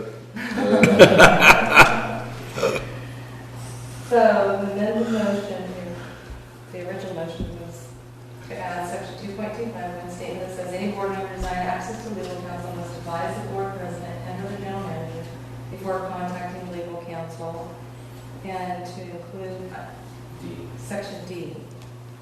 Yeah. Which will Or now be, 2.25. which will now be labeled B. In any case, a report will be given to the board of directors at the next scheduled meeting.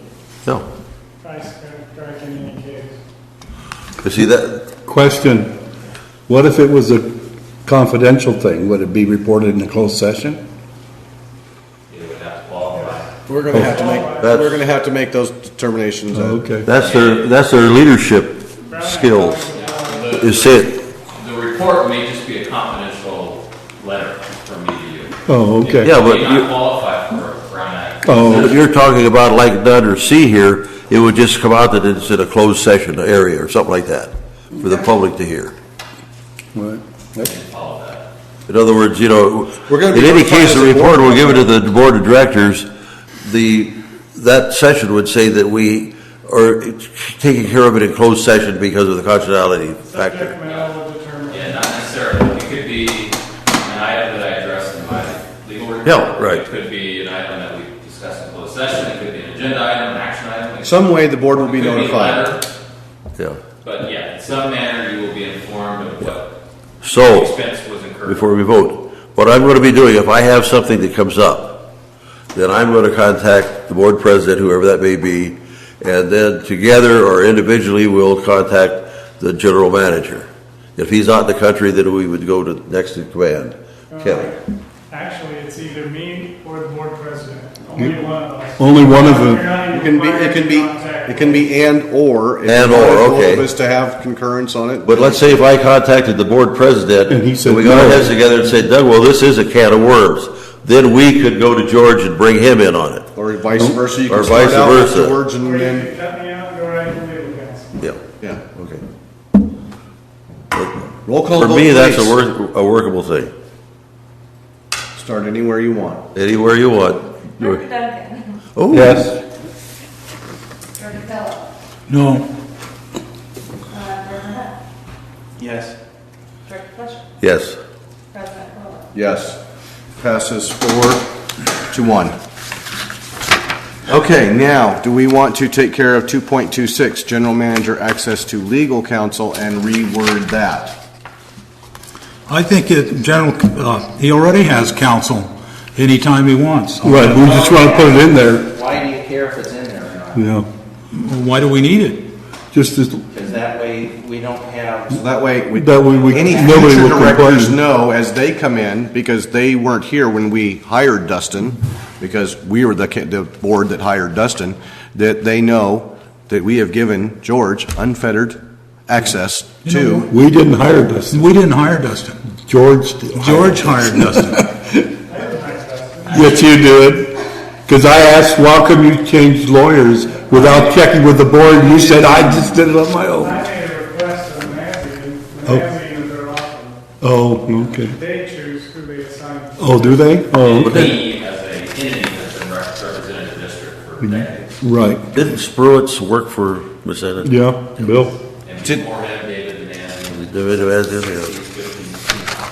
yeah. I remember Bill. But we decided on having you here as a board, so, excuse me, I was wrong. At the meetings, We didn't yes. hire you, but we hired you to be at our meetings on a monthly basis or anything that we deemed Yeah. necessary to have legal counsel at. sure turns out we needed that. So, Really this is been- one of those times when I'm glad hindsight's not clear. So, do we want to? I move we, Is there any wording that would make anybody happy? I think I like it the way it is. I move we adopt 2.26 as stated in the agenda. I'll second. All in favor, say aye. Aye. All opposed? No, Passes 4-1. Okay, Took an hour and a half. yeah, that was, well, that's what I expected. That was super exciting. The purpose of the proposed change to Chapter 3 is to update the titles of the chapter. This was all just because we changed the general managers from the district manager to general manager, and some places where it just said the manager, so we added the word general. This is all just housekeeping to How much does this update- cost? To update. George did this on, throw a little wood on the fire. yeah, Word Pro for nothing. Are you gonna Good. reduce his wage now because to get him the title we had to go to expense? No, we Right. got the title. Okay, this is Well, pretty doesn't easy. it come out of Let's go, this can we go back to the motion? I move approval of adopting the changes to Thank you. Chapter 3 district administration as presented. Second. All in favor, say aye. Aye. All opposed? Passes 5-0. Board recess has been canceled, number 9. Board recess has been. Treasurer's report. What'd you do with Oh, the, H, I'm sorry. what'd you do with the party? H, Gee, I'm sorry, I wrote down. It's just Ken's party there. Management of the BCSDA general membership meeting under considerable approval for the PID. Sorry, I didn't mean to pass that up. Well, this Unfortunately, came it was out as a coloring. result of the meeting that we had down there. The person, I guess, is getting on years ill, but there's something that she can't continue ramrodding that and getting the guest speaker and getting the caterer and booking the venue and making sure it goes forward. So we needed a district that had some manpower to it. And you know, in the past, we've had people that have served as president of the Butte County Special Districts Association. The last one that I can recall is Rick Hall. And of course, I think Georgianne and George and Kevin probably can attest to the amount of work that they had to put forward behind the scenes to make sure that that was carried off properly. So this is a one-time hit. I would like to say that given these costs, I'm not even, I don't like George's cost, but I'm not even going to argue those. It's got the soft cost in there, but that's the way we do business. So let's just not then say that we're going to do the cooking ourselves. I thought it might have actually been able to save the special districts some money, and then they could charge less for the ticket so that more of the members could attend, the members and their spouses or significant others could attend. So the only thing I'm really interested in here is to find out if we would consider doing the items number 1 and then 2B, where we would just act as the manager and put together the... So 2A's off the table? Yeah, at the cost of $100 a plate. Yeah, but no, I disagree with you because I think we can work with it and do it. The thing is, I didn't say a word at the meeting. I wanted you to put your foot in there all by yourself. I didn't say a word. In fact, I emailed George and says, I didn't say a word because I didn't want anyone to think that PID was pushing it forward. So I let you do all the talking. I come up with...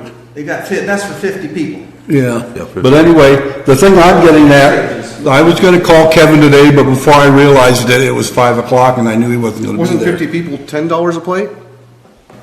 No, that's just the food. That's just the food, okay, so Okay. 5,000. No, but my question to Kevin is, of these, how hard would it be to figure out what costs would really be dollars out of PID's pocket? So More money. No fringe benefits, no overhead. No, and no salaries either. I mean, these guys are going to get paid for that day, Hey, but that's... whether they're doing this or something else. Those are soft costs. No, not if you consider the fact that an employee who is working here, regardless of whether they type that letter or they work on getting groceries, they're getting paid their fringe benefits, okay? So, in my opinion, that's a soft cost, and the fringe benefit should not count. I will tell you right now, I'm not going to have soft costs become a new catchphrase. About 3 hours ago, that word already is making me sick to my stomach. So we're going to have. What I'm getting at is additional costs. That's what I want to know. You mean other than their labor anyhow? You can use it the rest of Right, the night. they've been paid anyway. They've been paid for the time anyway. What'd you say? $500. Who? The cost of $500 is the estimated cost of food, if that's what you're asking. No, that's not what I'm asking. I'm asking, is there any of these hours, or any of these people wouldn't put these hours in if we didn't have the picnic? There's no overtime hours there, right? There's no They'd be dedicated. no overtime hours, to other nothing out of pocket? Okay, that's what okay. Okay, it's Tuesday on the date. Okay, now the thing is, I don't think Ken realizes it, but this picnic has been a biggie. And if we take it on 1 year, they're going to want it from now Well, on. that doesn't mean that we have to. No, but it's going to be, it's going to be it's good PR. But the thing is, they charge $35 per person. Now, I think $10 per person for food is a little high. High? Yes. Not for tri-tip and pulled pork and barbecue chicken and everything that goes with it. Is this Cost, I'm talking cost. That's what I'm No, is this talking our, cost. what's his name? It definitely will cost that. $500? Sanjay? Yes. Yeah. It's the food cost. The guy that would What's cook a food- for us? Yeah, but what's our food costs on That's who we're talking the about. tour bus? Yeah, no, for Then. $10 for his food, no. That's where we got it. Oh, that's where you got it? Is it only for 50 people? Is it for? We could, What, I'm sorry. the food cost for the tour, was over 500, right, normally? The tour out of the lake. And what are But those? a lot of times, that include, we did not include a lot of, Wendy's preparing a lot, we used to prepare a lot of that. Well, we would do it at Minnie's house at night, Yeah. because, you know, There was Right. a lot of costs that weren't Is there any- charged. Is there any plans to have somebody step in where Wendy used to work on it? No. Who's gonna do this work if we do it? Oh, we'll get it done. Oh, I know you'll get it done, I just wanna know who. I think the Duncan household. I know, really. Or did Christie, wasn't that in Christie's job? No, I was thinking Ken, since he was the one that volunteered. Don't take it over from me then. Don't go down this road. I'm not, the thing is I think that we can cater it at less than $35 per person and still not lose money. We're going to charge charging the district members for Yes. $35 for the meal? Yeah, I think we can charge less than $35 and still not lose money from PID. With who doing, the caterer doing it or PID? No, with PID doing it. Can I? George is really enthused about this part. Because $100 a plate. annual tour. It's pretty expensive for that kind of a meal, isn't it? For our customers. But the idea of you're gonna touch 50 to 70 people and they're gonna tell 10, 20 friends, hopefully it was a good experience. Right. These are politicians and managers from other districts that are coming to our location. Right? I can't make a decision that that's a PR event. So what we charged out is the same kind of thing we would do to Joe who needs a meter installed. Right, I understand. I agree with George for a change, and I think he's hit it right on the nose, and it's too much money. And Well, Your camera wait a was on second. just then, right? I said your camera was on just then, because I wanted. Oh, was it on to see that we actually agreed on something? World shaking, Bill. Well, the thing is, see, I think of it, it's gonna be the elected officials and their spouses. So I think it's a good PR for the. What was charged for food PID. last year? $35 per head. That was it, included in food. That includes food, yeah. How many people were there? we had the band in the venue. Oh, they had a band too. How many people came? Oh, I think less than 50. Listen, But I think that if we just recover our out-of-pocket costs, that we can charge less than $35 per person, and it will be a good PR event. And I also know that when we do the tour thing, there's always a lot of food left over. And that's good PR for the employees, because they get that food. So what I'm saying is the 500 is probably more like food for 100. That's what I'm saying. Because you don't want to run out of food at a tour. So anyway, I think that if we come up with a price for couples that say is $35, then we might get 100 people there. And I think we'll have enough food for 100 people. I think we're gonna have room for 100 people. Problem because What? you're asking all of these elected officials to pay for a ticket that their spouse gets to join, which is counter to. No, but they don't have to, it's a ticket that if they come and if they want to bring a guest, that's fine, but they don't have to. What George is saying. I know. Don't issue a couple tickets. Quick question. What did we have at the casino last year? let's go, we went down there and had a meeting. It was in the tent. What was that? Oh, that was economic. Oh, that was an economic conference. Yeah. I That was could economic, yeah. Have you ever been to our, one of our tours? The lake tour? Oh, yes, I went last year and it was excellent. Okay, 'cause they- We're gonna have a bus full, this year.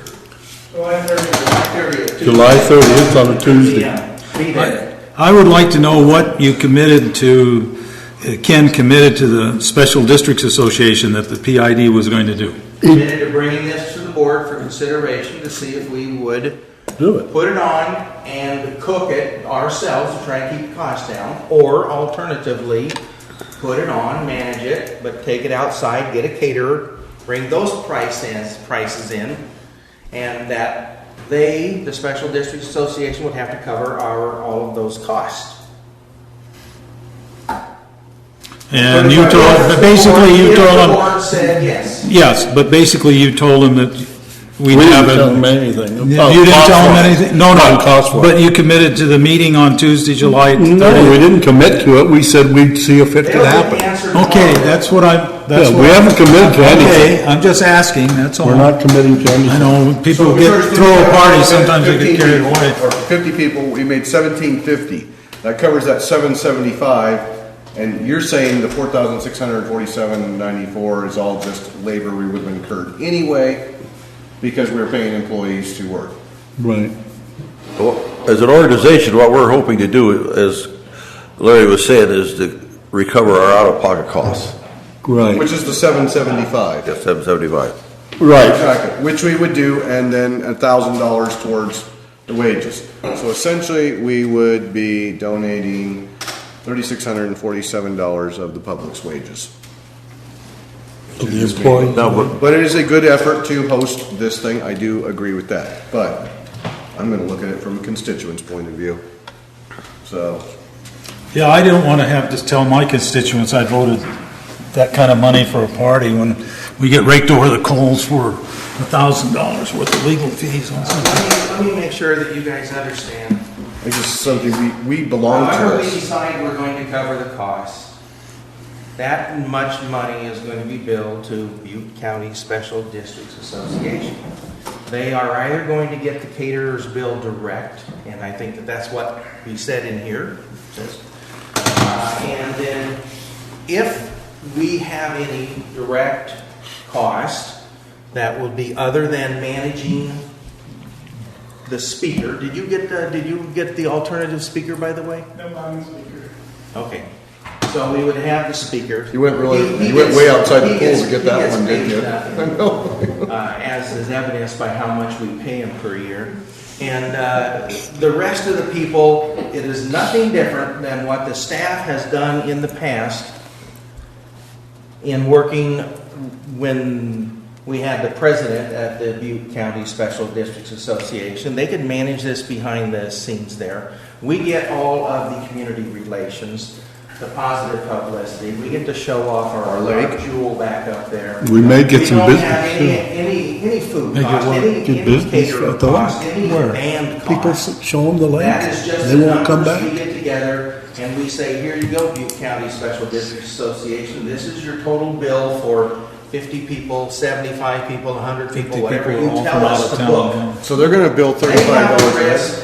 They're going to choose the ticket price. PID is not going to expend any of the public's money on this. Oh, okay. Good. So we're gonna be reimbursed by other agencies. We aren't even going to spend it since we're not buying food. We're going to go to a caterer. If we hire a band, the band's going to send the bill to Butte County Special Districts. If we hire, the caterer is going to send it to Butte County Special Districts. We will not charge them for George doing the speaking or George Ann or Who's going to be the receptionist to take the tickets and That's the person that, the president and their staff does that. the president of, who's the president of the special districts this year? LOA committee is the one. Oh, wait, what's his name? I don't have my notepad. I forget what- Dwayne, yes. Dwayne. And he's with who? Dwayne is the manager. They do all the area public utilities. Oh, Right. okay. See, they do all the Okay, gentlemen, thing there. let's get to it. No? Okay, I have a note Gonna down do this, or here. we not gonna do this? If BCSD is paying for the whole thing, We're gonna propose a price of $5,422, correct? No, No. we're doing number. He wants to do I see 2B. the second page, so. 2B. It's right there. And 2A, It's 2B, 2B. 2B. Paragraph 1, paragraph 2B. That's what we're doing. And these costs are not paragraph 1 and paragraph 2B. Okay. How does that relate here? I see total cost. I don't see anything at the end of 2B, and I don't see anything at 2A. Okay, well, that's because it's not there. Well, The total cost is, it doesn't matter to me what the total cost is. If No, they were it doing, doesn't, because we're not paying for it. okay. Well, the Make a people are motion, coming. someone make a Oh, motion okay. for 2B then. yeah, but we're gonna charge them for the lake. No, We're donating the $100 for the lake. And 2B is what you were saying. One, so free We're of charge, providing the venue. for free Free of charge. parking and the free venue. oh, so we're gonna give that to them, okay. Yeah. Can we, We're Dustin, getting people up. We're doing a PR can thing to bring them to we, our can we lake. give that away, You Dustin? know, You need a finding that that's a worthy effort that's furthers the mission of the district. That does. I think it does. There we In go. other words, like Ken was saying, PID will have no cost for the public fund. He's gonna hold me to that. I am, you betcha. I'm gonna choke somebody out if they don't. And, Come on, let's go. But I would think, Somebody make a motion. I would think that we would, I'd like to see you suffer away. I am. so that beautiful picnic site, the There's no lake, relief inside. and even the cleanup, and I'll help with cleanup. You're a Klingon. Clean up, not clean on. Okay, I make a motion to consider having the PID provide the venue for the meeting at the PID Lake Picnic Grounds free of charge to the BCSDA, with free parking to BCSDA attendees, and Part 2B, consider PID manage the catering contract bid and award process free of charge with the direct billing from the caterer to BCSDA. Ensure the caterer provides necessary and appropriate setup and cleanup in their bid. And keep reading that And- sentence right there. I already volunteered. And consider PID manage the meeting event free of charge, working with Doreen Long, what is that? At all, that's a legal deal. At all, okay, thought my eyes were playing tricks on me, of the Lake Oroville Public Utility District. Yes. Do I have a second? Well, you didn't mention the date and the time. To be held on July 30th, Tuesday, July 30th, 12 noon to 2 p.m. Yeah, I didn't read that. No, you didn't read that. But that's, Okay, read it back. you're gonna have to watch the video. All in favor, say aye. Aye. Aye. All opposed? No, Passes 4-1. We have a trend developing here. that's all right. Okay. I've been Now, already. did you say we're gonna get the caterer? Yes, that's what he said. Isn't that what you said? That means. Who's that? You? Ken Hunt. Oh, you're gonna point at the staff. Who? Oh, there, and George, I feel for you, George. I remember when Hall did this to you, and you were complaining for months afterwards. Yeah. That was when we met every month. It's just once a year for the next 10 years. Yeah, I should have suggested you add to the motion, as long as we're done. No, really. We'll do it forever. There's I'm not recommending this, but I was at a party not too long ago, and there's a young couple that are doing the depot in Magalia, and they catered it, and it was very good. But there's some great Yeah, he catering. is a great I caterer. never even got time to look at I those. did all the windows there. You did? Give me a name, send it to me tomorrow. email. I'll have to find, Pat, I think. I'll have to look. Is there any local caterers? Mary Beth will remember. Yeah, you will. He does fantastic. I've only been to one, but this young man that Zep was talking about, they've spent a bundle of money at the old depot there in Magalia, and I was at a party, he catered it, and it was very good.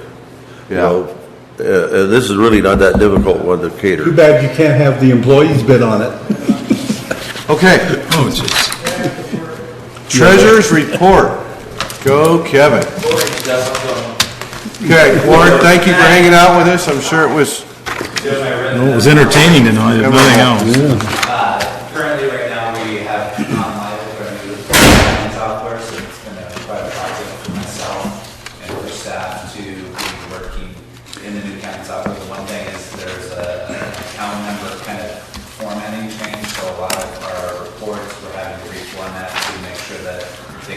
to one another.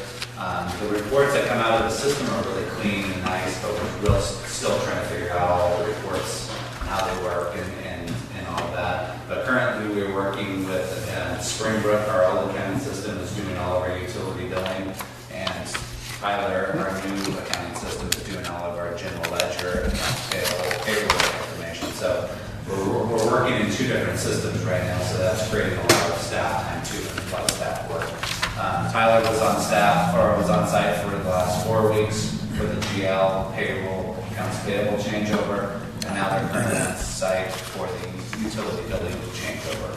So as of July, I believe it's the week after the 4th, we will be going live with utility billing, and that's when all this will mesh together. So it's been quite a process. We're very, very happy with the system itself, but it's just creating a lot of havoc. So some of the reports coming out, you'll see have changed a little bit from the check report, but also trying to process the old system, the new system, creating a budget inside of that system, getting all those reports, everything's part of the process. So I did talk to Tyler. I was down at the Government Finance Officers Association in San Francisco 2 weeks ago, and which is a national conference, 6,000 attendees.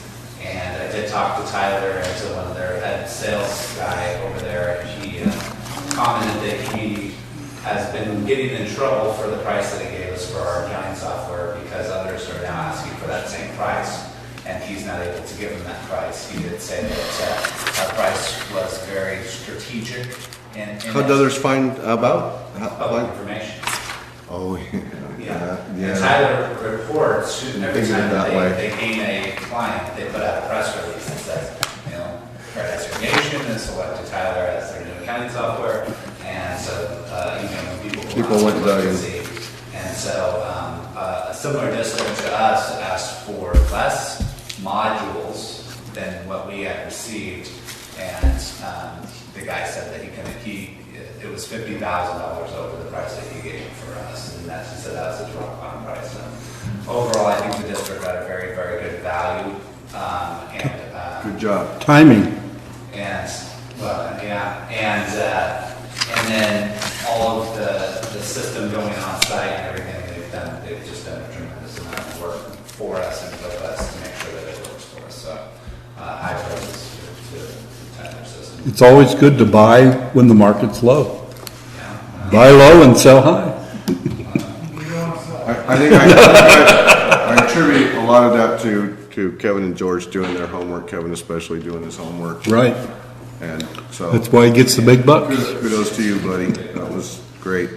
Our outbound calling system is up and running, and I think people are very happy with it. It seems like that we're getting a lot of callbacks, a lot of people calling and asking about where the leak is, how the leak, and we're able to answer the call right there.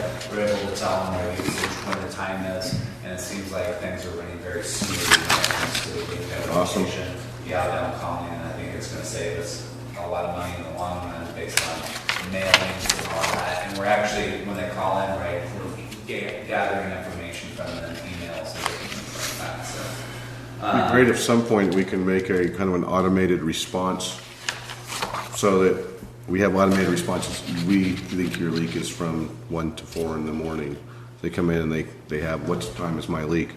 Yeah. Push choice 1, we automatically have a response. We don't have to spend customer service. Well, we have. I remember, but I mean, it'd be nice if like the whole thing, except for like the extreme emergency, then you get a customer service rep. Yeah. Can we send it out to India? We're Maybe. getting a very positive customer interaction. People. Yeah. Yeah. No, I know. People don't like. I know that we were good. Girls have really figured out how to throw it and tell them exactly what they need. But an email wouldn't be bad. Yeah, we're getting there. We're gathering email information. The old system wasn't able to push emails out, where the new system is going to be very email friendly, where you can push bills through emails, you can push notifications through emails, and hopefully at one point we can kind of merge the two systems so that when you do go online, maybe through your account, you can be able to see your usage, and then you can answer your own question at that point. But currently, with the new system, when the new system comes online, there will be internet access for all customers to go on, look at their account, look at their history, monthly history based on that, and then make payments in there, save payment information, and sign up. You can do address change requests. You can do a lot of account updating inside of the online system. So it's going to hopefully pull away some of that requirement for the person to be sitting at the desk answering the information and putting the stuff that will actually be on the website. We can go as far as we want. There's actually even an opportunity where you can create your own service request as a customer. Doesn't mean it goes through and it automatically happens, but you can go in there and go, I need somebody to come out and give me some help on whatever. We can create that service request in the system that this customer can, and then we can process that any way that we want to. The other thing is that me and George went down and met with Bravo Bank a couple weeks ago to discuss about financing the water recycle project, which they were very interested in financing it. The guy that we talked to, I just found out yesterday that he's now left Bravo and is no longer there. But they pushed us to another person who's in the city that I worked with in the past, so I think that they'll be very responsive to getting us numbers at least. And then when I was down at the GFOA conference, I met with Rick Brandeis, who's done financing for us in the past, and he's going to run numbers for us based on some of the preliminary numbers that we've seen, so that we can understand what it's going to cost financing-wise, so we can kind of get this financing in place. We can make decisions based on that financing on how we're going to pay for this project going forward. And then he even offered to come out and to discuss with the finance committee or the full board on the options that the board has in financing a project like this. Being that you go 30 years and what the cost of that is, you go 20 years, and what the market's looking like right now for financing. And right now it's very favorable for financing for municipalities with good credit ratings, and we have a pretty good credit rating. So, but there's multiple options right now, and I know Jim Passanisi is working very hard to try to get our project as part of the state revolving funds, and it's becoming it's very difficult because our project's so unique. So there's not one organization you can just go out there and go, hey, this fits right into your guys' quote unquote description. It's something that's unique. So it's because it's a water recycle project. A lot of people are calling it a wastewater recycling, but then we're not wastewater, and so we're having a lot of difficulty finding that exact place to put it. Hopefully the new Sherry's already been involved with Jim's conversations. She knows who he's talking to. She's reached out to them too, so she started working before he even approved. And then I have draft budgets for the finance committee to be reviewing. That we'll have a finance committee meeting next week. When are we going to get the budget before the meeting? Right here. Oh, good. That was my question. I was going to give it to you at a break, but Okay. I forgot. I canceled break. Yes, sir. Right. You're tough. Questions?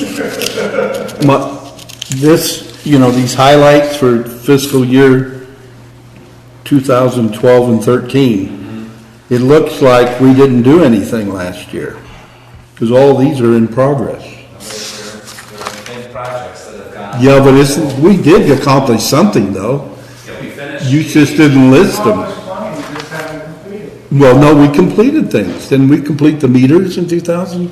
That was in the past. I thought that was this The year. meter system was actually completed last fiscal year. Oh, really? We made a final payment in this fiscal year. The meter system was actually- 11, 12. I thought so we didn't complete anything this year, huh? Yeah. I mean, there's going to be a lot completed in this next fiscal year. The accounting Okay. software will be done. It's technically, the GL's done, the whole system's not done. Yeah. The corporation yard will be 13, done. 14, you're talking about the 13, 14 Yeah, years? this next fiscal Yeah. year will be a completion year. And 11 days. start some new stuff. What do you think, Kevin? Okay, I move we approve the treasurer's report as submitted. Second. Do we approve it or just accept it? I accept it. Excuse me, I accept it. I'll still second. I'm not sure I approve it. You don't approve of this? Not the report. Person giving it. All in favor of accepting the treasurer's report as presented, say aye. Aye. Passes 5-0. Okay. Approval of the May checks. Director Duncan, go. Okay. Okay, I'll stop right now. That is something new you'll see on there is IRS payments. Those are now going through the accounts payable. Before they were just kind of going through the payroll process, and we would just pay them online and make a journal entry in. Now with the new system, it takes it over to accounts payable, and then it's cut through there, which is the correct way to do it. So you're going to see some new vendors on here that you haven't seen in the past, and maybe a little higher on the total monthly spending. It's because some of the payroll stuff is now running through this account. Is it just the employer paid portion of the IRS taxes? Yeah. But the employee paid portion comes out of the payroll account and it's not on this?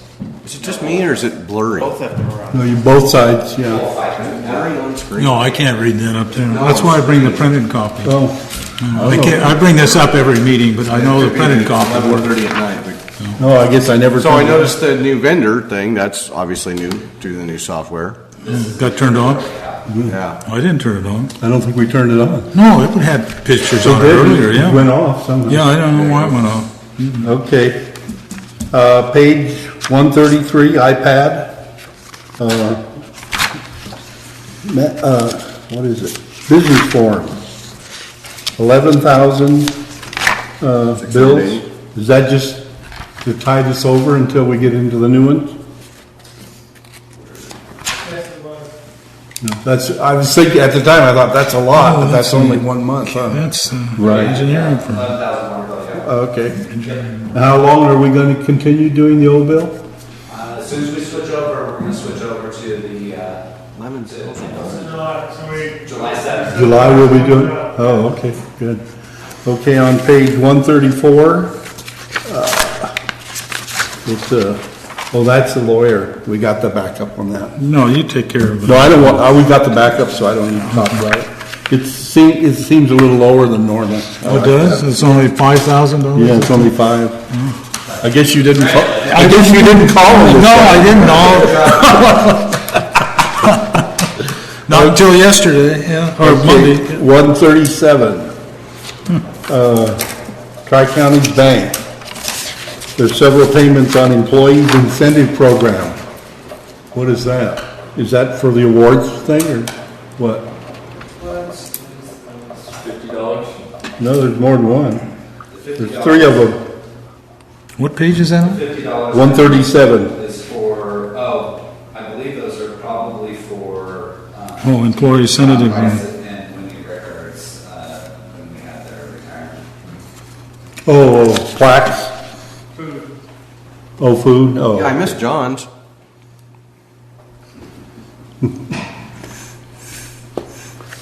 Okay.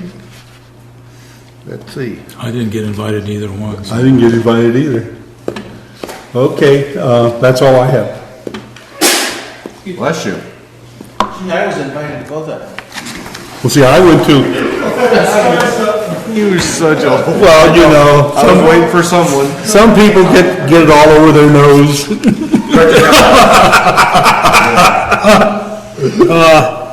Okay. On page 123, it's about 1, 2, 3, 4, 5 lines up, Butte County Resource Conservation District, $2,500.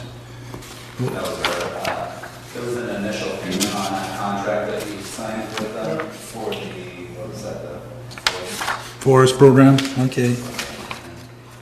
And Patrick, I've met O'Hare, he seems to be a nice guy, a good Irishman, and they're proud of it. He just tells you, don't ask him, call him Mike, because he has a twin brother named Mike. Yeah, Seth knows all about that. At any rate, those are weekly paychecks for him, I gather. Huh?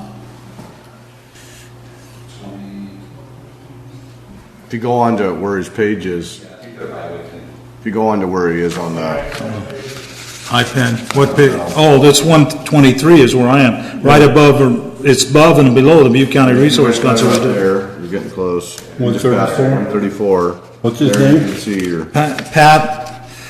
Patrick O'Hara, it starts with O'Hara, Oh, good Irish name. Yeah, you got 622, 629, 608.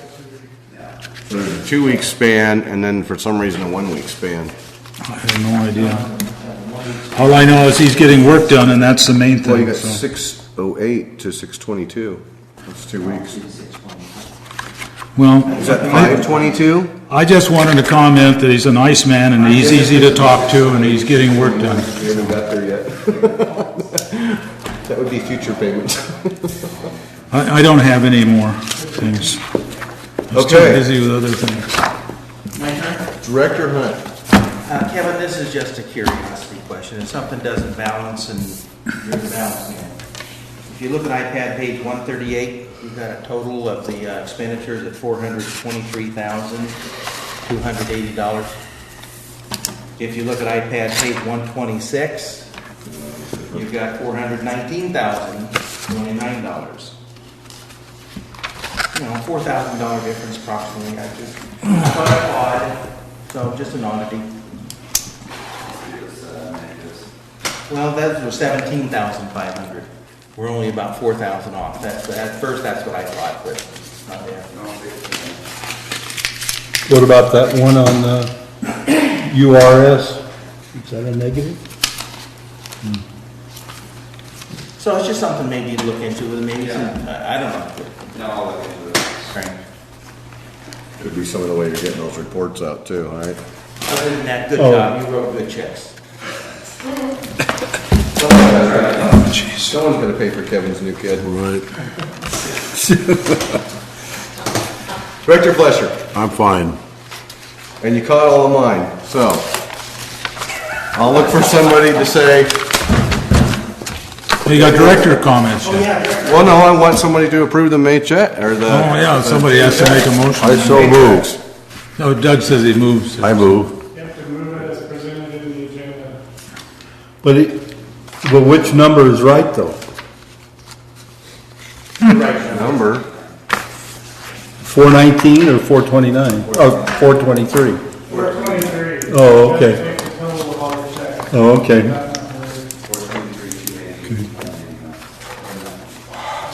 Okay, I move we approve the checks as stated in the, May checks as stated in the agenda. Okay. Second. all in favor, say aye. Aye. Aye. Passes 5-0. Director's comments. Director Kellogg, first.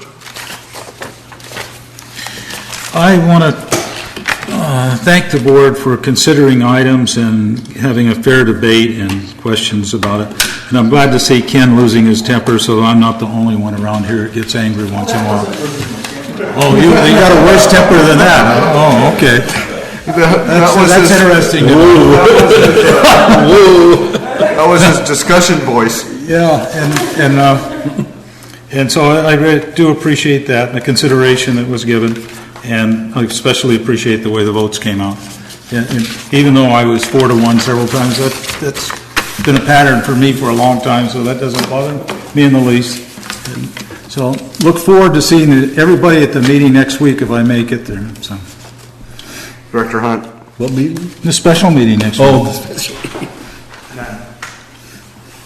Director Flesher. I agreed with them. Was there any way on that meeting on Thursday, could we started at 3? I know we said at 4, but It's been You can be here at 3. I showed up for a meeting an hour early a couple weeks ago, so you were yeah. agreeing with myself, 4 o'clock will be fine. 4 o'clock. 4 We o'clock we on the can't go beyond 27th. 6. We got 27th, right? 27. That's what 4 o'clock, 27th. right. 27th. 4 to 7 Here. p.m. No, 4 to 6. 4 to where, you can leave whenever you want. We should stop talking about it because it's like 11:35 and we're not going to even remember what we talked about. Director Duncan.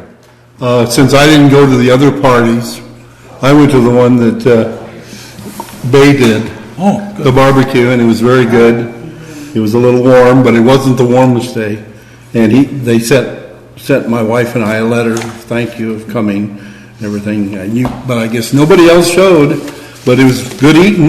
You missed a lot of good food. I can't Barbecued eat tri-tip, chicken, ribs, it was all Why there. not as caterer? I think it was done in-house. You might check with him if he did have a caterer. Is that it? Yeah, I did. Yep, that's it. Okay. My comments are, I think Pat O'Hara is doing a wonderful job over there at the Corp Yard. I was glad to see that we got him. Pat always does exactly what he says he's going to do and does a fantastic job at it. I was glad to see the formation of the Water Conservation Committee and the addition of our newest member this evening. So I'm glad to have that happen. And I will. Did we scare her off? No, I think she's been having a good time. People This is ask me better how than television. how these meetings go, even though it doesn't maybe look the best on paper or on camera or whatever. I said, we're a board of diversified people, and that's what actually makes it the best thing. Because if we were all the same person, either nothing would happen or we just vote just all the same. all the time. George would get his way all the time. Exactly. So it's better to have diversity. It's better that we have a little bit of maybe conflict every once in a while. Keep it going. But I'm glad that we can all arrive at some good decisions at the end. So I thank you all for that. Be glad you've never seen me get mad. The other director, Duncan, that's why I sent him off. Yeah, but I know. That was scaring me. When he gets you mad, you better, he shakes the world. Thank you all. This meeting's adjourned. Fantastic. Good meeting, Chip.